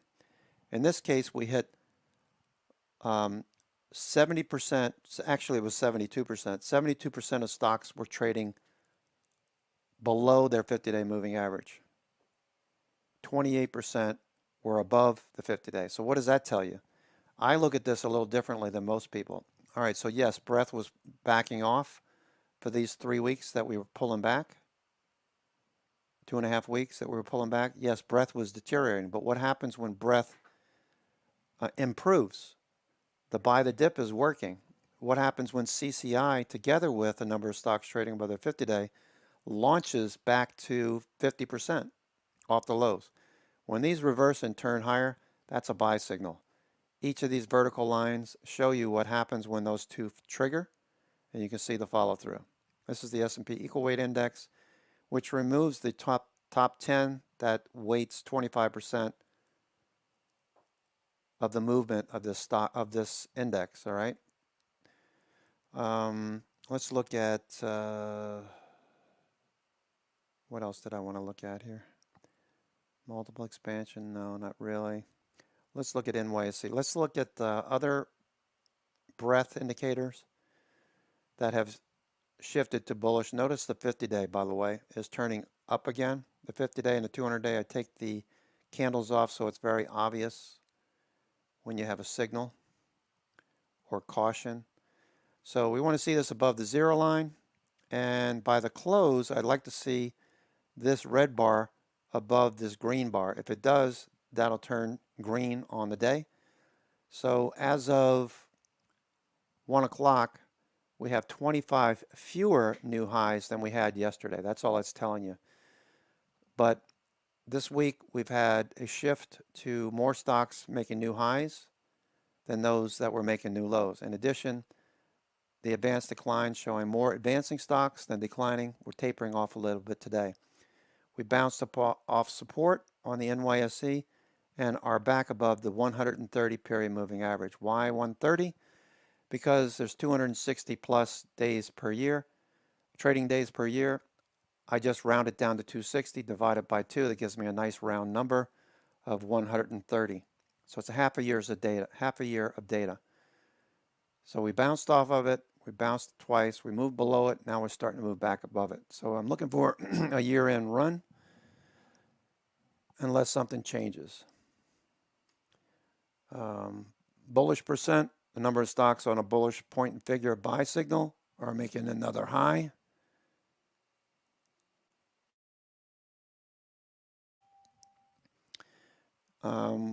A higher low, looking for a higher high now. And you can see a higher low here, or a double bottom on the NYSE. Let me just change this real quick.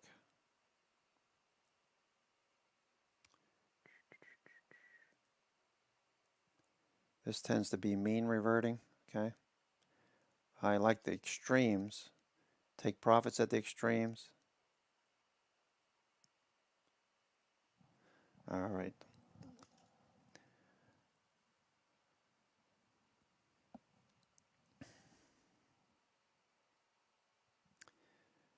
So for swing traders, I'm watching this continue higher. All right, and I want this.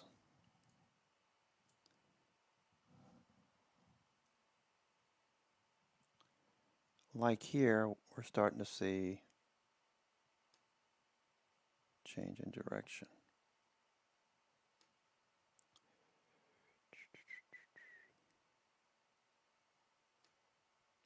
Come on.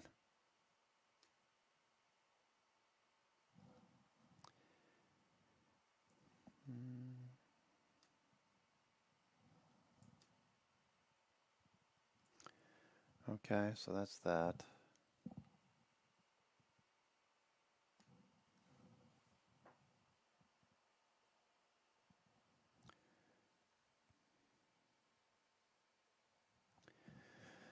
All right, SPY and the Qs looks like we might get a bounce here, folks. What else has shifted bullish for swing traders?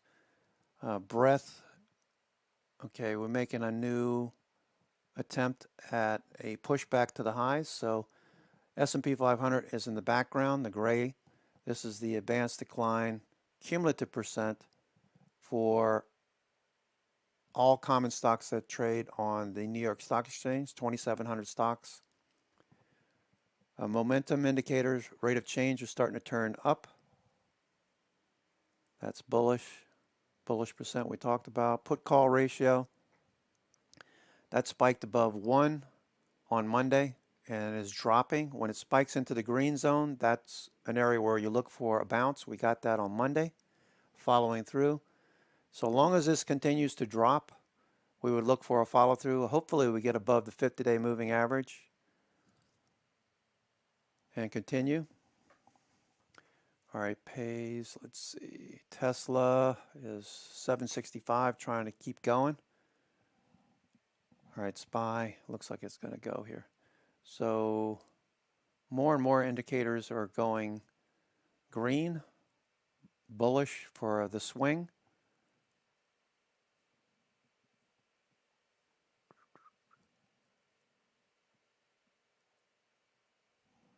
Okay, this is looking a lot better. Going into the evening session, watch your Apple, Facebook, Netflix, Nvidia. Those were firing long signals this morning. All right, NVIDIA is still going. Apple, Facebook, everything looks good. They're buying the dip, looking for a follow through. VIX is dropping off. Everything is working well. Q's making new highs here. Q's making new highs, breaking out above the pivot.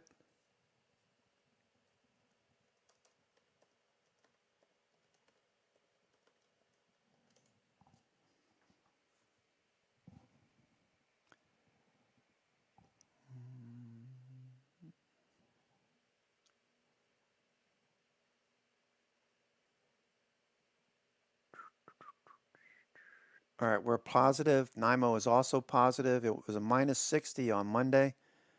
We hit plus 27, what was it, yesterday? Tapered off.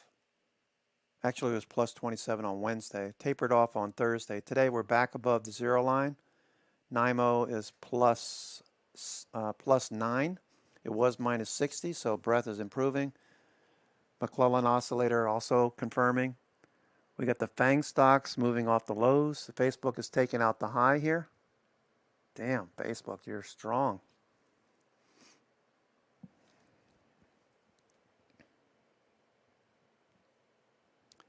Facebook.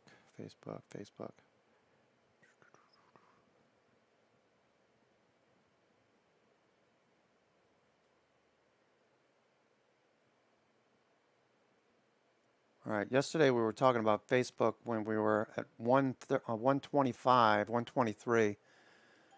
Yesterday, Facebook, we were looking at Facebook. It was below VWAP over here and starting to trend higher. We like that for a long. We got a nice follow through now from that level, 344 up to 352. 8 points on Facebook. Nice. And they continue to buy. Shorts had covered an hour ago. Shorts covered over an hour ago, hour and a half ago. Actually, around 11:30, 11:15, they started covering. The FANG stocks started lifting. All of them together, lifting, giving us a confirmation that Qs would most likely follow through. And we're seeing that. We're trading a new high for the day. Still trying to get above that level. 372.75. Looks good.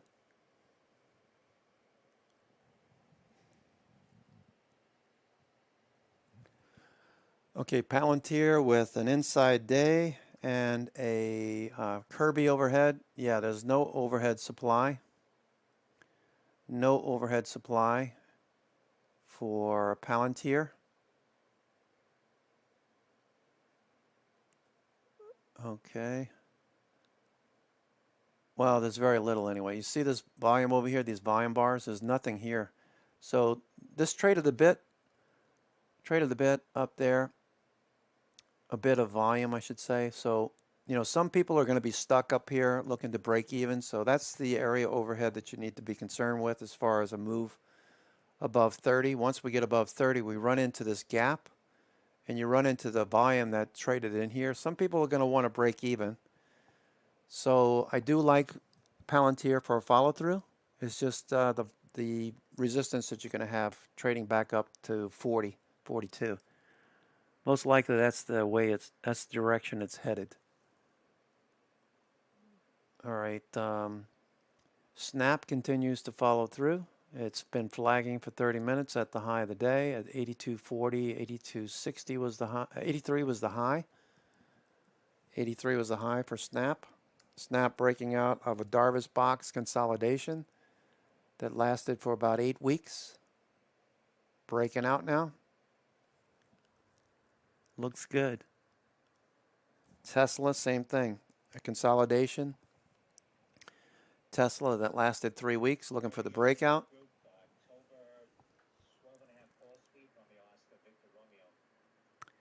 QuantumScape, you got your C pivot now, QuantumScape, C pivot.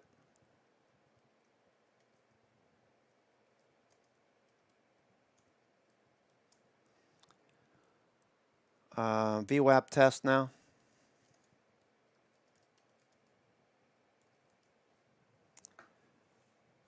Buy the dip on QuantumScape, looking for a follow through now.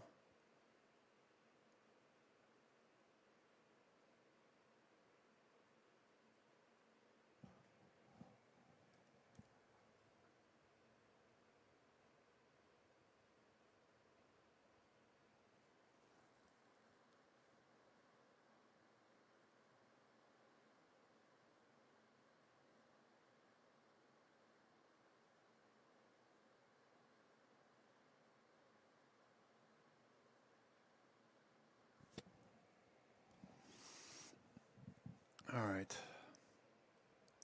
Tesla looks really good, right? Tesla looks good. Bullish engulfing candle on a Friday with volume. You can see the volume here. Institutions picking up shares.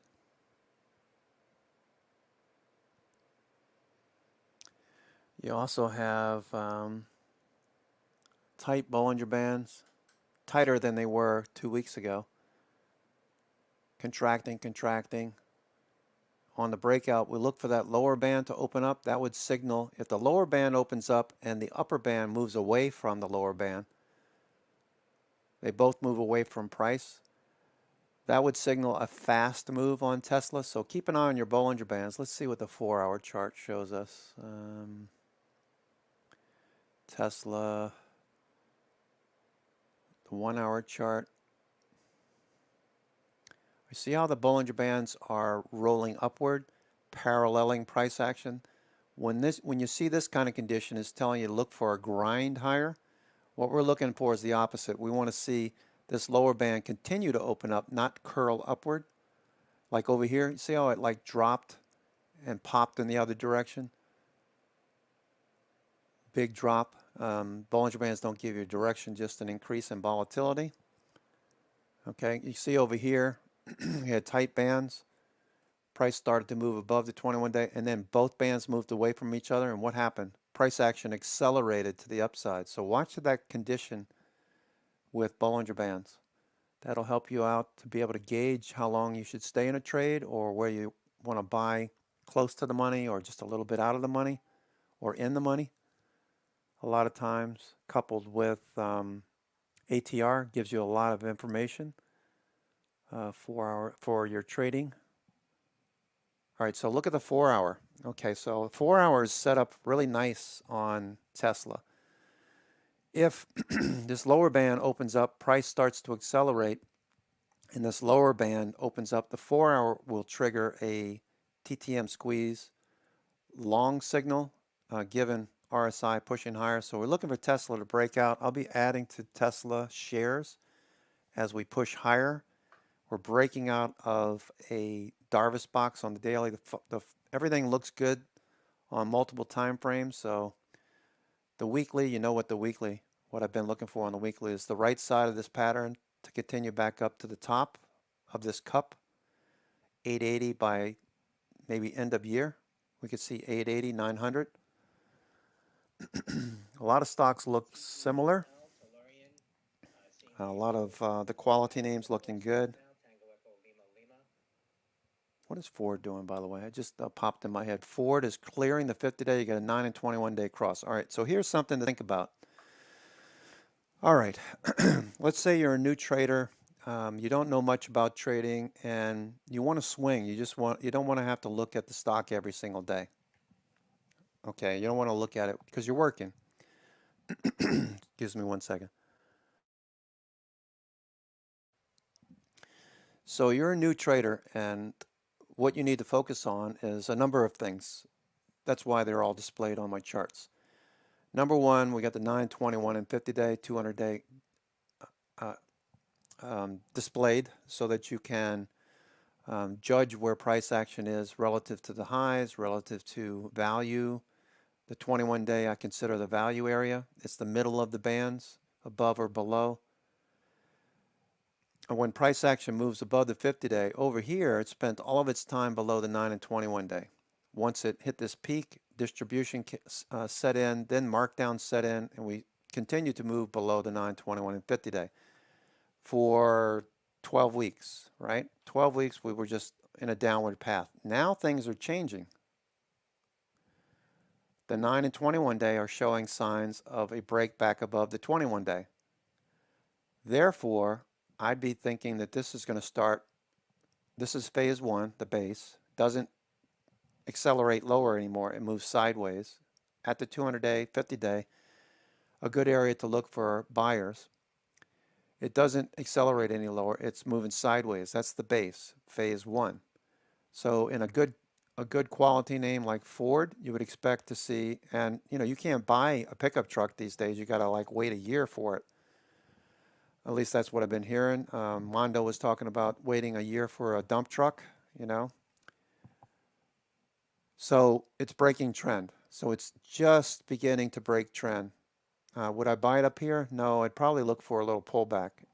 Given the time of day, if I was absolutely certain that Ford would move higher and I would have, say, 1,000 shares of this one, I'd probably take 100 shares so that I don't miss a move if it gaps up on Monday.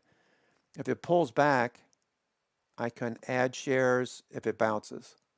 I'm thinking that it's going to consolidate above the 50-day. No idea if it will, but as far as trying to perfect my entry, I want to look for a little dip. Let's look at the 5-minute. All right, so right now, Ford is at the highs and it's pulling back with the S&P and the Qs. So if the S&P and the Qs wake up and this starts to break to the upside, maybe you add some here, and on Monday, Tuesday, you start to think about maybe I'll add some shares of Ford, knowing that it has an ATR of 40 cents. So if you get into Ford and you buy 100 shares and you're looking for a massive move that's going to make you a millionaire, it's not going to happen with Ford. You might want to think about options on Ford. You could buy in the money options, deep in the money options that would move similar to price action if you own shares. Implied volatility is at 42%, so I'd probably do a spread or something like that. You could also do credit spreads, which probably doesn't make a whole lot of sense on Ford because it's an inexpensive name. Anyway, this looks like it's setting up the right side of the pattern, in which case we're looking for Ford to continue to move back up to these highs at 15. So if I'm a swing trader, I'm looking to get my best entry, maybe on a dip. I know I have 30 to 40 cents on my ATR, so it's not a barn burner, but I can anticipate this low beta stock will move in the same direction as the indices. Qs are about to break out right here, by the way. And that just will be up at 16. So I might make 2 points or 20% on this one. Maybe I can make 20% in the next several weeks. That would be a good swing and something you should look for every time you're going to enter a stock, whether it's Ford or Cisco, completely different sector, but it's below the 921 and 50-day. It needs to get above the 50-day. You could look at Microsoft, not following through, but looking good. It's above the 921 and 50-day. If this gets above the 21-day, this is a swing. Maybe you look at NVIDIA as a follow-through. I like this one this week, looking for a follow-through.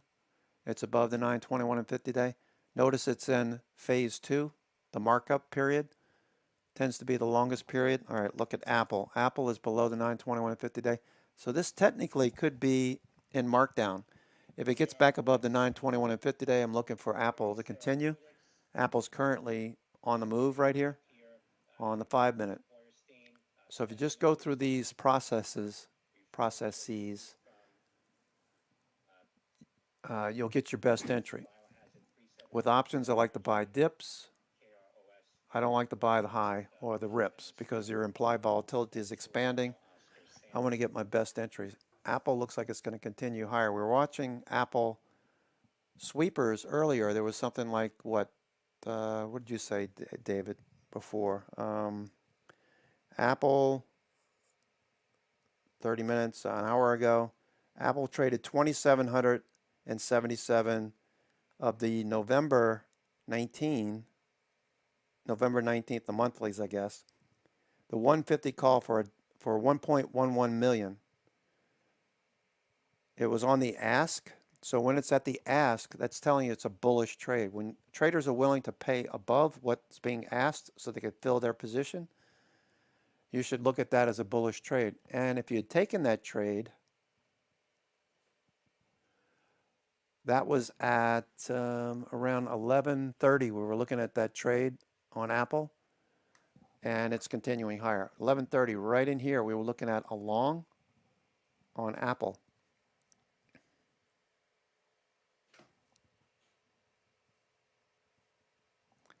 Eleven thirty.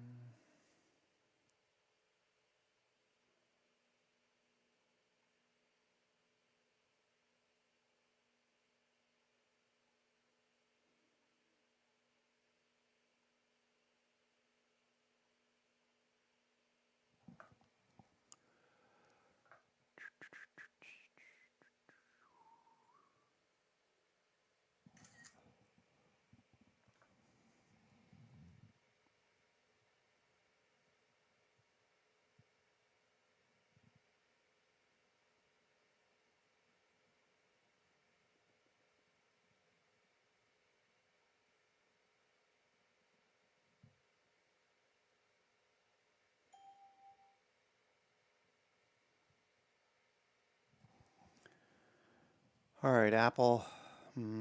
Apple trade is still working.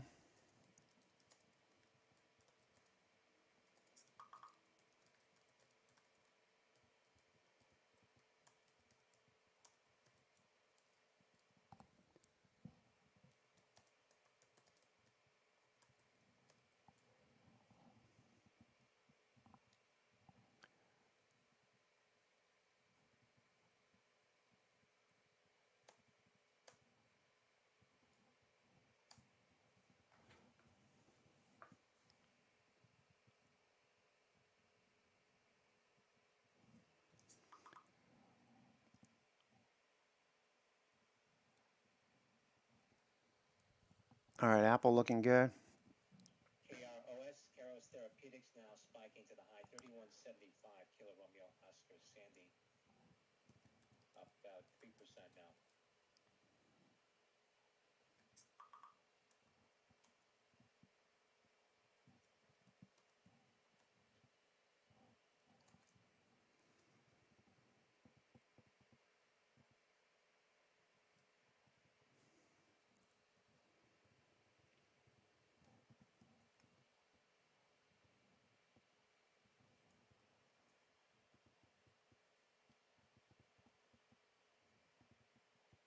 Reuters reporting largest privately owned U.S. oil producer could turn Alliance into export terminal. Hilcorp weighing purchase of Phillips 66 Alliance refinery. All right, so Phillips 66, that would be significant. I think Europe is having an issue with supply of crude oil and natural gas products. PSX. $68.44 Papa Sandy X-ray.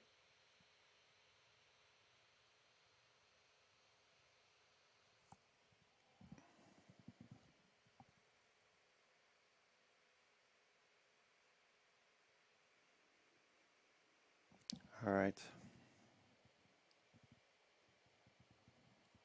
PSX Phillips getting a pop here again. Reuters says Hilcorp weighing purchase of Phillips 66 Alliance refinery, largest privately owned U.S. oil producer. Hilcorp weighing the purchase of Phillips 66 refinery, Papa Sandy X-ray. PSX.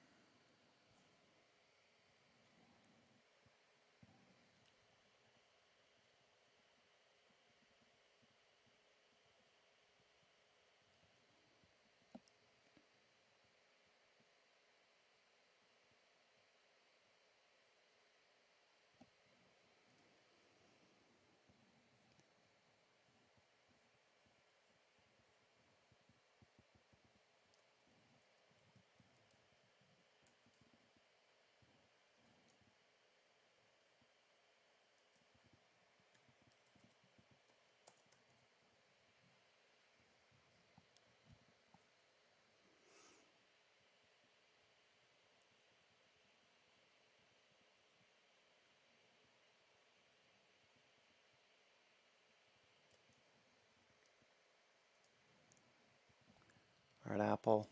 Nice.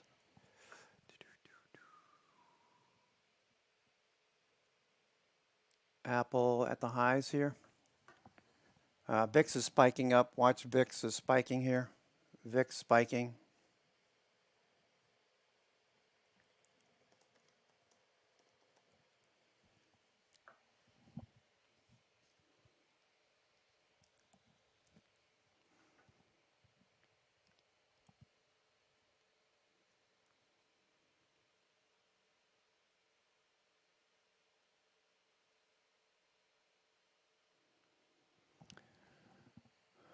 All right, Q is pulling back now from the highs. A little spike at the highs of VIX, a little spike at the highs.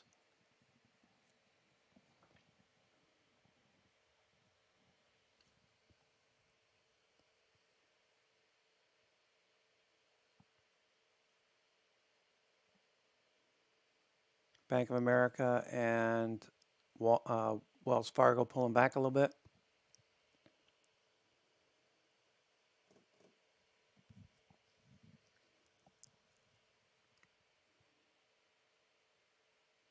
Snap at the highs. Tesla rejected at the high of the day. QS, QuantumScape pulling back a little bit. Failed C pivot.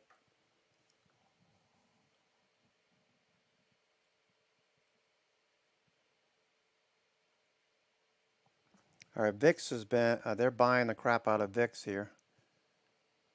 1778 up to 18 in 5 minutes. Nice little bounce there. Trying to ruin the Bulls party. The Bears are uninvited to the pool party. They're doing cannonballs right now. Those damn Bears. All right, so we got to get above the 21 day. Else this looks more bearish than neutral. If this can't stay above the 21 day by the close,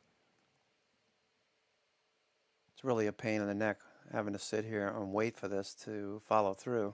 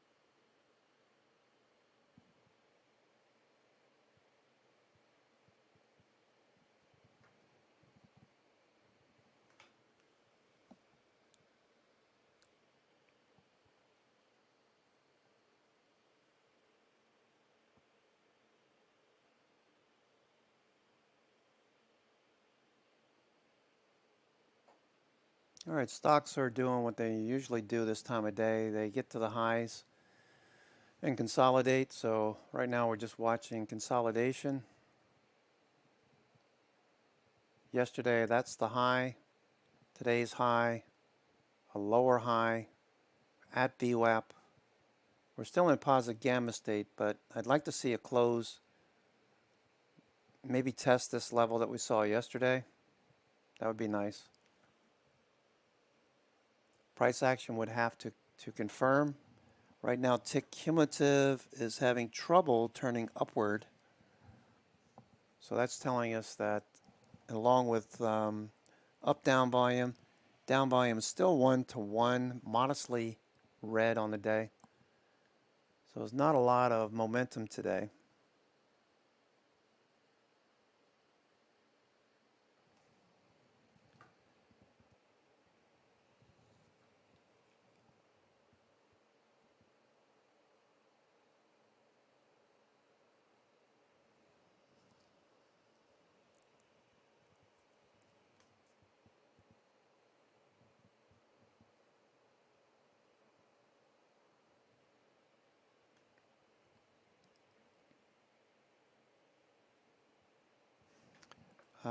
Some of the restaurants, both fast food and sit-down restaurants. McDonald's was one this morning. Let's see what it looks like now. All right, faded a little bit. Cheesecake is one that John Najarian was looking at. That's extended, so I want to wait for this to pull back. But still bullish, looking for a bullish trajectory out of this pattern. Mark down, base, follow through, and mark up. Okay, the Bulls and the Bears are fighting here. It's no one's winning. We got a doji spinning top. We're flat on the S&P 500. We were higher this morning, then faded the pre-market highs and dropped. We had what, about 12 handles, 15 handles lower at the open. Anyway, let's look at the restaurants and see how they're doing. Is this the reopening trade again? You know, it seems like this trade is on and off, on and off. Okay, here's barbecue. Phase 4, clear markdown below the 921 and 50 day. Finally, it pops back above. It breaks this trend, this descending channel. It breaks out to the upside. The only way that's going to happen is if new money comes in You can see the volume there. We are, let me go to 3 months so you can see the volume a little better. 3 months.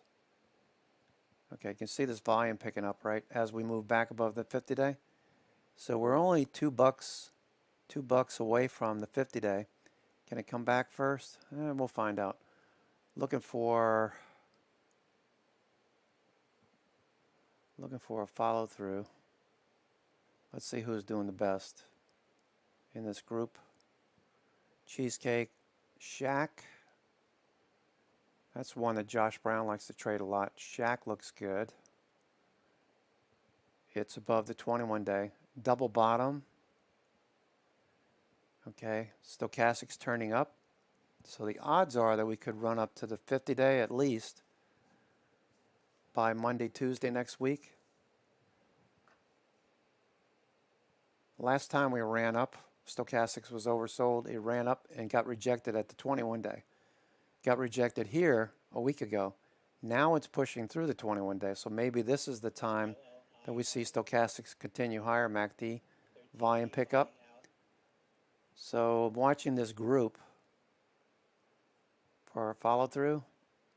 Del Taco. That one's changing trend.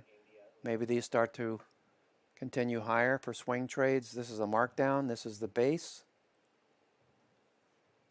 Phase 2 is starting. Maybe get back up to 11 on this one. The ATR, average true range, is 25 cents. So it's not a big mover. So it might take you a week to make a buck on this one. But if you don't mind a low beta stock in a sector that appears to be changing direction, changing trend, maybe this is a place to put some money. There are other restaurants that have a better fundamental price to book and return on equity, like Chipotle. Price to book on Chipotle's got to be pretty high. It's at 19. It's been doing this for, what, 8 weeks, Chipotle? All right, so the breakout on Chipotle would be a long. Right now it's still in this descending, sideways pattern, Chipotle. Who else? Who else here? El Pollo Loco. Wendy's. Wendy's. This one's been in a big sideways pattern. I know some of you had traded Wendy's a couple of times looking for the break higher. Didn't happen. Sideways. I'm not fond of the pattern. Loco. Yeah, not really. Bloomin' Brands, BLMN. All right. Pizza Hut. Not Pizza Hut. John's Pizza. Papa John's. Trending. What is Domino's Pizza doing? DPZ. That's been in a markdown for a while. Look for it to change direction at some point. This had a nice move from March up to the highs, so 382 would probably put you down here near 470, 460, 50%. Not the best area at the moment.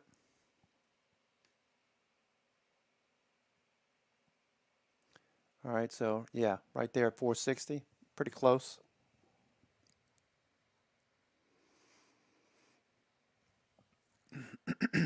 All right, VIX dropping off now, so SPY is reversing. All right, it looks like they keep drawing the bears in and forcing them to cover. Looks like they keep forcing them to cover. Right back down to VWAP. Look at VWAP, how flat it is. All right, here's something else to consider if you're a new trader, swing trader or day trader, doesn't matter. Whenever you see flat VWAP, you should know that you have no momentum.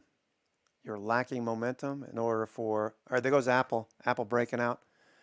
Flat VWAP, no momentum. Look at Apple by contrast. Look at Apple. See how VWAP is starting to slope higher. It's taken out the high of the day here. And it's going to take out yesterday's closing level. So Apple continuation. Somebody was buying a bunch of calls noted by a number of you in the trading room, and David in a DM telling me that down here, someone was trading 1,777 calls for November, the 150 call. So it looks like they want this to push much higher. Can we get something out of Apple? Let's see if Apple follows through here. Apple. That's going to help the Qs. NVIDIA, looking for a higher low on NVIDIA. Presently dipping back to VWAP. Facebook is sideways in a squeeze.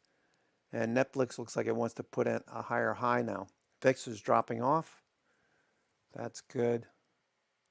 Snap is at near the high of the day. It's in the middle of a squeeze now, in the middle of the Bollinger Bands on the 5-minute. Tesla just off the highs, grinding higher. Remember the Bollinger Bands telling us to expect a grind unless they open up top and bottom.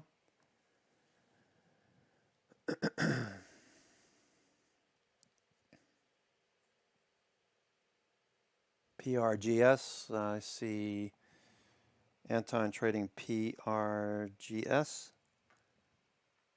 Progress Software, nice little follow through. Look at the VWAP here, rising. What is Amazon doing? Amazon. VWAP is flattening out. Notice that it's coming back towards VWAP. VWAP flattening out. It's a Friday, so it makes sense. What did Facebook do? VWAP rising. See how VWAP is rising? This is what you were looking for, folks. See how VWAP is rising? Look at the relative volume compared to 12 o'clock yesterday. Look at that volume. All right, I'd like to see MACD turn up now and stochastic. But Facebook had a good run today. Yesterday was an observation. We told you that we liked Facebook long. We're looking for a break above VWAP. Didn't come until today. VWAP was flat yesterday. Thought we might have enough time to get that to slope upward. Now we got it sloping higher, VWAP sloping higher, and relative volume is picked up. So we're up here at the highs. If you took Facebook from yesterday, I'd probably take some off now. Take some off now. Let's keep an eye on Apple. Looking for the follow through. So the iPhone 13, from what I understand, is available today. The iPhone 13 is available today. I like the ads that they have for directors looking to produce movies, that they're able to use the iPhone 13 for producing, short films. It was pretty cool. I can't confirm that they actually use those iPhone 13 cameras. I would imagine they did. Apple's pretty good about stuff like that. All right, so Apple pushing a bit higher now. TL Outdoor Ingredients, January $7 call sweep, Alphalina Tango Oscar.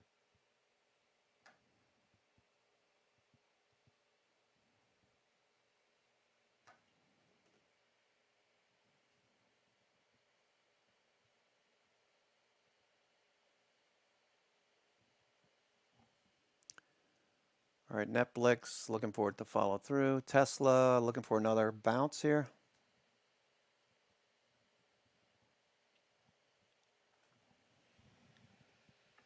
Dow Jones now out with some earnings report from Carnival. Specific numbers: adjusted loss of $1.75. Revenue of $546 million.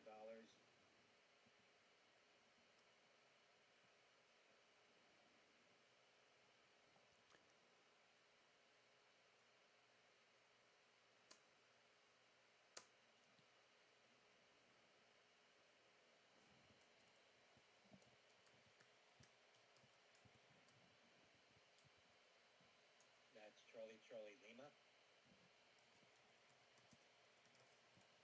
Company had an update earlier.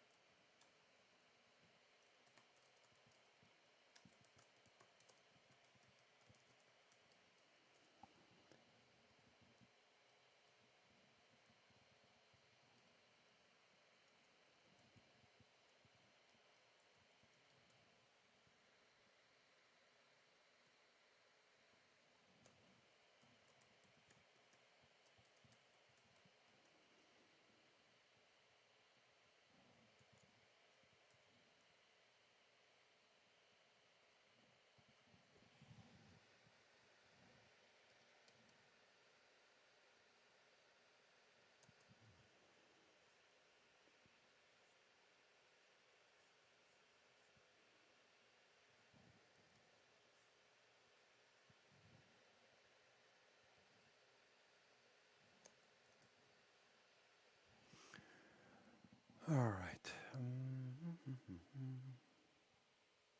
Tesla looking for the breakout, squeezing on the 5 minute.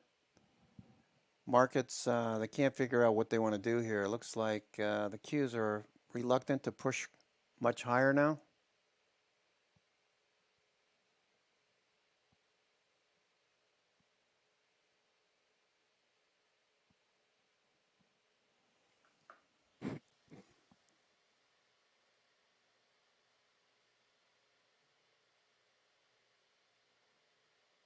Snap at the high of the day. Snap.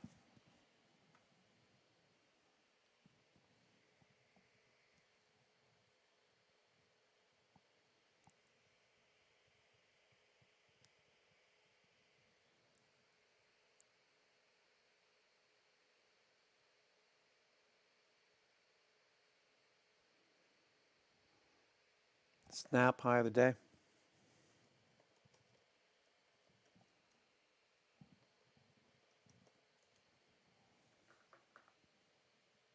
ATER, turn in the corner. New high, red to green rather.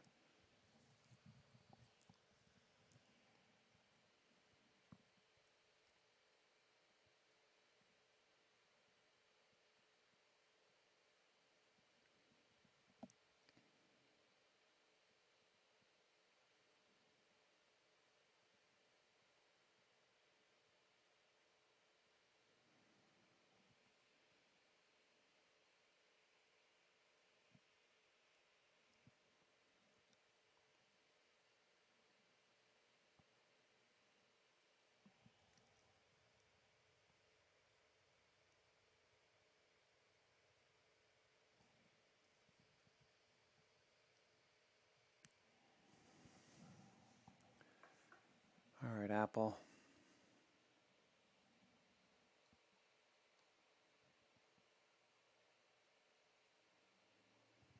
Sideways. Flat VWAP. No momentum when you got a flat VWAP. RSI is oscillating right near 50. No direction. SPY pushing a bit lower.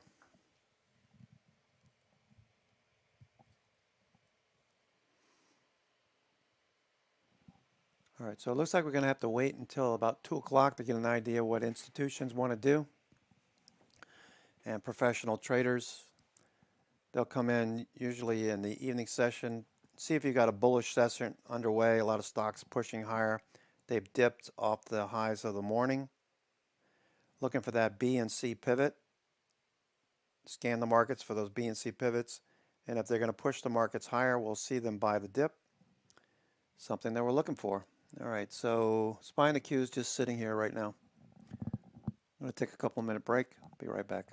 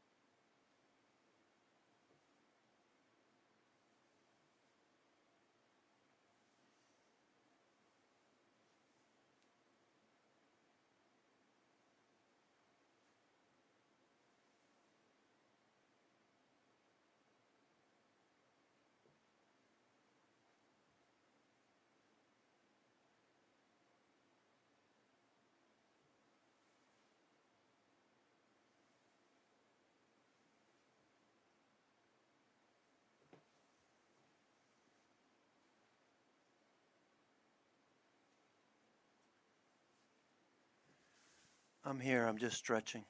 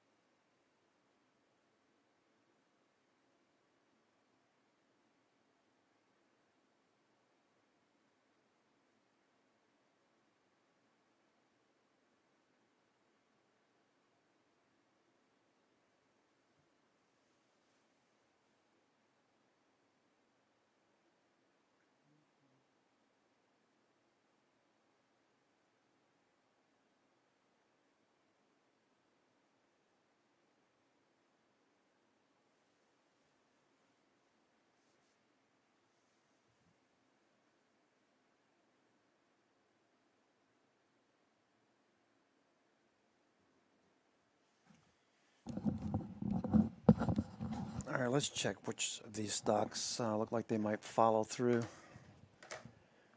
Okay, so AEHR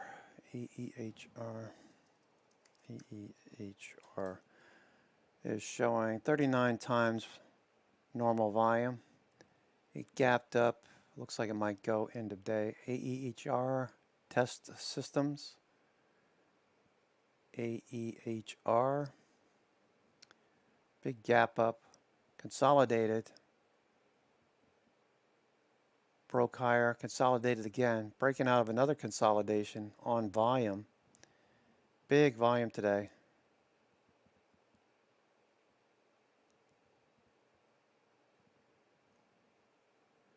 Yeah. The ATR on this one's $1.30, $1.40. It's up 4 times. I can't chase that. I wouldn't chase it. Can't chase it. NAKD, Naked Brands. Gap up and fade. It's a penny stock anyway. Focus Universal, FCUV. Focus Universal. That's a IPO. Fading.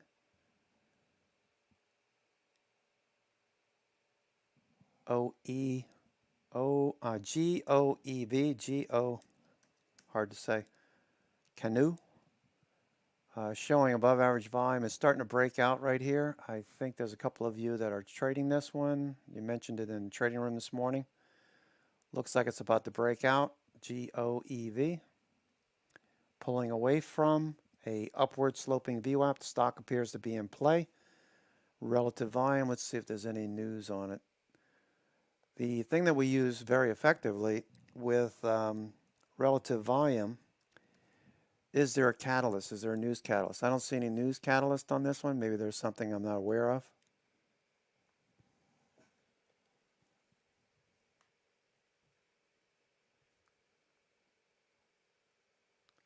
Tesla, lots of volume on Tesla. Looks like they're waiting for the breakout, right? Tesla is going for the breakout, folks. There goes Tesla right there. Tesla's starting to go. Huawei CFO Meng Wanzhou pleads not guilty to fraud and conspiracy charges. Tesla. That from a court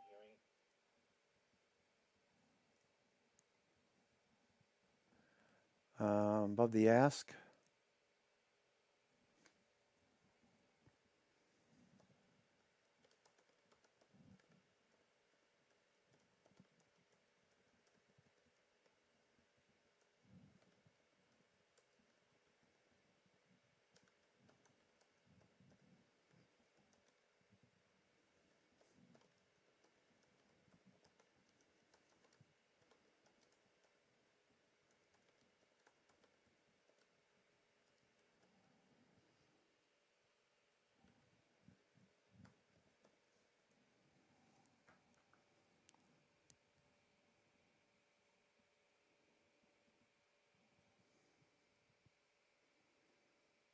All right, looking for Tesla to break out here.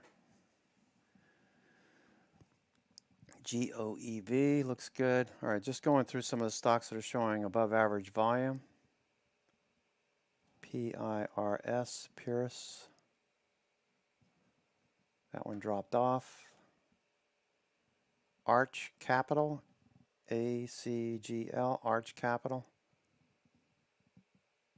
Is this the coal stock? Arch Capital, is that, did they rename it so that it sounds better?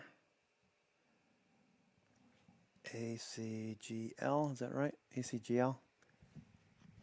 Bermuda-based company offers, oh no, that's the insurance. Okay, that is the insurance. Bermuda-based company that offers insurance, mortgage, and reinsurance, mainly in the US, Europe, and Canada. Bouncing here on above average volume. This is one that Mr. Flood, I believe, mentioned from time to time. Let's see what the insurance companies are going, what they look like. Recent pullback, Cincinnati Financial, Travelers Insurance, Chubb, CB, looks good. AIG. AIG actually looks the best. Huh, interesting. I'd be interested to see what, or hear what Mr. Flood's comments are on insurance. Mr. Flood is one of our experts in that business.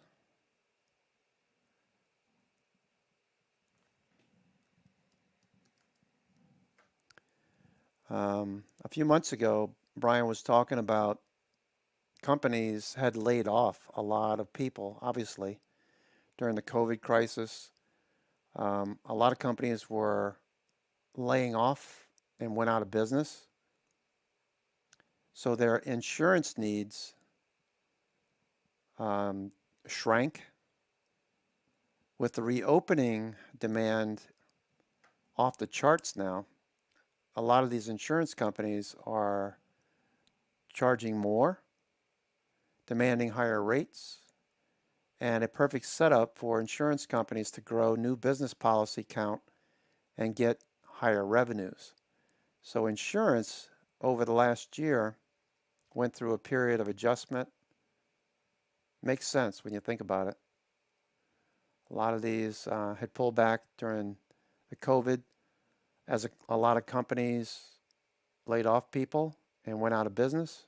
The needs for insurance shrank. Now that the economy is opening up, these companies are charging higher rates and their multiples are looking better. So nice job there. Something to consider. AIG at the highs.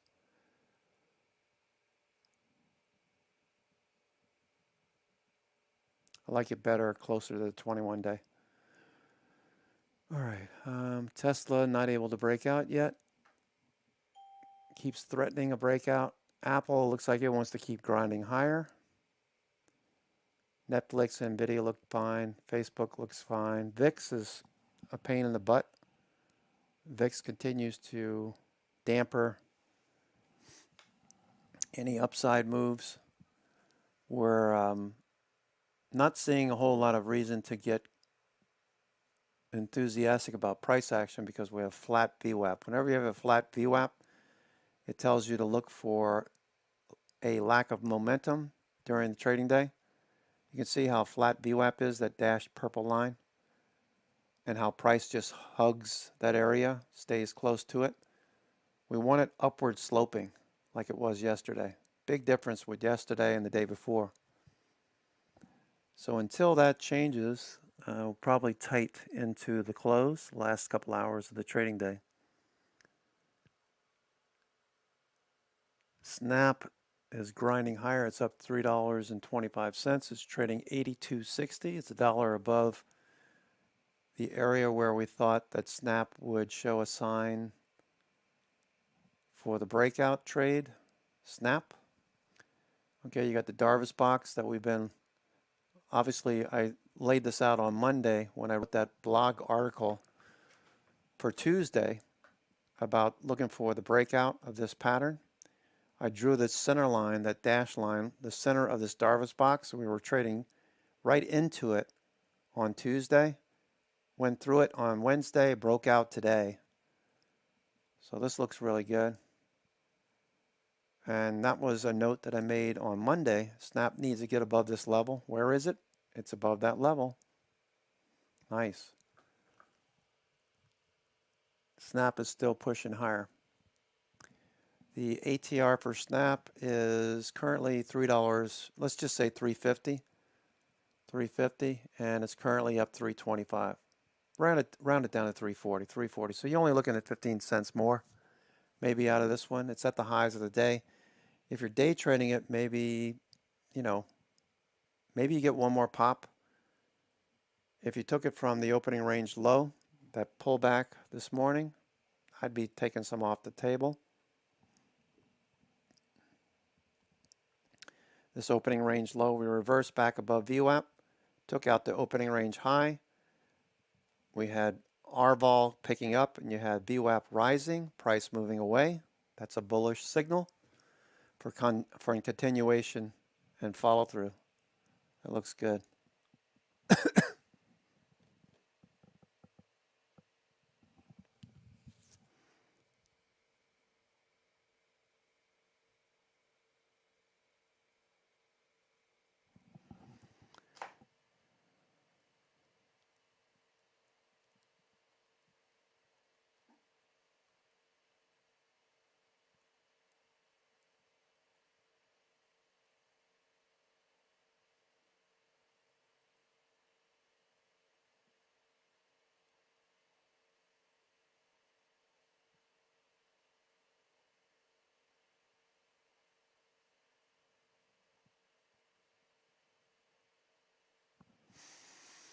All right, so they're talking live at the White House. Biden meeting with leaders from Japan, India, and Australia.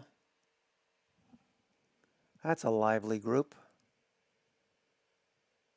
They look like a bunch of people that like to party. All right, so we're looking at stocks that are showing above average volume. CEI, Camber Energy, that one pushed higher. Marin Software, this is the third day in a row we've seen above average volume on Marin Software. Finally taking a break. This had a nice run this week. A little gap up. It dipped yesterday, popped back up again. We'll keep an eye on this one. Marin Software, we just note that it's been showing above average volume, 2.6 RVOL. Ocugen, OCGN are the momentum traders on this one. Not making much of a move here. It's faded the highs of the day. Yeah, faded the high of the day. Stone Company, STNE. I believe they're financial related, right? In Brazil, I think they're a Brazilian company that is asset manager or something along those lines. Let's see. StoneCo. I think that's what they do. StoneCo, STNE. Brazilian company provides financial technology solutions for merchants and integrated partners. It's showing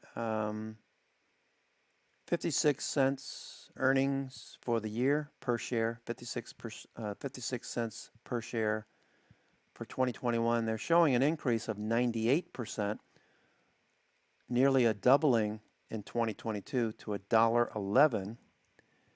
This one continues to fade. It's in a markdown. Yeah, I'm not really interested. I didn't look at the daily first. I would have disregarded this one. It's at the lows. It's in the markdown period. It's below the 921 in 50 days. So you can expect that to stay down there until we get a reverse of trend. That would take several months, I would say, with StoneCo to get that to turn. Instead of the moving averages dropping, I want the moving averages to be rising like they are on NVIDIA and other stocks where you have upward sloping moving averages, which tells you to look for dips to get bought during the markup period. If you're a new trader, you can just start to look at charts this way. you're going to make inroads into profitability and consistency, looking for the dips to get bought. Look at the moving averages. Are they upward sloping or are they downward sloping?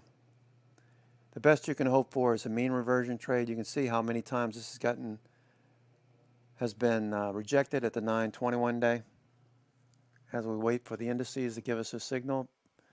Apple been moving higher for most of the year until this recent pullback. Apple's trying to get something going. Needs to get above the 50-day.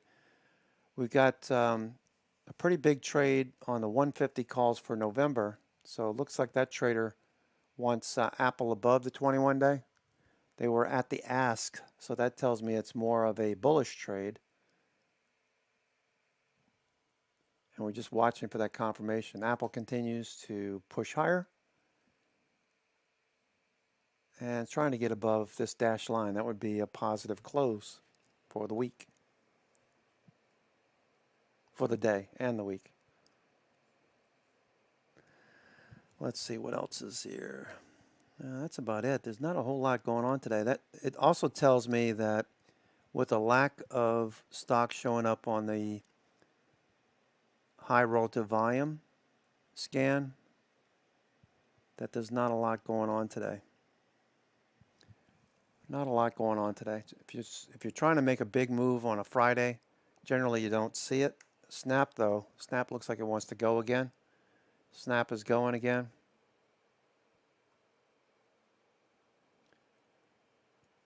Look at VWAP, look at relative volume, look at price action, higher highs, higher lows, pulling away from VWAP. VWAP is positive and bullish. And we've got about 50 cents to go before we fill out the ATR for today. So if you're day trading this one from the dip and the push back above VWAP on relative volume, I'd be taking profits off into the strength, maybe at 83. If you're a swing trader, this is probably just going to keep going. Okay, you got a Darvas box breakout. You go with the direction of the trend. You got volume showing institutions have been picking up shares the past 4 days. They're ready for the breakout. Looks like that's what's happening right now. 9/21 and 50-day are upward sloping and to the right, up and to the right. 200 days rising. We're in an area of very little supply overhead, as we trade in an area where we haven't traded before. There's no one up here to sell to us when we get to this level. Looks good for Snap. Following through.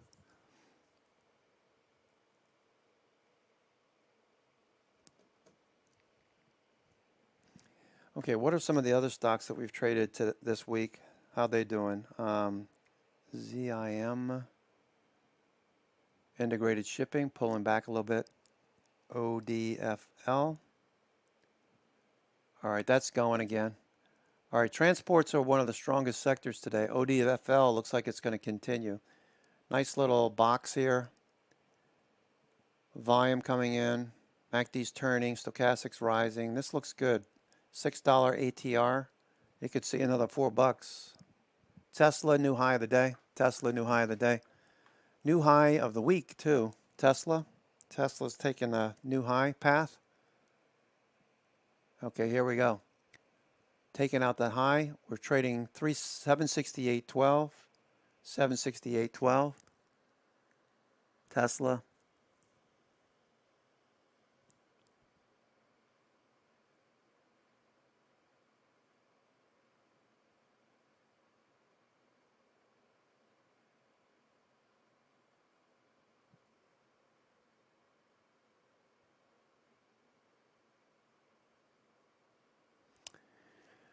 All right, Robinhood's still down there, off 2% on the day. Tesla up 1450. AXTA, Axalta, popping to the high here, $30.13, Alpha X-Ray Tango Alpha.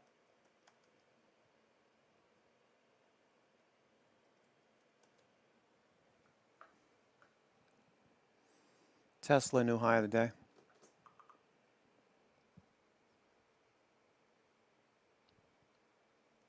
Apple. Snap.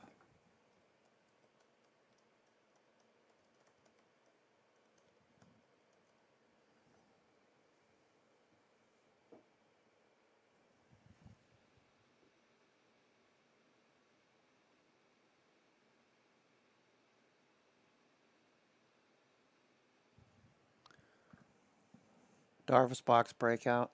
All right, SPY on the cues. All right. Futures have just been sitting here. If they're going to do anything, it's this time of day that we start to see potential for follow through. 2 p.m. to 2:45. Snap is at the high of the day. Wow, what a nice move. Tesla, look at that volume.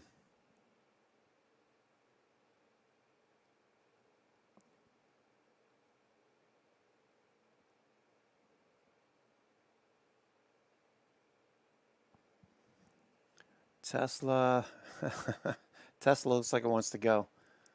All right, what's it up now? Tesla is up 1486. I think it's got what, a $30 ATR, whatever the hell it was. $20 ATR. All right, so $20, just rounded up 20. So you could see another $5 maybe. Let's say $4 on Tesla if it breaks out here end of day. Potential, it's not a guarantee. I'm just saying that there is a potential for it to fill out its ATR, which has been expanding a little bit. Volume, look at all that volume. That's institutions. And it's in an upward path. That's a good sign. PCG, PG&E shares off the lows now at $9.92. Shares dipped earlier. NVIDIA back to VWAP, looking for a follow through. Manslaughter in 2020 wildfire near Reading that killed 4. That's Papa Charlie Golf. VIX is hanging tough at 1807. VIX not giving it up, yet. CF Industries, we've traded that one before. CF, they're materials, right? CF Industries, aren't they material stock? CF.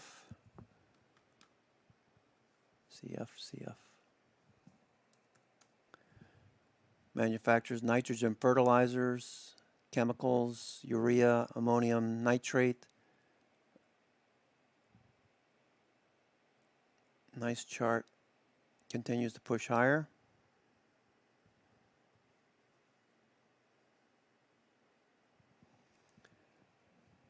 In mode, buyers stepped up. In mode, buyers stepped up at the low of the day. Continues to push higher. TASK, another stock that we've been talking about. That one pulled back finally.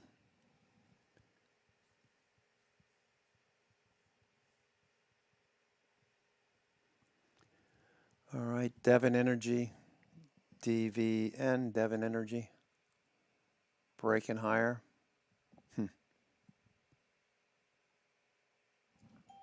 AMEH, these are following through.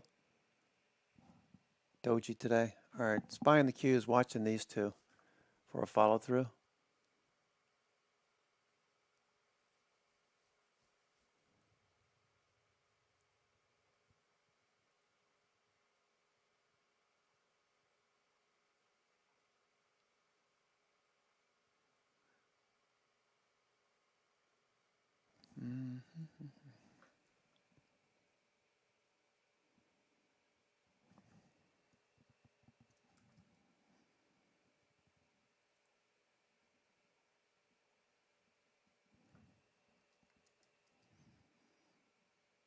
Bank of America still pushing a little bit off the high of the day. Bank of America.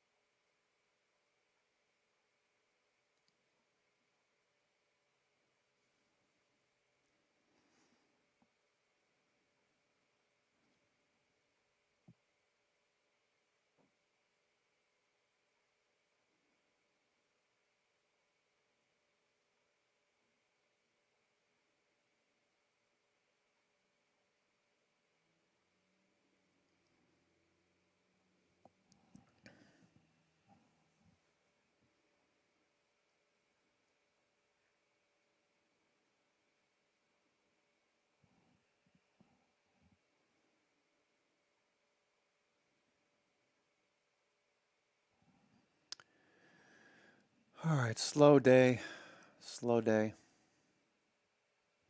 Had a nice open this morning. Let's take a look at some of our indicators. While the markets are just moving sideways, we want bonds to tell us the same thing. We want bullish indicators here. All right, so the bond stock ratio is bullish. 65 period is still dropping off, same as it did back in 2017. You see the 65 period, the blue line? That told you to shun bonds as a major component. Look to equities to appreciate in value faster. That's what's happening here. Bonds continue to see the 65 rolling over, that ratio. All right, let's look at the ratio between, let's look at the four indicators that we watch for signals. We want to see all of these moving higher. For the most part, they moved higher this week. Dipping a little bit today, IWM, IBB, a little bit. Henkin Ashley's flat, and USO crude oil is moving higher. So neutral to bullish on this one. Those four indicators. Looking for VIX to drop off here so we can rally into the close maybe.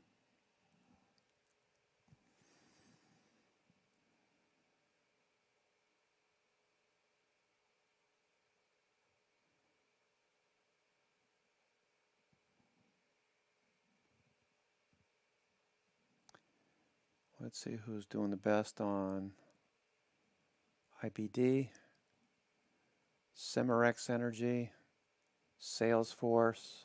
Wow, Salesforce, big move on Salesforce. Breaking out. What is Centos doing? Centos is an economic indicator. Moving higher, trending.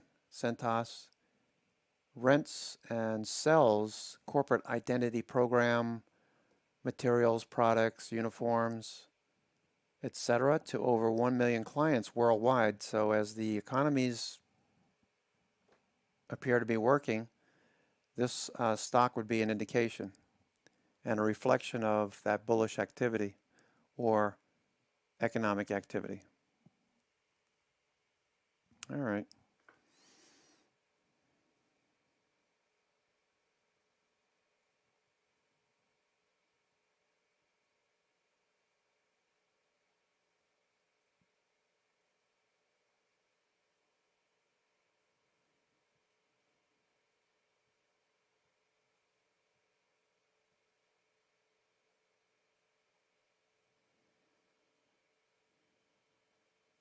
These $60 jet.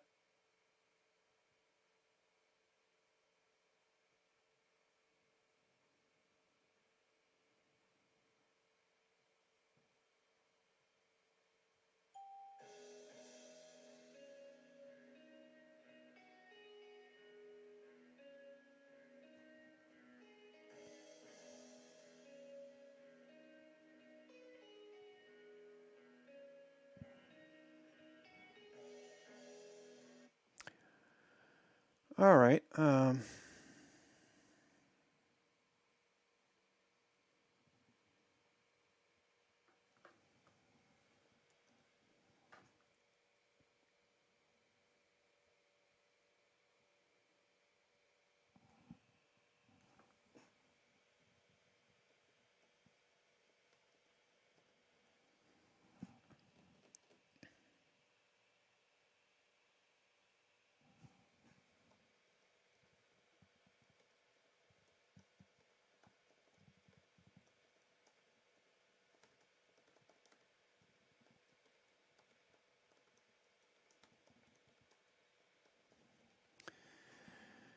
All right, looking for SPY, S&P 500, and others to give us a direction. This time of day is when we look for the breaks, either higher or lower, or no movement at all. This is when institutions and professionals come in. They look at the sentiment, the trend in the markets. They might be looking for entries. They usually do that after the A pivot has formed, but is showing that there is bullish bias or sentiment in the markets. they then look for those B and C pivots intraday to give them a better entry. And usually you'll see them show up around 2 o'clock. Right now it's 2:30. They're starting to see some buying activity. So, yep, exactly, Stephen.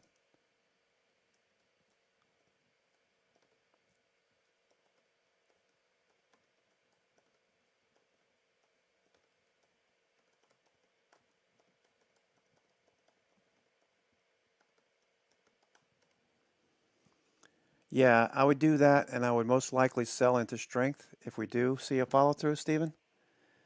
Rather than adding more, I'll take the profits into strength, and then Monday we'll look at it again. Monday we'll look at it again. Because remember, we're right at the 21-day moving average. We really need to see a close above the 21-day. There goes Apple. Apple's starting to move here. Seeing volume coming in Apple, waiting for a pop. Those 150 calls for November. Let's see how many are in there now. November, Apple. The 150 call. They're going for $4.20. All right, so I'm not going to chase Apple now. I'll look for a little dip on Monday morning. When people take profits, maybe an entry there. Apple.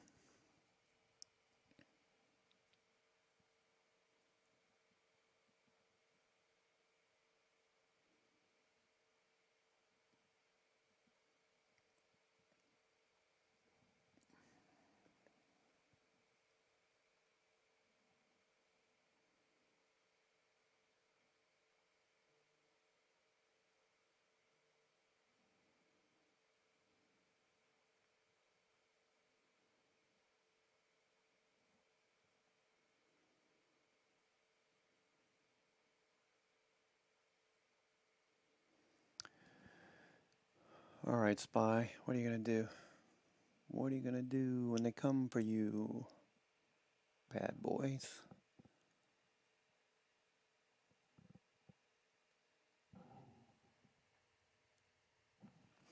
Some of the weakness, if you're thinking about weakness, you're thinking, I want to trade some bearish setups for swings. Look at the Chinese stocks because I don't see the regulation changing. I think these are just going to keep moving lower. All of these are below the 9, 21, and 50 day for the most part. There's a couple that are managing to keep their heads above water, but most of these are moving lower. These are shorts. Once you get up to VWAP or intraday, or if you get up to the 21 day, look at BABA. Earlier last week we were talking about if we do get up to the 9 EMA, that it would be a short. We saw that on Friday. I thought we might get a little bit higher. Instead, we gapped down this week, and we continue to push lower. BABA looks like a hot mess. Look at all that selling volume. Billy, same thing. Billy. But don't buy it down here at the lows. I would look for this push like we had on Thursday for the entry for short once we get rejected. Billy. JD.com. That one was holding up a little bit better. If JD loses the 50 day here, this is a short down to 62. You see that?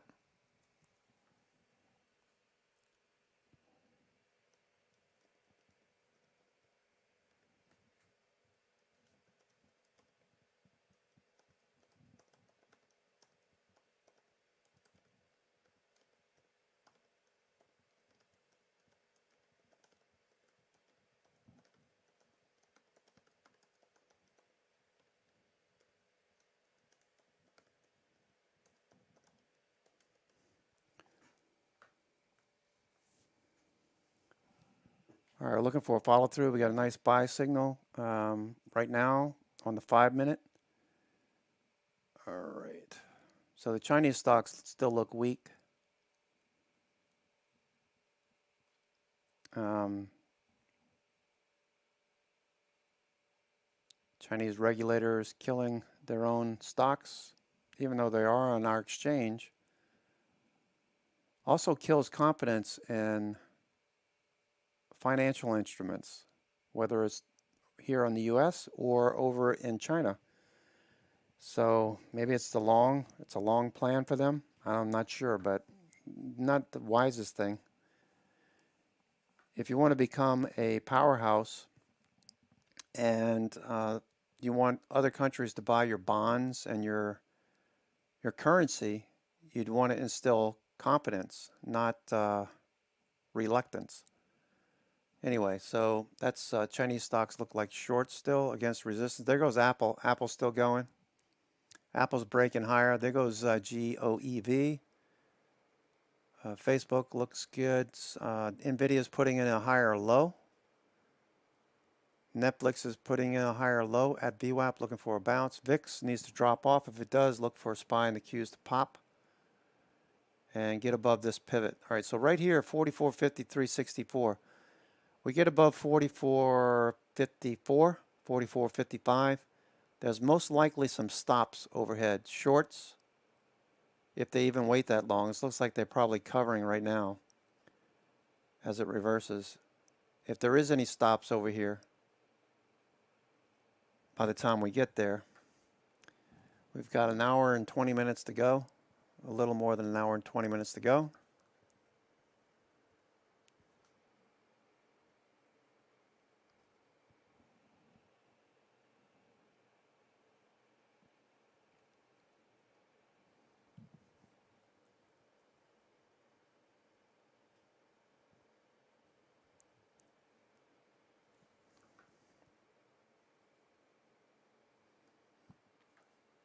All right, it goes GOEV, ATER, ATER. I see you guys talking about ATER.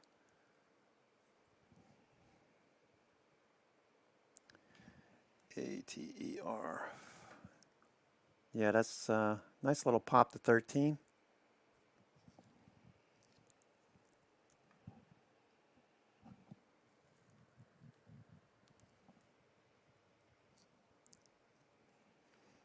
ATER, respecting the 9 EMA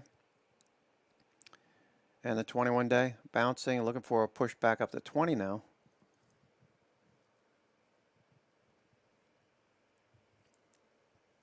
Pushed above VWAP at 12 at around 145. This one continues to push.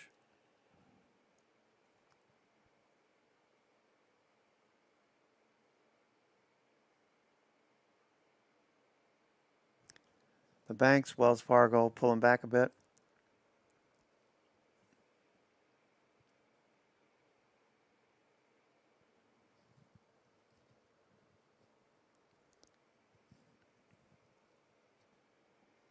Tesla is still pushing, trying to get through 770.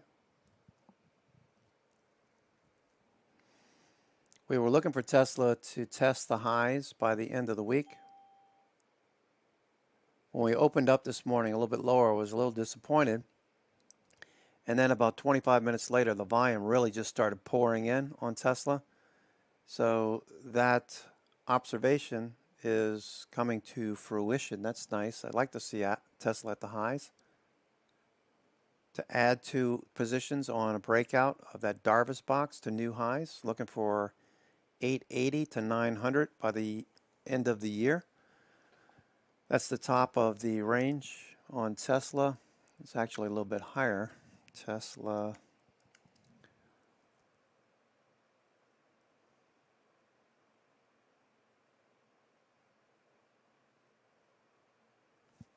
So we're looking for Tesla to get back up to these highs. 900. Just grinding along. The moving averages are all stacked and moving higher. Looks good. Look at all this volume over here. We're above most of that. Looking for that push back up to 900. Stick with Tesla. It's going to be a longer term trade anyway. Looks good. Okay, so a close above the 21-day would make me feel a lot more comfortable. At the highs of the day would be the best solution. I don't want to see the wicks on the top of these candles because that leads me to believe that we might get rejected. The bulls get stuck. A bull trap. If we can't get above the high of the day, I would love to see a move above 44.65. I don't think that's going to happen, but maybe we get a nice run end of day. Staying right here where we are at the close, not a good feeling.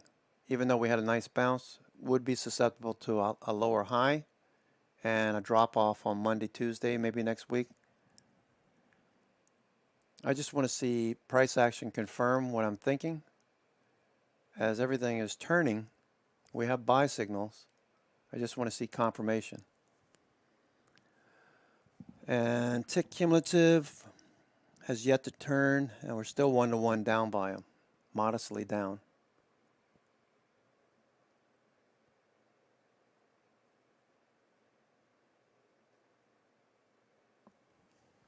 Who is that?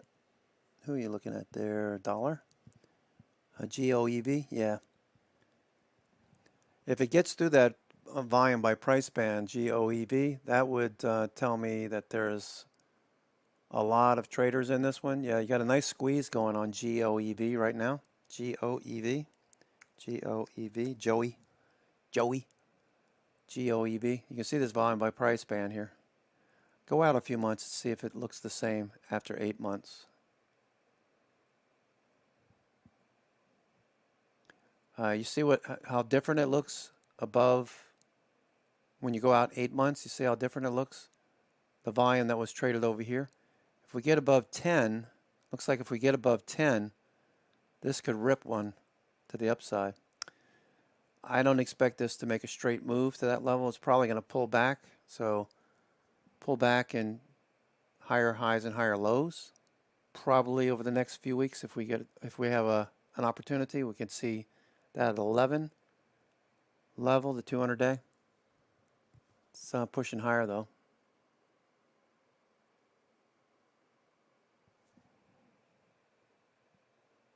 SPY in the Q still not giving us much to go on.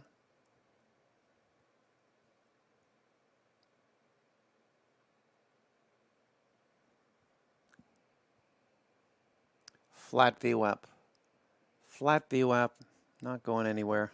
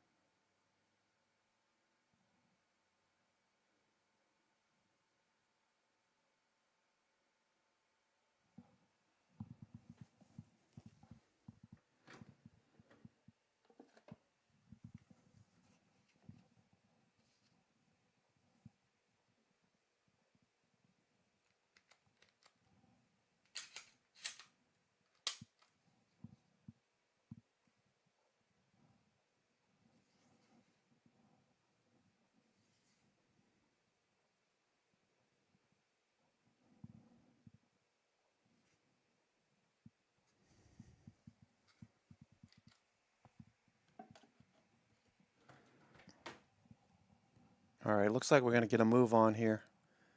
SPY, S&P, looks like we're going to get a move on. Starting to push higher now. Here we go. Starting to move here. S&P starting to move.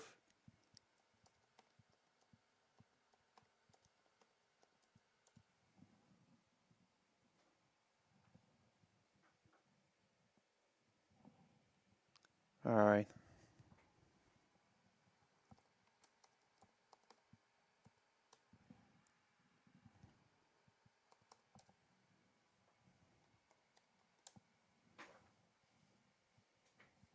I'd like to see 44.65. I'll take 44.55, but I'd like to see 44.65 by the close.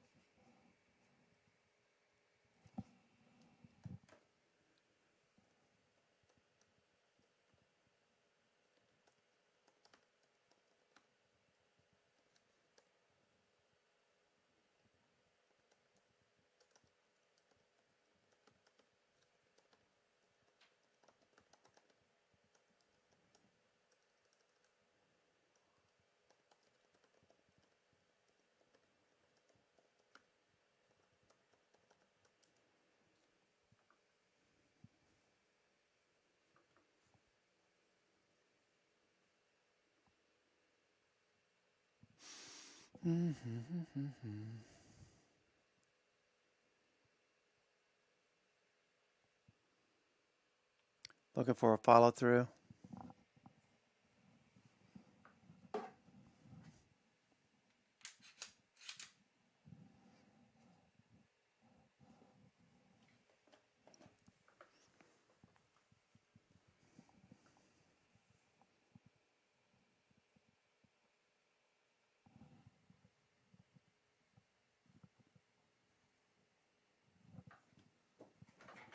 What are you up to?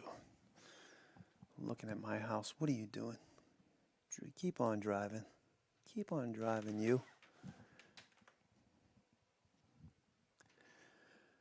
All right, folks. Hope you're having a good day today. It's your host, Cousin Vinny, coming to you from theclosingprint.com. It is Friday, the 24th of September. A little market update. We are looking at the futures trading back to green, up 2 3/4 handles at 44.40.75. NASDAQ futures are still a little bit lower, minus 22. Up-down volume is 1-to-1, modestly bearish. And market internals are just kind of flat for a Friday. Tick cumulative has been oscillating, but has been recently on a buy signal. Most stocks look good. The FANG stocks look good. They're not falling off. They're not selling. Apple's about to go. Apple looks like it wants to go. NVIDIA looks like it might get moving here. Apple, what's Apple look like right now? I'm going to check the charts here. Apple.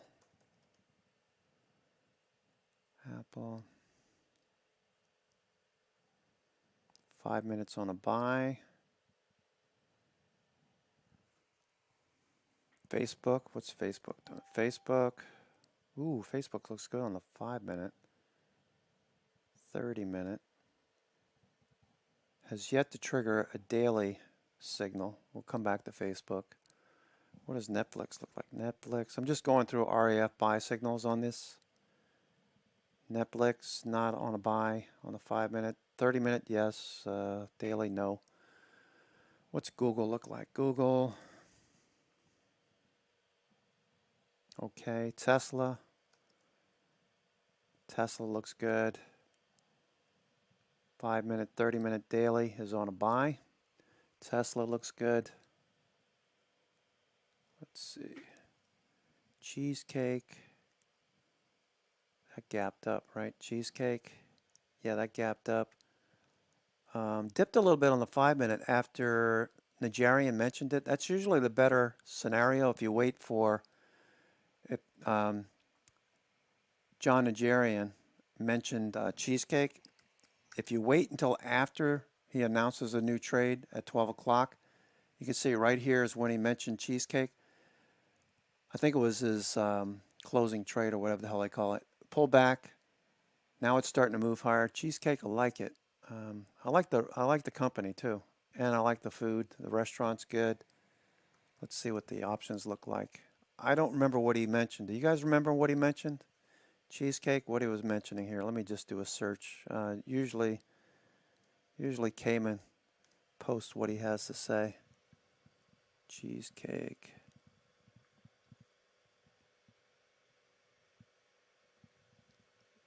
What was he looking at? Cheesecake, do you remember?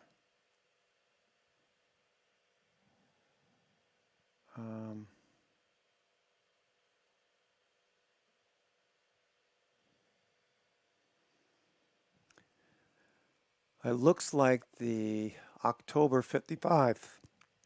October 55s, it looks like that's what they were looking at. I'm going to look at these here.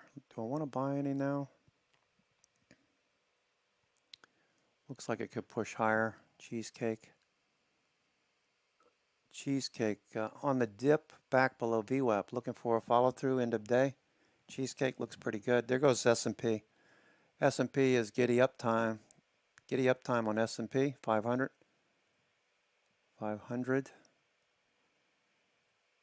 All right, starting to get a move now. Getting a move on.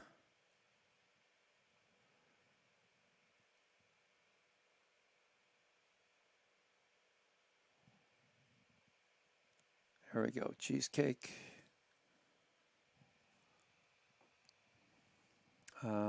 All right, so we got to move on. The S&P 500 starting to go. There goes the Qs. Qs are going. Good. Good, good, good.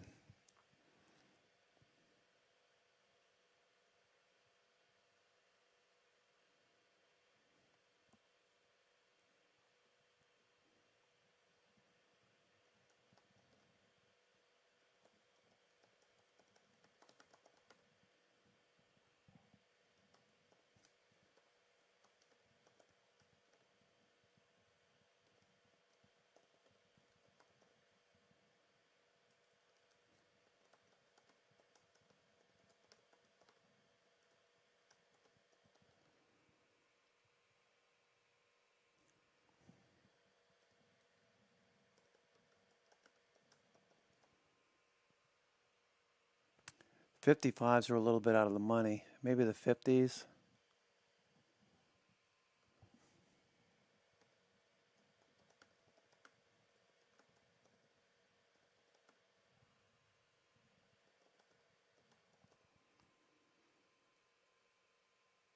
Those are $1.90.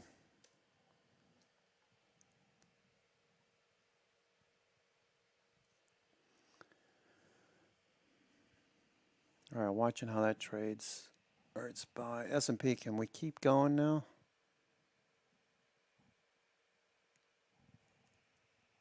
$44.51 is resistance. We're above that now. $44.51.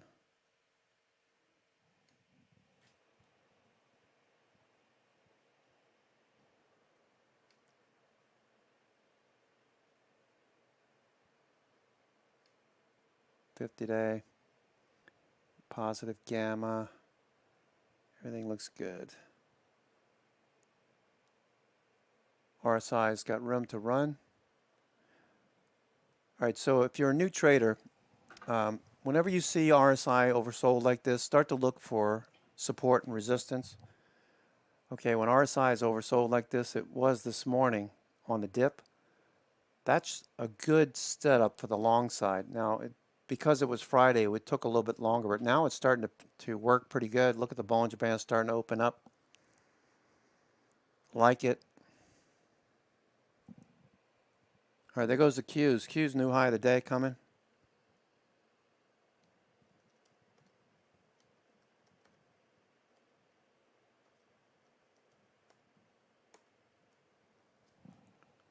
There we go. Going. Qs are going. S&P 500 looking for a move above 44.55. All right, nice job there. Okay, cool.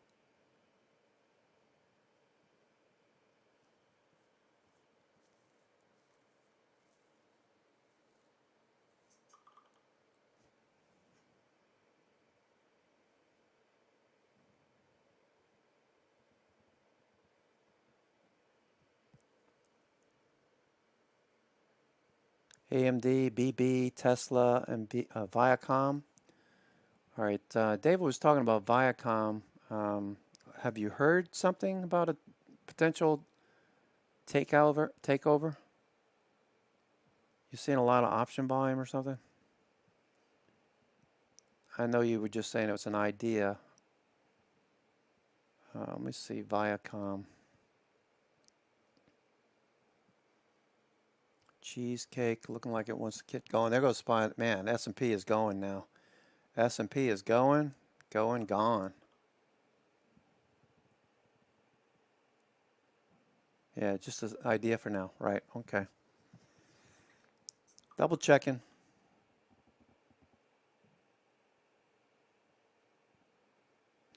Yeah, I would agree. I mean, I haven't watched NBC or CBS or ABC. I haven't watched any of them for years. I haven't watched a regular TV program.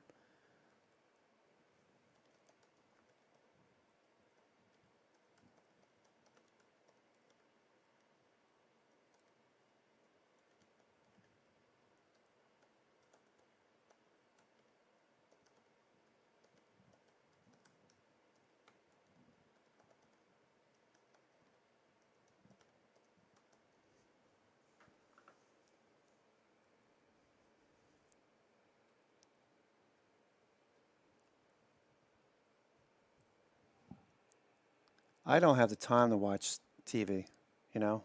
So consolidation makes a lot of sense to me too. Also look at Fox. We got a nice breakout here on the S&P.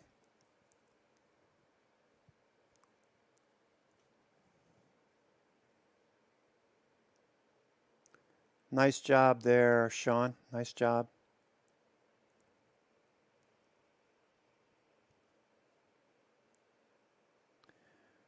ARCG and XBI. Okay, we'll take a look at that. ARCG, XBI, ARCG. Yeah, down to the lows now.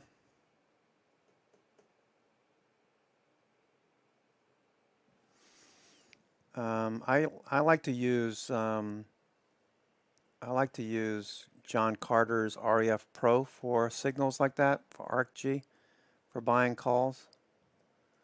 Like to wait for the indicator to get oversold on the 5, the 30, and the daily and give you a signal. Yeah, could be an area where we start to see a bounce, right? XBI.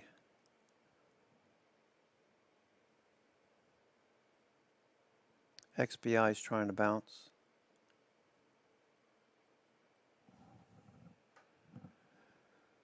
All right, so that was a nice little bounce there on the Qs. Qs pushing higher.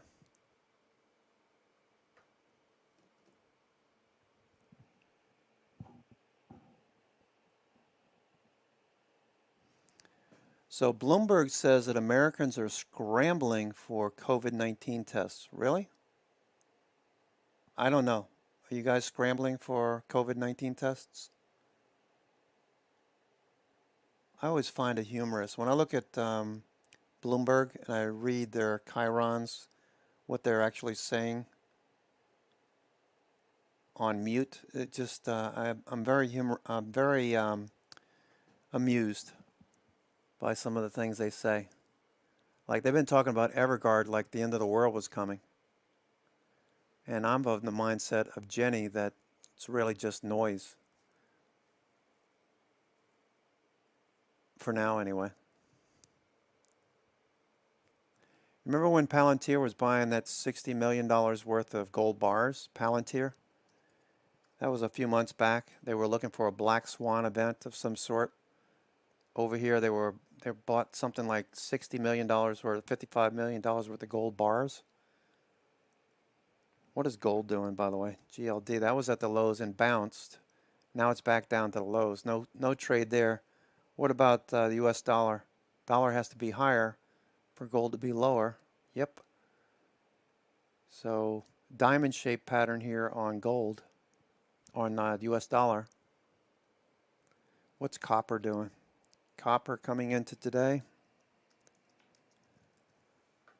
Copper sideways, still a sideways pattern. CRB index, CRB.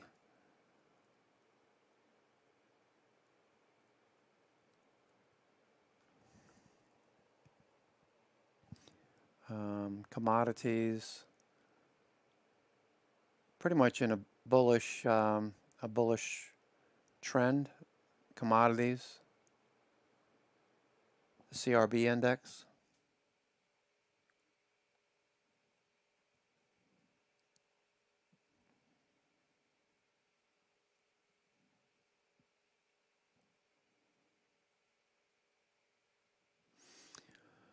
CRB index still on this bullish trend that reversed in March of 2020, continues this push higher. I look at commodities as, economies expanding, economies building, construction. This continues to move higher. Raw materials.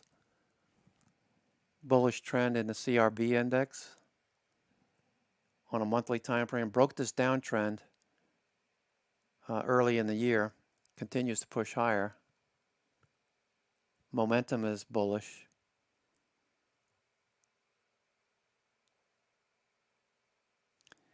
All right, S&P got a nice little pop, and they sold some into that. So I'm wondering if this is institutions and dealers taking profits here.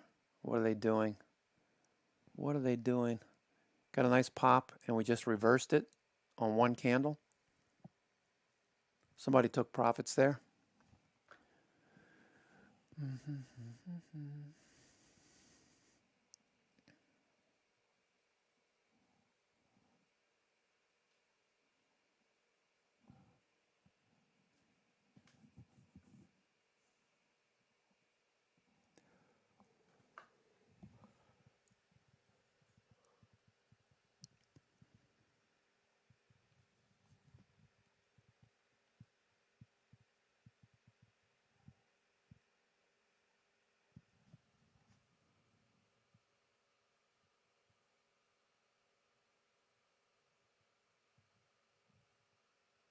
Tesla, oh man, Tesla's kicking ass today and taking names. Tesla continues grinding away. Look at VWAP.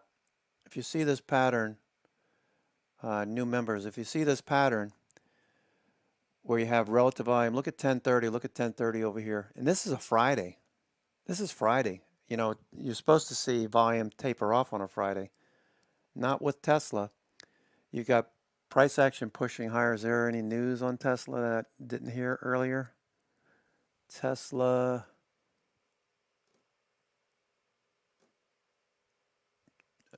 German landing will fuel competition. Volkswagen.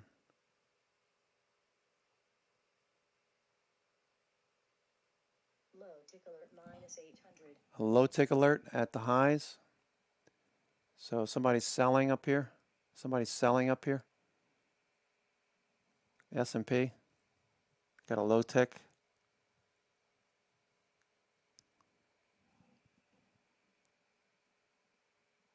What's VIX doing? Keep an eye on VIX. All right. So we have higher highs and higher lows. We could come back a little bit, looks like. VIX, a little spike there on the 1-minute chart from 1770 up to 1797, 27 cents. I don't know. I thought that VIX would drop off more. We're below the 50-day. Looks like some profit taking here and there.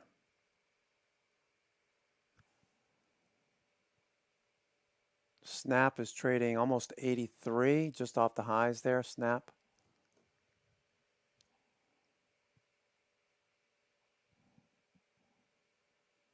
Tesla's at the high of the day, 770. Did it hit 770? Tesla.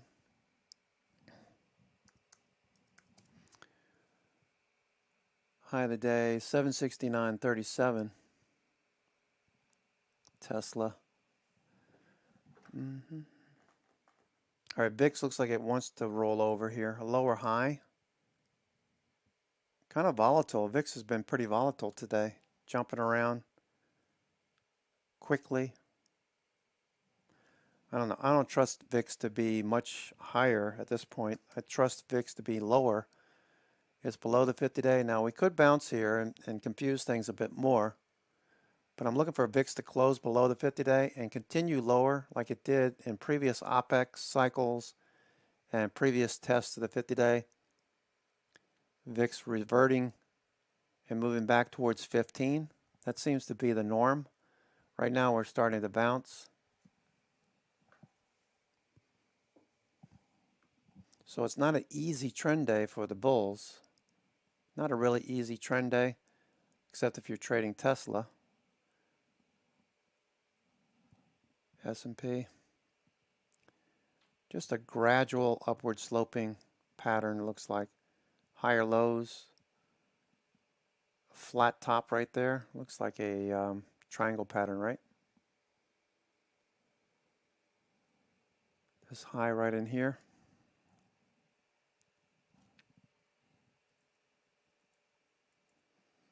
And these lows, I'm just taking the bodies of the candles.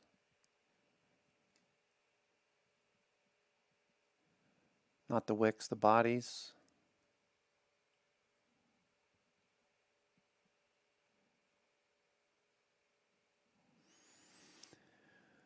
All right. VWAP is still flat on S&P.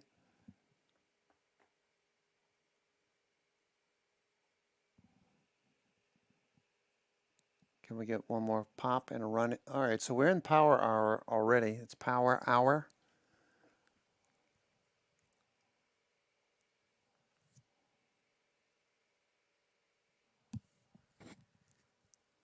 Tesla is going to keep going, looks like. Tesla.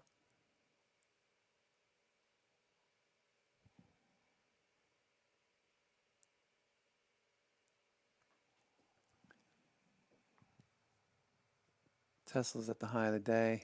Do we see some profit taking in the last 45, 50 minutes on Tesla? Or do we close up there at 770? I'd love to see Tesla run end of day.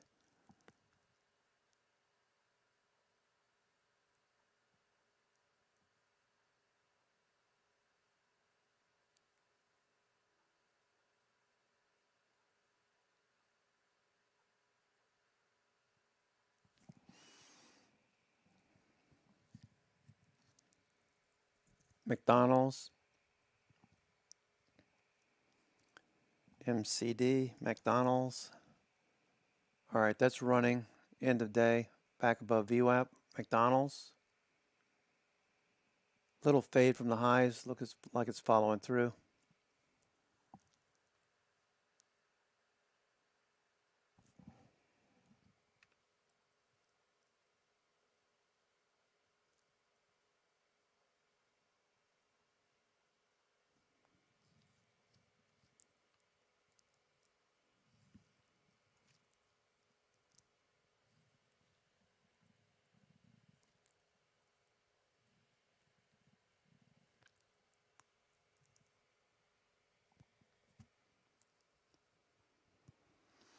So QuantumScape is off 23 cents on the day, 23 cents, less than 1%.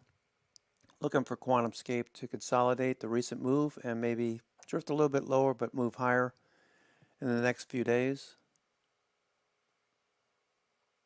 Netflix looking for a higher high now. VIX is trying to hold this level. It's being pesky at the moment.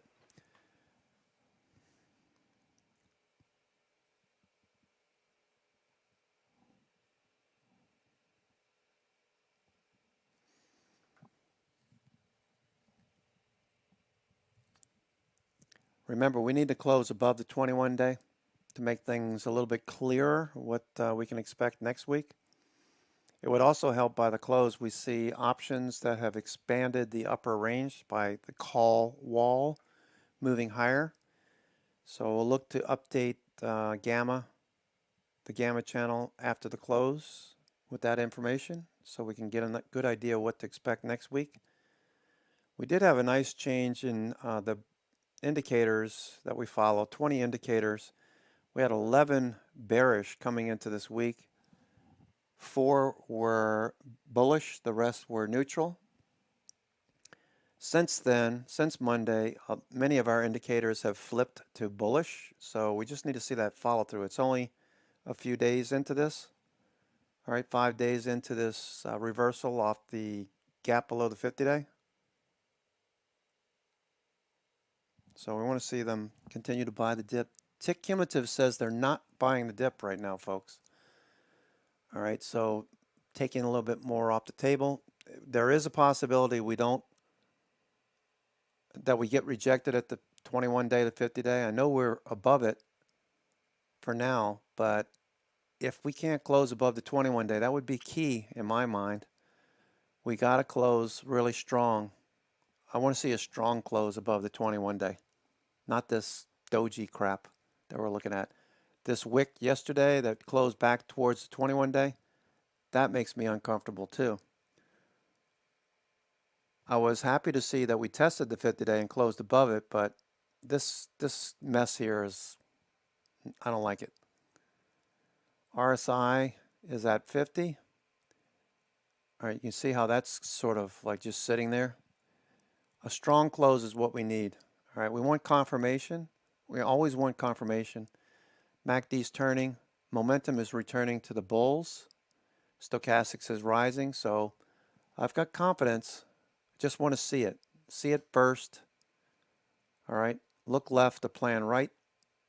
Meaning, if we get above this volume by price band and all of this confluence over here, it'll look a lot better. All right, I'm going to get rid of some of this garbage because it's just clouding what we're looking at here. All right, so move this over.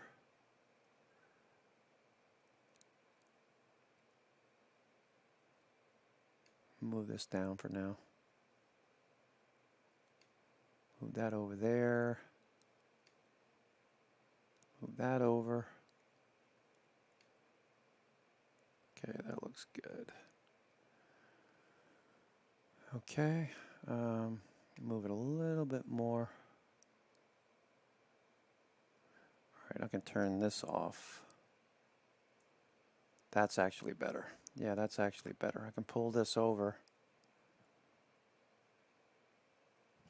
Don't want to do that. I want to pull this over. Pull this over here. And that's going to be better. That'll be a lot better. Just want to clean this up a little bit. All right. All right.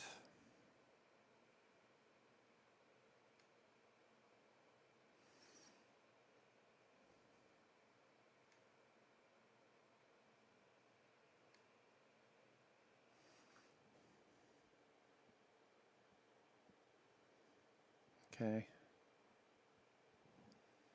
All right, looks like we're going to get a rally here.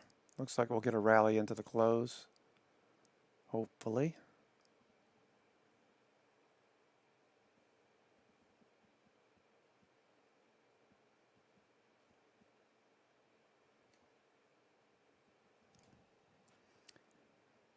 MACD's turning, stochastics, everything looks good. All right, so we should see a follow through. Should see a follow through now, folks. Looks good. Looking better now going into the close. We had this little low tick alert. We dropped off a little bit. Now we got a higher low. Looking for a takedown. We're looking for the takedown. Looking for 44.56 to go to the wayside. VIX to drop off. Looking bullish now going into the close.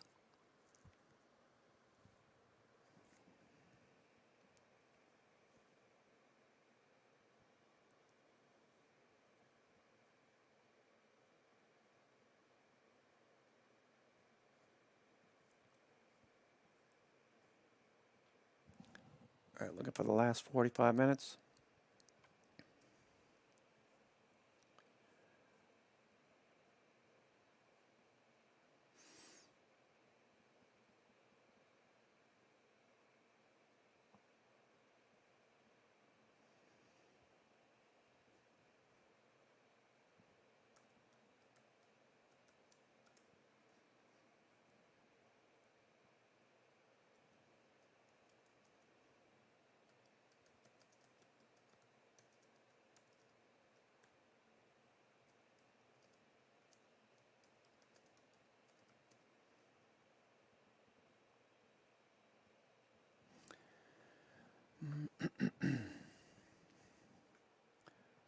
All right, starting to see a follow through now.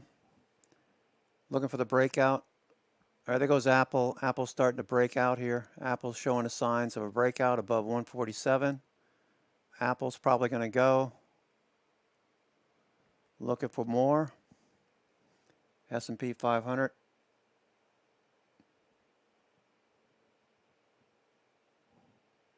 Looking for the follow through. Looking for the follow through.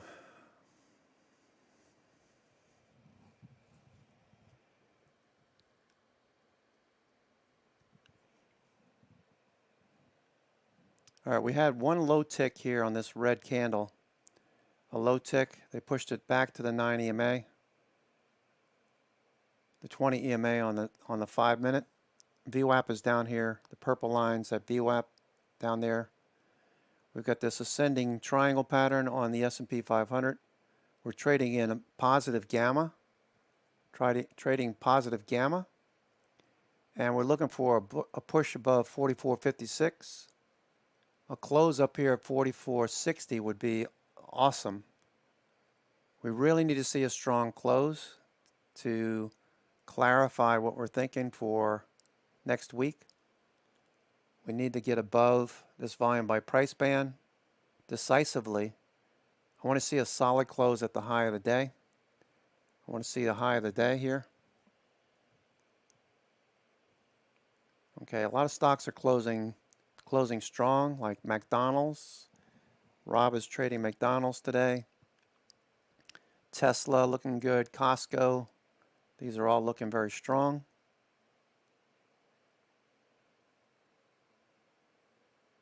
McDonald's. Costco. Stocks that we've been looking at and trading this week. Costco, big move today. If you took those options, that options trade earlier this morning I mentioned, that's following through. Very strong. Tesla's breaking out of a Darvis box. It's trading at new highs. Bullish engulfing candle at highs. I added to Tesla shares. Looking for continuation next week. Looking for the FANG stocks to continue. Apple was a good trade today. Apple finishing now. It's starting to move higher. Looks like it's headed for the 21-day on Monday. So this is a good progression higher. We liked NVIDIA coming into the week. NVIDIA was looking really strong. That was the 50-day right there. 50-day for NVIDIA led us to a more bullish setup on NVIDIA. We like that follow through. Leg up now. Looking for a test of 230. Here goes Netflix. Netflix is on the move. Netflix. Look at the buyers here in that wick. All right, so we had the bounce at the 21-day. The next day, Wednesday, we had buyers all day. We faded a little bit. But inside of this candle, we had buyers that returned again today. on the dip to 9 EMA. They're forcing this back up. We're looking for 600 on this bounce. Maybe Monday, 600. The ATR on this one's 13. Right now it's up. It's down $3. So we could see a rally end of day. VIX is starting to roll over. VIX is rolling over right here, folks.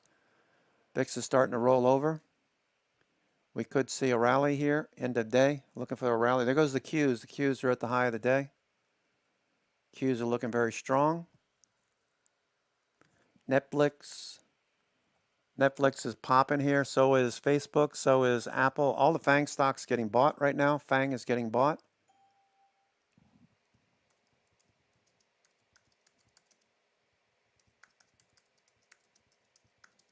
FANG stocks are breaking out. NVIDIA, high or low. There goes Apple. Beautiful Apple trade there. Nice follow through. Facebook breaking out.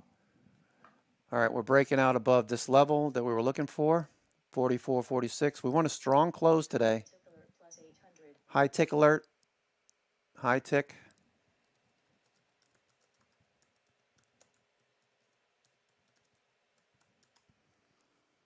High tick alert. There goes VIX. VIX dropping off.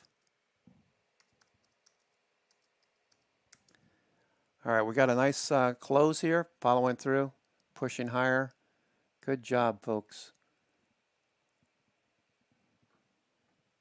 Nice job. We're headed for 374. Qs are headed for 374. We got very strong action in the FANG stocks. VIX is dropping off, giving us confirmation, looking for a follow through.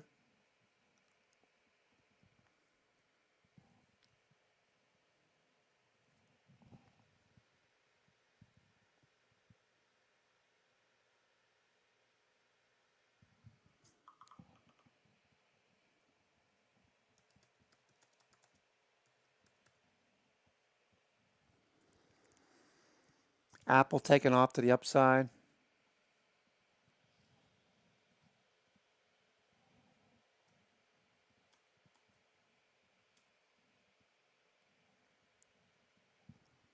Netflix is going. VIX is dropping off. Netflix looks good. There goes Facebook, Apple, NVIDIA. Everything is looking good now. Nice pop back to the highs. Cheesecake. Dip getting bought. Cheesecake.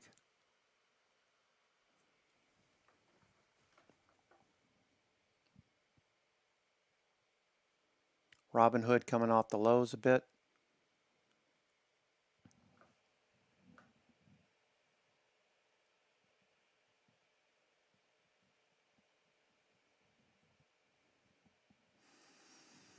Okay, looking for a follow through now. I'd love to see a close at this high over here from yesterday.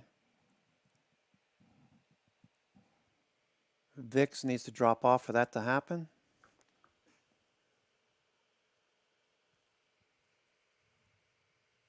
Apple is ripping it here. Apple's ripping.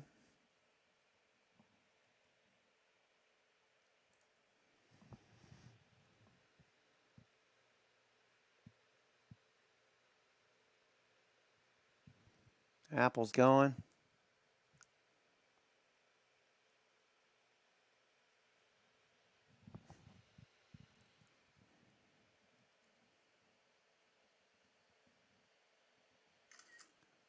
Apple going now.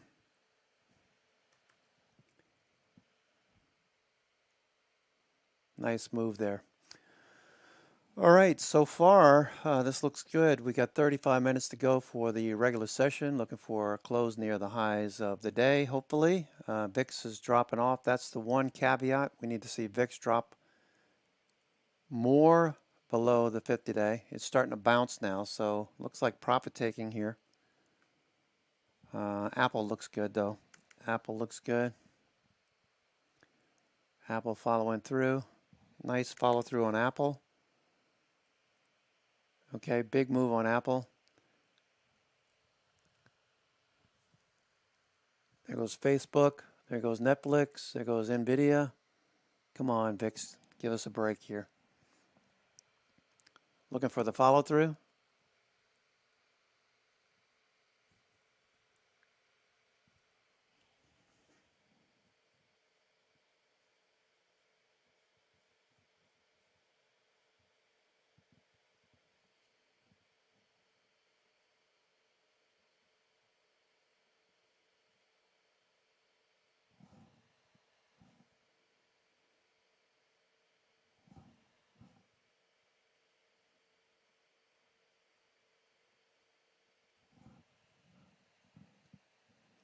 All right, futures are back above volume point of control for the day.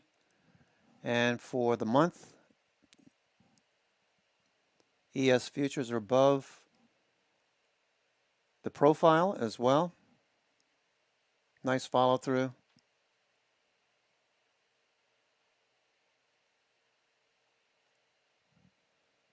At the highs of the session.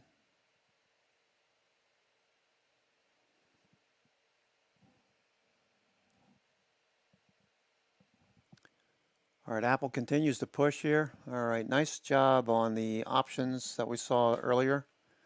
The 150 calls for November. Those have appreciated handsomely. Looking for VIX to put in a lower high now and continue to drop. Apple looking good. Apple looks good here. Continuation.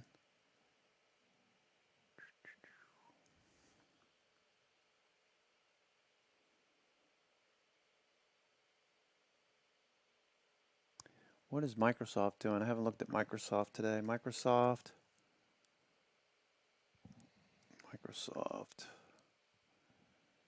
Okay, that's starting to move back towards green on the day. Red to green on Microsoft would be nice. Netflix looks good. Netflix pushing higher. Netflix pushing higher. All right, Apple definitely looks good. There goes Facebook. Facebook having a strong day today. We looked at it yesterday over here. It was below VWAP. We were looking for VWAP to start tilting higher like it is today, the purple line. Pulling away from VWAP is what we look for. We look for relative volume. Look at that volume on Facebook end of day. Wow, that's nice. Facebook.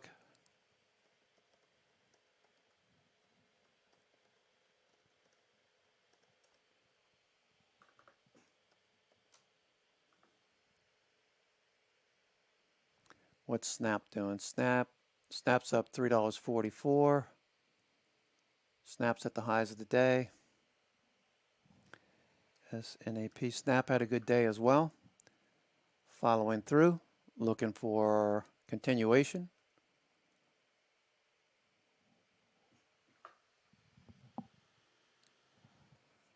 Lots of stocks looking good today. I see you looking at Johnson & Johnson. All right, S&P 500. Let's look at the Dow. All right, so we're starting to break out here. The S&P is going. You're looking at Johnson & Johnson, eh? Let's take a look at Johnson & Johnson. Johnson & Johnson sitting on the 200-day moving average. Look for that to bounce at some point. It's oversold. MACD's below its signal line. Stochastics set up. All right, so look for it to move next week, perhaps. Right now, we're watching stocks that are trending higher. Looking for the S&P. S&P breaking out again. We're looking for the S&P to close up here at 44.65. The reason is we want to have a strong close above the S&P 21-day moving average. All right, we want this to be a strong close today. Looks like we're going to get a strong close here, the way we're going. The Qs continue to ramp higher. Qs are ramping higher. The FANG stocks obviously being bought. Tick cumulative is yet to turn up, but this looks good. We're above this volume by price band now. Starting to get moving above that price band. RSI is above 50. MACD's turned. Bulls are starting to grasp control. Stochastics rising. Price action looking much better than it did when it was a doji earlier. And spending top at 21-day. I want a strong close. You should want a strong close if you're bullish. A close up here near the highs would be good. We're in a positive gamma state right now. Above 4,400. That's the gamma flip that we saw on Wednesday. As price action trades above it, we're bullish. We know dealers have to buy futures as the markets move higher. Looking for the follow through. Call wall. The call wall is where most of the institutional volume is situated. All right, so let me see if I can show you an example. The call wall. Do I have an example? Let me see.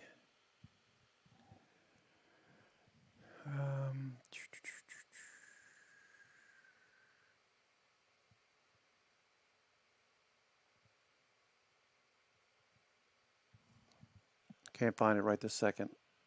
I'll get to it in a second. We're continuing higher. SPY's S&P is continuing higher.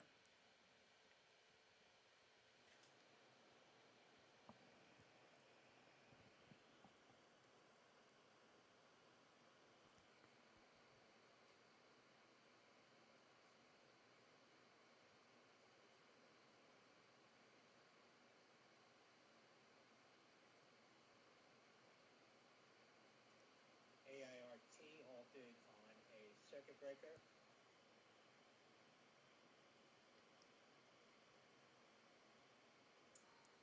AIRT 3320. That's on low volume. That's Alpha India Romeo Tango.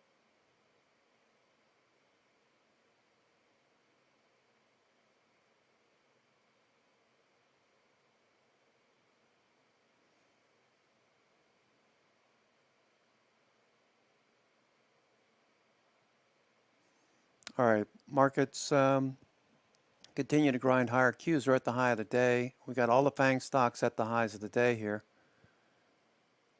It goes Netflix. Netflix is moving.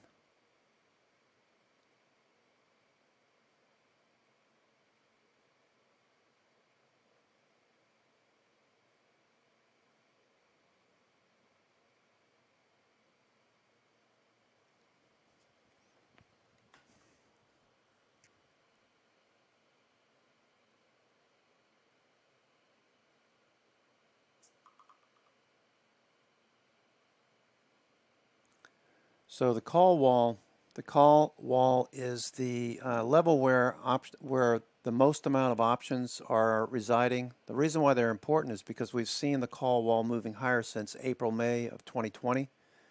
Each of the OPEX cycles, institutions give us the heads up what they're planning on next when they keep moving the call wall higher. At the 4450 level, for example, 4450 moves up to 44 or 4,500. That lets us know that institutions plan on opening the range to higher levels overhead. And we look at that as being resistance.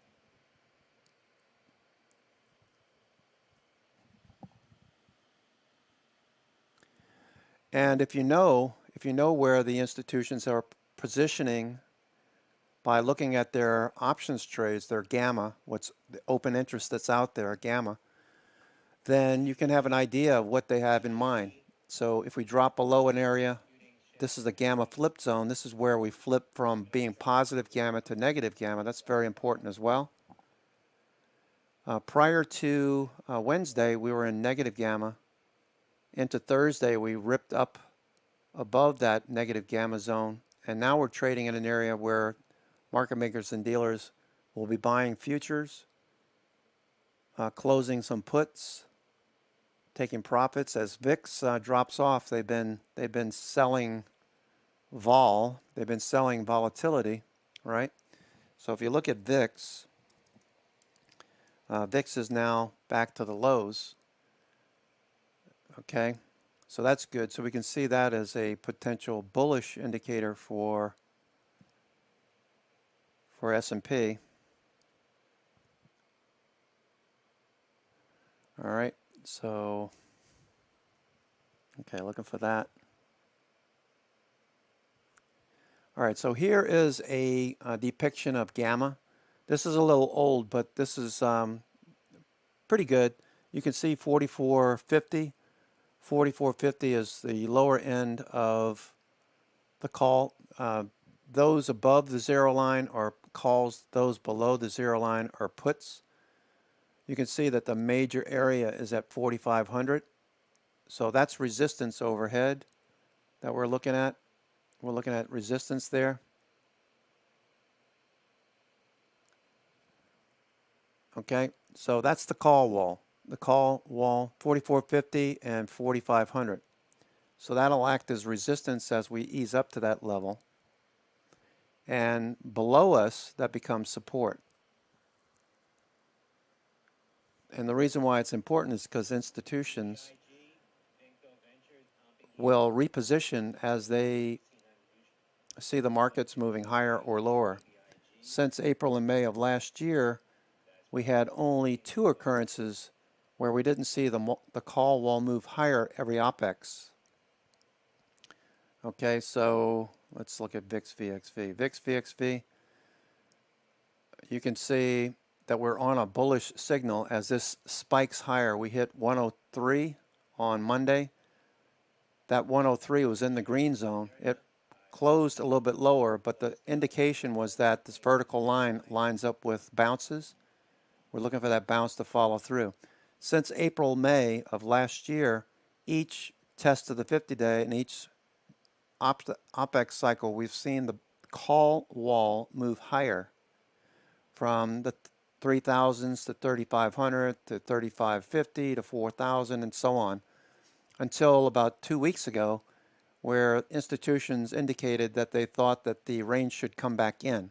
They started moving the call wall from 4,550 down to 4,500, and then the following week they moved it from 4,500 down to 4,450, which told us that we were looking for the range to contract. Now we're starting to see it move in the opposite direction, which is telling us what to look for with the S&P 500. All right, so, and VIX is on a green signal. You see that? VIX is on a green signal. That's telling us to look for higher highs and higher lows on the S&P 500. Okay, so we're on a bullish signal there and looking for S&P to continue higher, hopefully.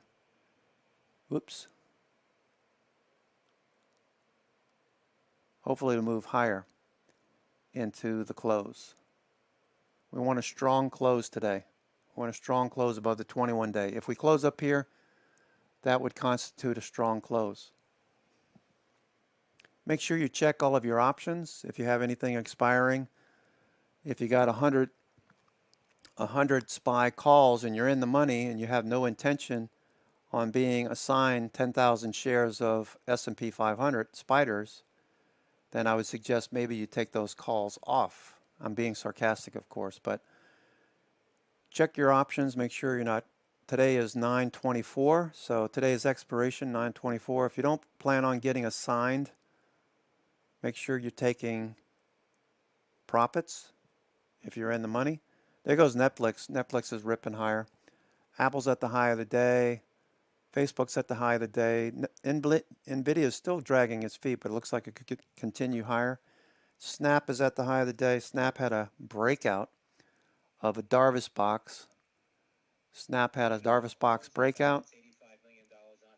And we're looking for this to follow through next week. Darvas box breakout. You got volume. That shows you institutions have been picking up shares. When institutions are buying, what I like to do is look at those 4 days. Look at where it started, right here at 73, up to 83. Do you really think they only won 10 points? That's 80 million shares changed hands there on Snap. Do you think that's all they want? I would suggest they want more.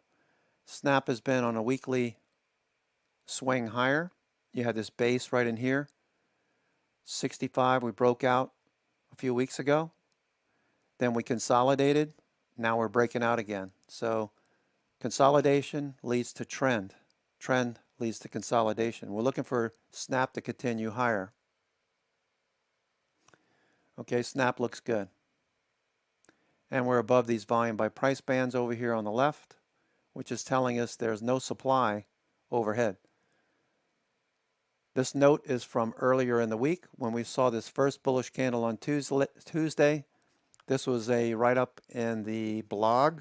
If you go to the blog, closingprint.com, you come up here to the blog and look at the comments that we had about Digital Turbine and Snap at the time.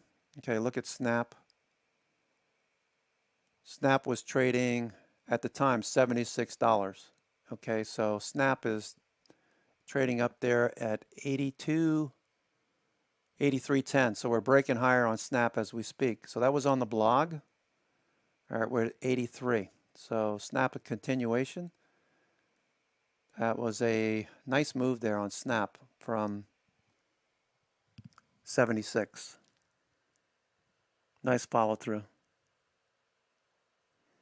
All right, we got a little bit more than 15 minutes to go.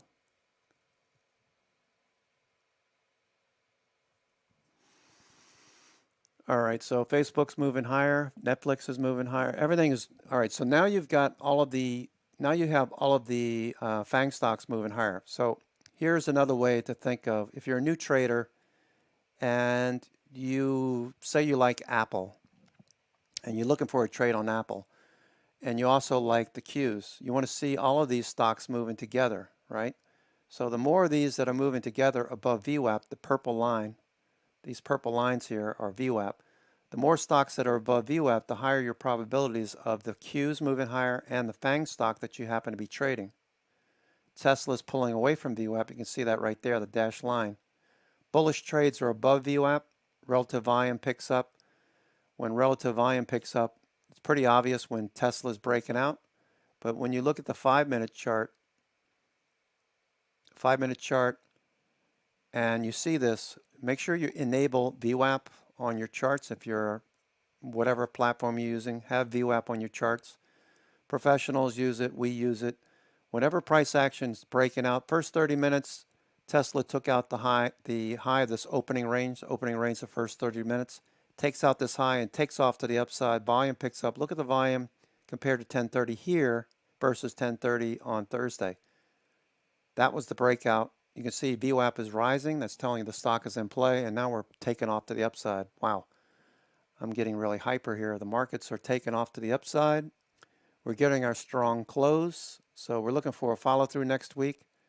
Most likely by the close, we'll find out that options trades, institutions have rolled their options up, and once again are in the mode of expanding the range overhead. So it's very important we see the call wall move higher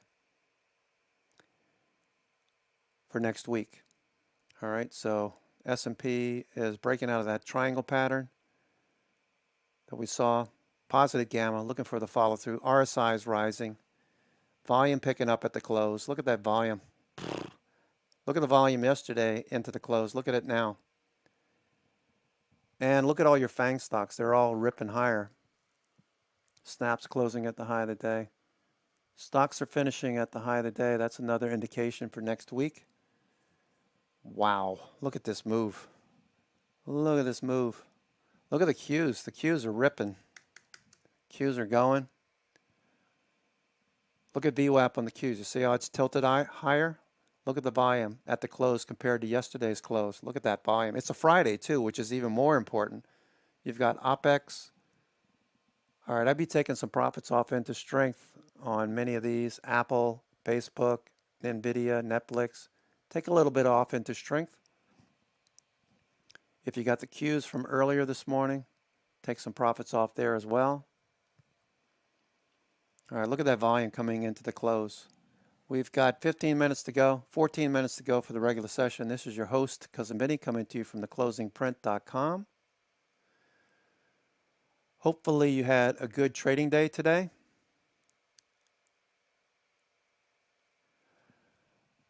Thanks for joining us. Looking for a nice weekend. Weather's beautiful in Myrtle Beach, South Carolina. It is Friday the 24th of September. Futures are above the volume point of control for both the NASDAQ futures and the S&P 500 futures. Tick cumulative is trying to turn, the fast signal is trying to turn higher. We're doing this on 1-to-1 up-down volume, so I would like to see 5-to-1 up-down volume, 5-to-1, 10-to-1. We're currently trading 1-to-1. What does that tell you? Institutions, while they're letting this get marked up, they're not huge buyers right now.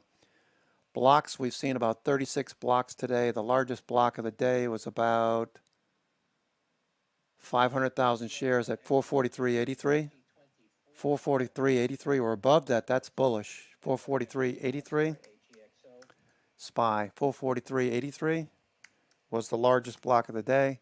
500,000 shares traded at 443.83 about 15-20 minutes ago. We got that volume coming in. We got 443.83. That's a 500,000 share block, institutional size. We've had that big candle. All right, now we're starting to see little shooting stars. Maybe we take some profits here. We're starting to see profit taking come in. Good idea. Take some profits off the table. You got a nice close here. Nice close. Headed for 374. We got 12 minutes to go for this session, September the 24th, Friday, September the 24th. VIX is dropping off. VIX is a bullish indicator as it drops for the S&P. VIX continues to drop off of bear flags. This looks good. Netflix looks really good. Netflix is still going. Nice move. Netflix is going red to green. Red to green. Is this a red dog reversal? Let's take a look. All right. Not technically a red dog reversal, but does look good though. You got buyers. You got buyers at the low of the day. We're closing what looks like a hanging man candle. You see it right there. Little small head. This would be a hammer if it was down below at the lows and reversed. Looking very good here. All right, so Tesla's great day on Tesla. Tesla having a bang out day, plus 20. Bullish engulfing, Darvas box breakout, tight 3-week pattern, breaking to the upside. We added shares to Tesla. That looks good.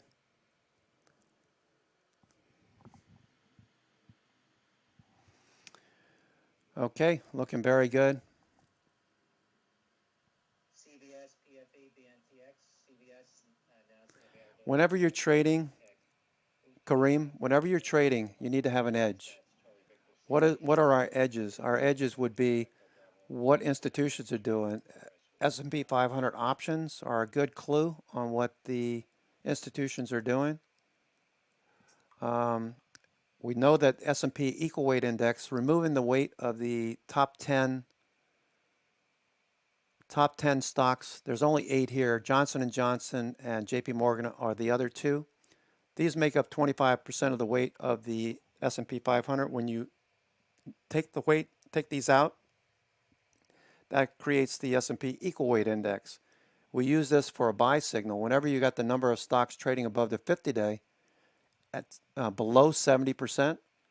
So 70% of stocks were trading below their 50-day moving average. When that reverses and moves higher, that's telling you institutions are buying. 50% of stocks in the last 3 days, 50% are now back above the 50-day, and CCI triggered a signal. Each of these vertical lines in the past have given us a bullish signal to trade off of. We're 3 days into this and following through. We're also looking at the NYSE, another edge for us. We're not just guessing at what the markets are going to do. We want to see the data tell us what to do. All right, we were hoping for a close above this green stick here. All this is above the zero line. All this is telling us that we have fewer new highs today. Advanced decline is moving higher, and we bounced off support. So that looks good. The put-call ratio gave us a bullish signal when it ripped up into the green zone and dropped off. That was the reversal. These boxes here are coincident with these boxes, okay? Those were lows. We see the follow through. So I'm not guessing. I'm seeing what data is telling me. All right, we're starting to see more profit taking end of day. Cheesecake was something that John Najarian mentioned. Whenever, excuse me, let me just get rid of this. Whenever John mentions a trade, we like to wait for John or Pete.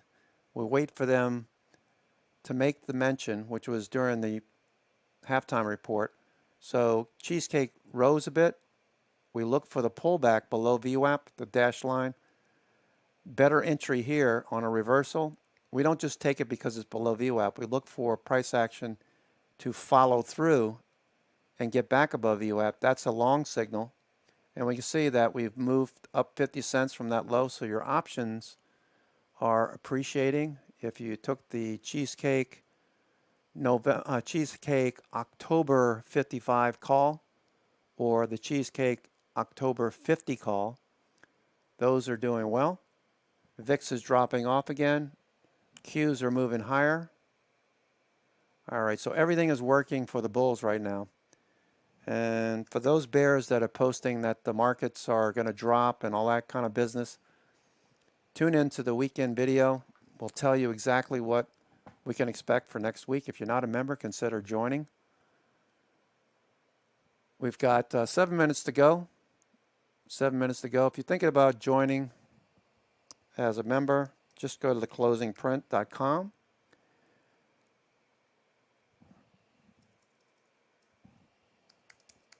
We're not that expensive. Try to keep it inexpensive for new members. Just to pay for, the site costs. It's $37.99 a month. Okay, so just go to theclosingprint.com. Check it out. We've got a blog. We have a lot of good resources for new traders and experienced traders. We use a method of reference points and indicators. We don't guess where the markets are going to go. We look at indicators to tell us what to do and trade accordingly. All right, the Qs are moving higher. Looks good. Futures are trading above the daily, weekly, and monthly points of control at the close here this Friday, September the 24th, 2021. All right, the Qs are still trying to push a bit higher. Apple's pulling back a little bit. Facebook's pulling back. Looks like profit taking. That's all it is. But closing near the highs of the session.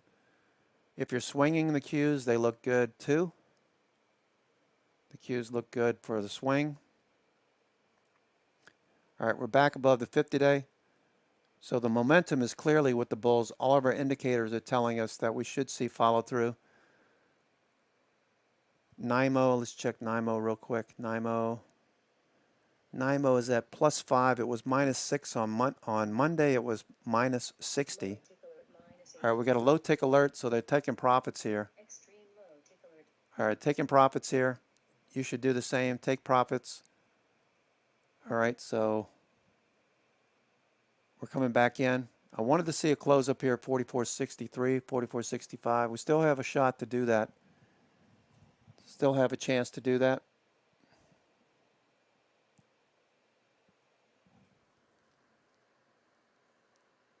All right, VIX is starting to move up. All right, so it looks like they're just taking profits in today. We're still in positive gamma. We're trading near the highs of the session. It is OPEX. It is an OPEX weekly. So we're going to get this choppiness right towards the close. We're hoping for a buy program to come in the last 5-10 minutes. All right, we're finishing up the day. One of the highest relative volume stocks today was AEHR. AEHR. That's finishing up 33% on the day. That was a relative volume leader at 36 RVol. Relative volume, RVol, tells you what you can expect from a stock. When you've got high relative volume and the stock is above VWAP, you usually have a good follow through. Let's see some of the other ones like Naked Brands, NAKD. All right, that finished below VWAP. GOEV, that's one that dollar was trading today. GOEV closing at the highs. All right, we're at $9 and change. GOEV, that one's up 22% on the day. GOEV is up 22%. I believe Astro Bandit, I think you mentioned this one this morning, and a few other people. I think Mondo might be in this too. GOEV. All right, we've got 3 minutes to go for the closing bell. GOEV. Looking for maybe 10, 11 next week.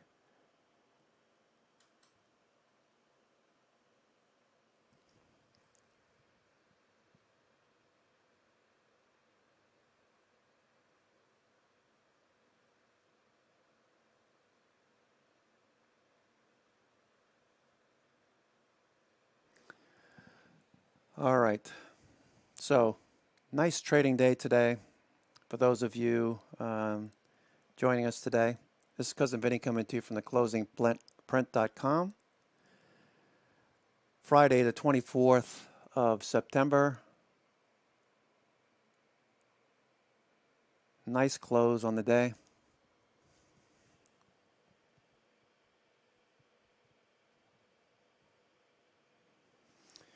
All right, so I will tell you, take care, Rob. Thanks for joining us today. Rob traded Crocs. Rob traded Crocs, I believe. Did you trade Crocs? Crocs and Costco.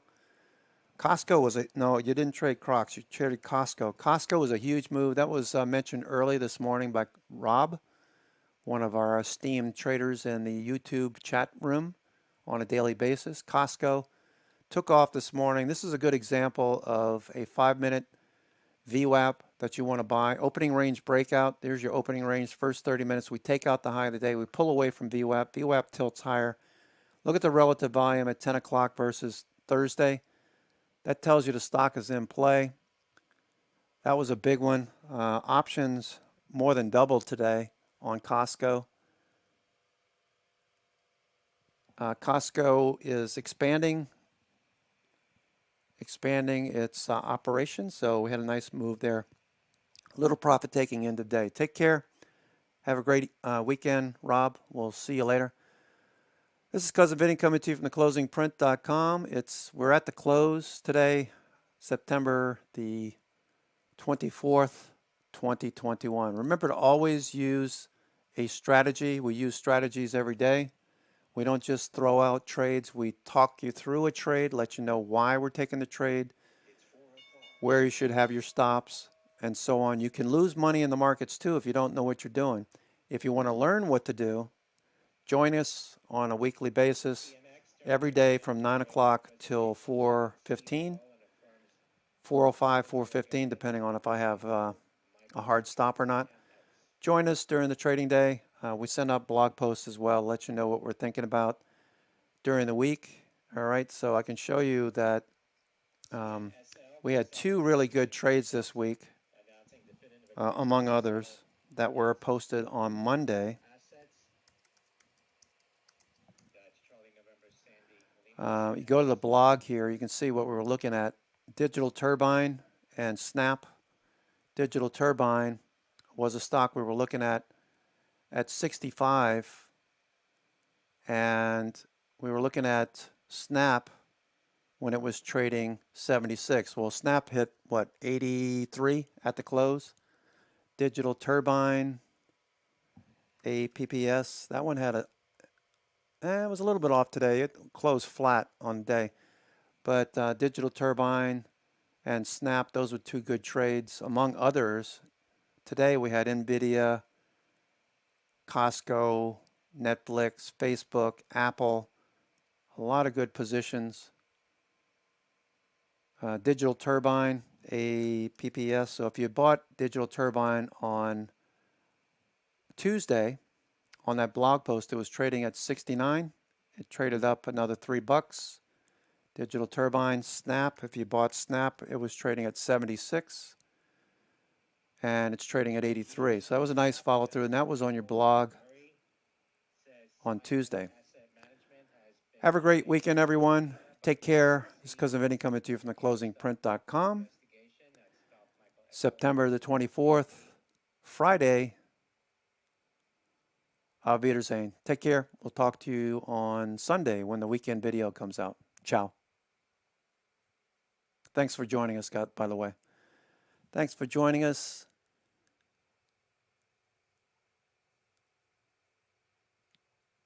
Have a great day.